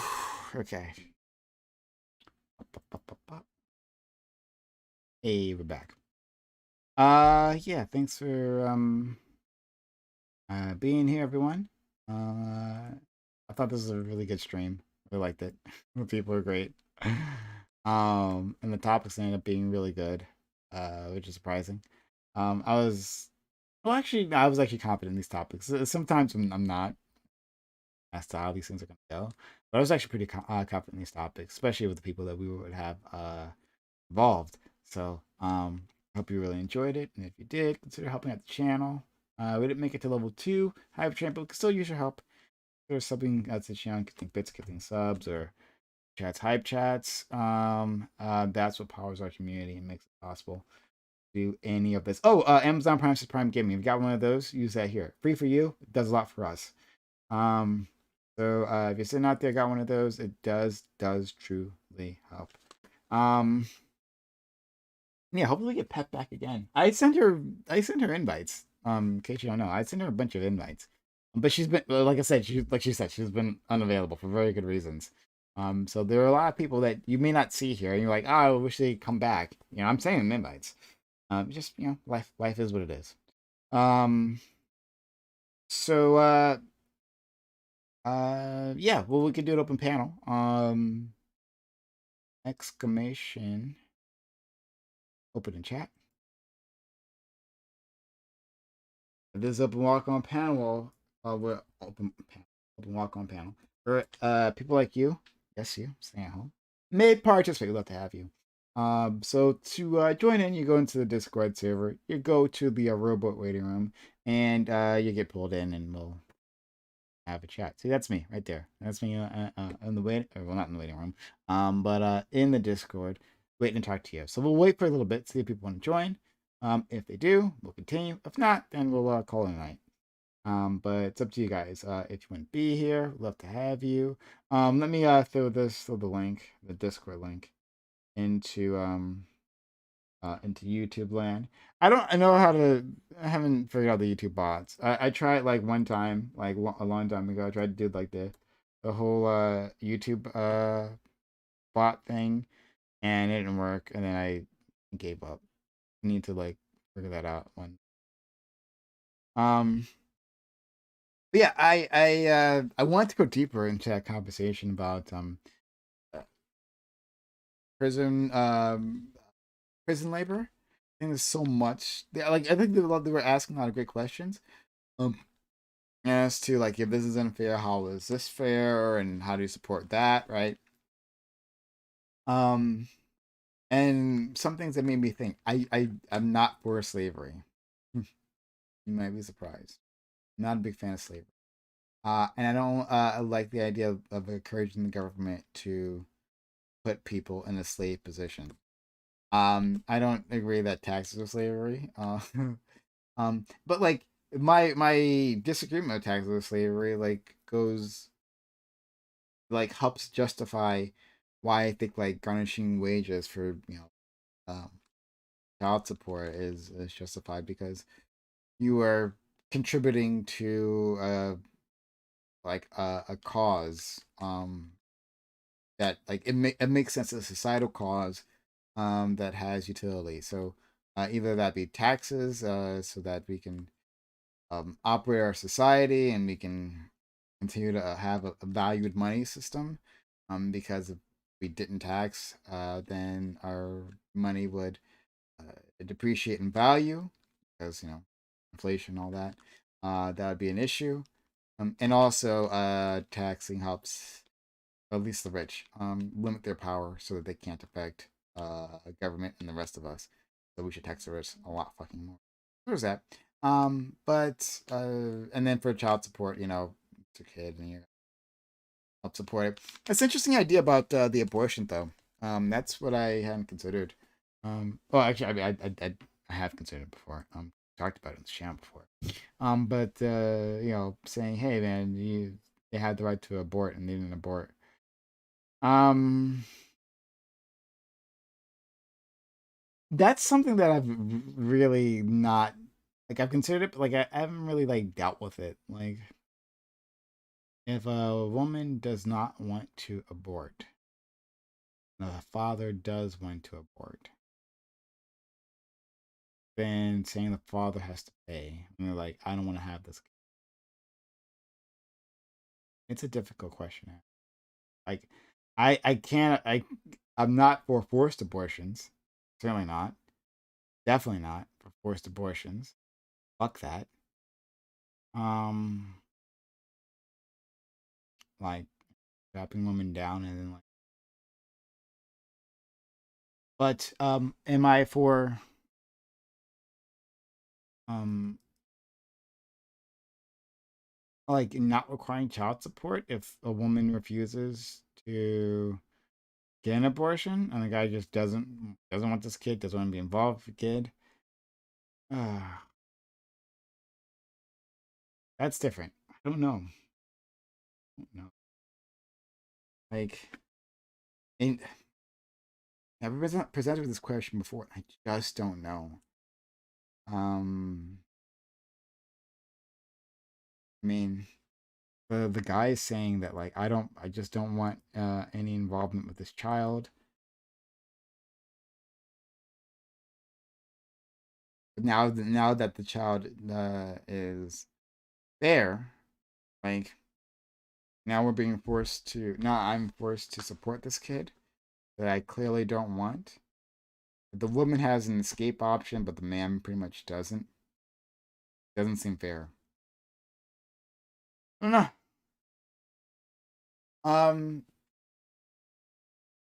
It really might be the most equitable thing to do to say that like, well, look, if a guy has formally requested an abortion, like through like official channels or something, and you refuse to, and you decide to keep the child, um, that you are in the hook for that child because you are bringing this child into the world, and the other person clearly doesn't want to.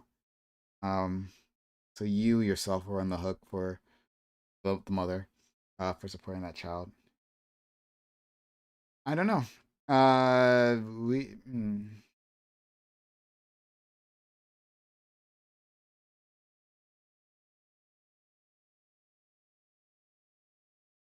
Yeah. If the father says specifically, I don't want this child, don't want to have involvement with this child, and specific, well, I if the father specifically wants to have it aborted, I guess, and it's a tough call. Um, I don't like the idea of children not having support. Um, but I don't like the idea of those children being deprived. I don't know. So I don't know. What do you guys think? Um, Christian, I want. Some things are just going to be skewed on way because of how biology works out. Hey, Alice McGee. Um, you're saying it just skewed because of how biology that like we can't actually have any sort of a equity here because of like the realities of biology. I hear you. I think you should have had me on there. Oh, Majin, are you available on Mondays? If you are, then I should hit you up. Not a lot of people from All Black Everything are also available on Mondays, so sometimes like that's why I don't hit them up. But Majin, if you're available, yeah, I would have had you on. I would have loved to hear from you as well. Um, yeah, Alice, I hear you. Uh, what's it? Fixing the time. Um, that maybe just because of how biology works, that we're just not gonna have an equitable system there, and we just have to deal with it. I just don't think that should be like that. Can't be an answer that like I support. I guess right, like that. There's that men are just like inherently screwed. And there's nothing you can do that like now like a portion of your wealth will be taken, even for a good cause of raising a child, which didn't ask for any of this. Um, a portion of your wealth will be taken for the rest of your life for a child that you never wanted in the first place. But just one party wanted, and that doesn't seem fair, and I don't like it. Um, yeah, I don't like it.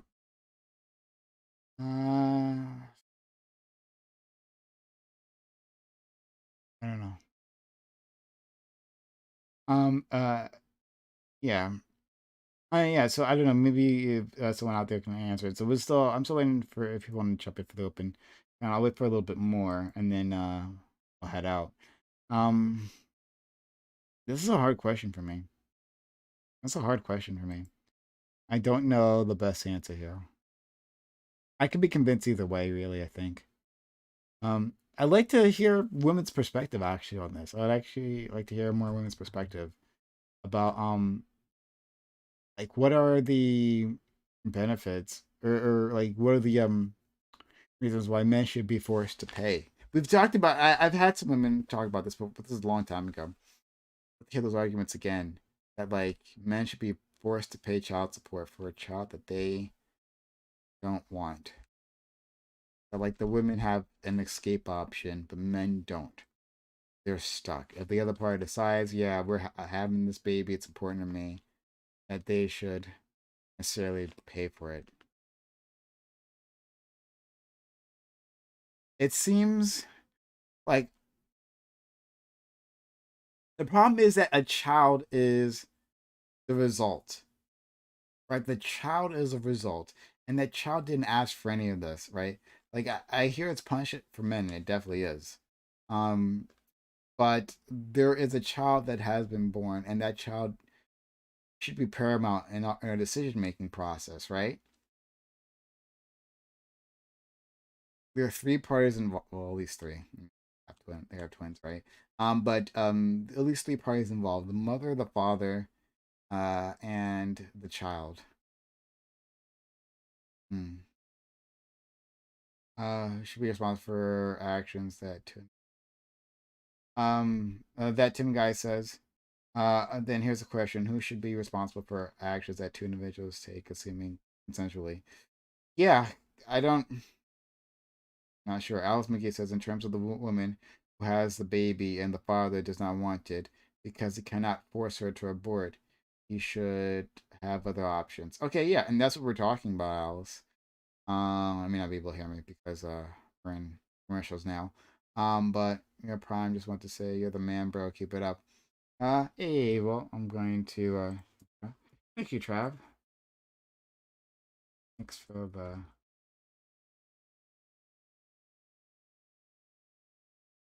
yeah. The father should have other options.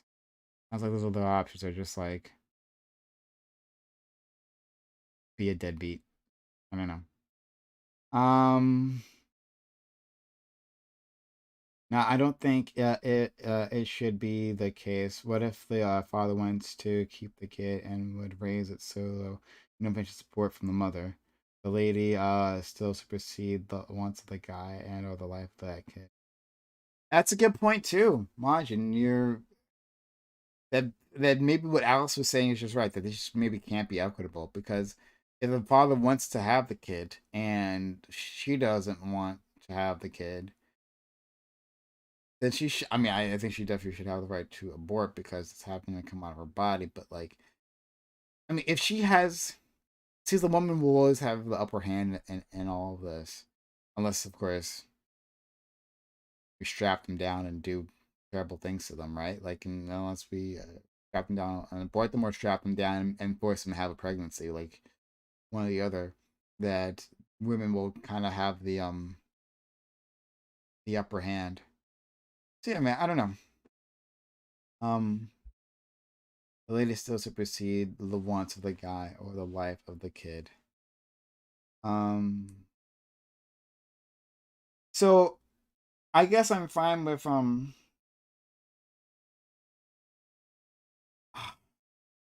Um, I'm fine with because I don't consider like a baby until it comes out of the womb, you know.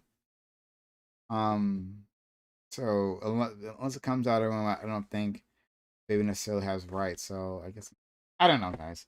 I'm just been spitballing. Um, can't really think of it. And for its responsibility is then how far should we take this? Yeah, that Tim guy. That Tim guy. I see you. Like I don't know. Like this is my problem. This is I don't. It's hard for me to find equitable solutions here. Um. Yeah, I don't know. I don't know the equitable solution. Okay. It doesn't seem like people are going to be jumping in. That's okay. So in that case, we'll head out. We will head out. I will send you to uh uh oh, is she not streaming anymore? Um I was going to send you to our friend Art. She's not streaming right now. Liz. Um uh about Spartacus streaming. Or maybe it's just Spartacus. Okay. I'll go Lactoid. And there he is. He's streaming. All right. Well, I'll send you guys off to Lactoid. Have a good time there. Why are we unable to rate Lactoid? Oh my god. Thank you. It was a good panel. Hey, thank you, Alice, for doing that. Oh my god, I may not be able to rate anymore. Like my thing has been fucking up. I rate Gappy. I don't know. Let's see. I can't rate anyone. All right, guys, I can't read. I can't read. My uh stream manager thing is messed up. Let's try was it slash raid? I haven't done this in a while, but like because it doesn't work. Right to wait TV. Does that work? It's not like they changed rating. Don't know how to do it. I'm doing it from the fucking control panel. I'm doing it for the control panel. How does it not work? And it's not just that. I'm like, I couldn't change the stream. I couldn't change like the stream title from the control panel either. So I'm having some sort of issue. I don't know what it is. Yeah. Okay. Well, bye. Go somewhere else and do something else. I'm sorry. Bye.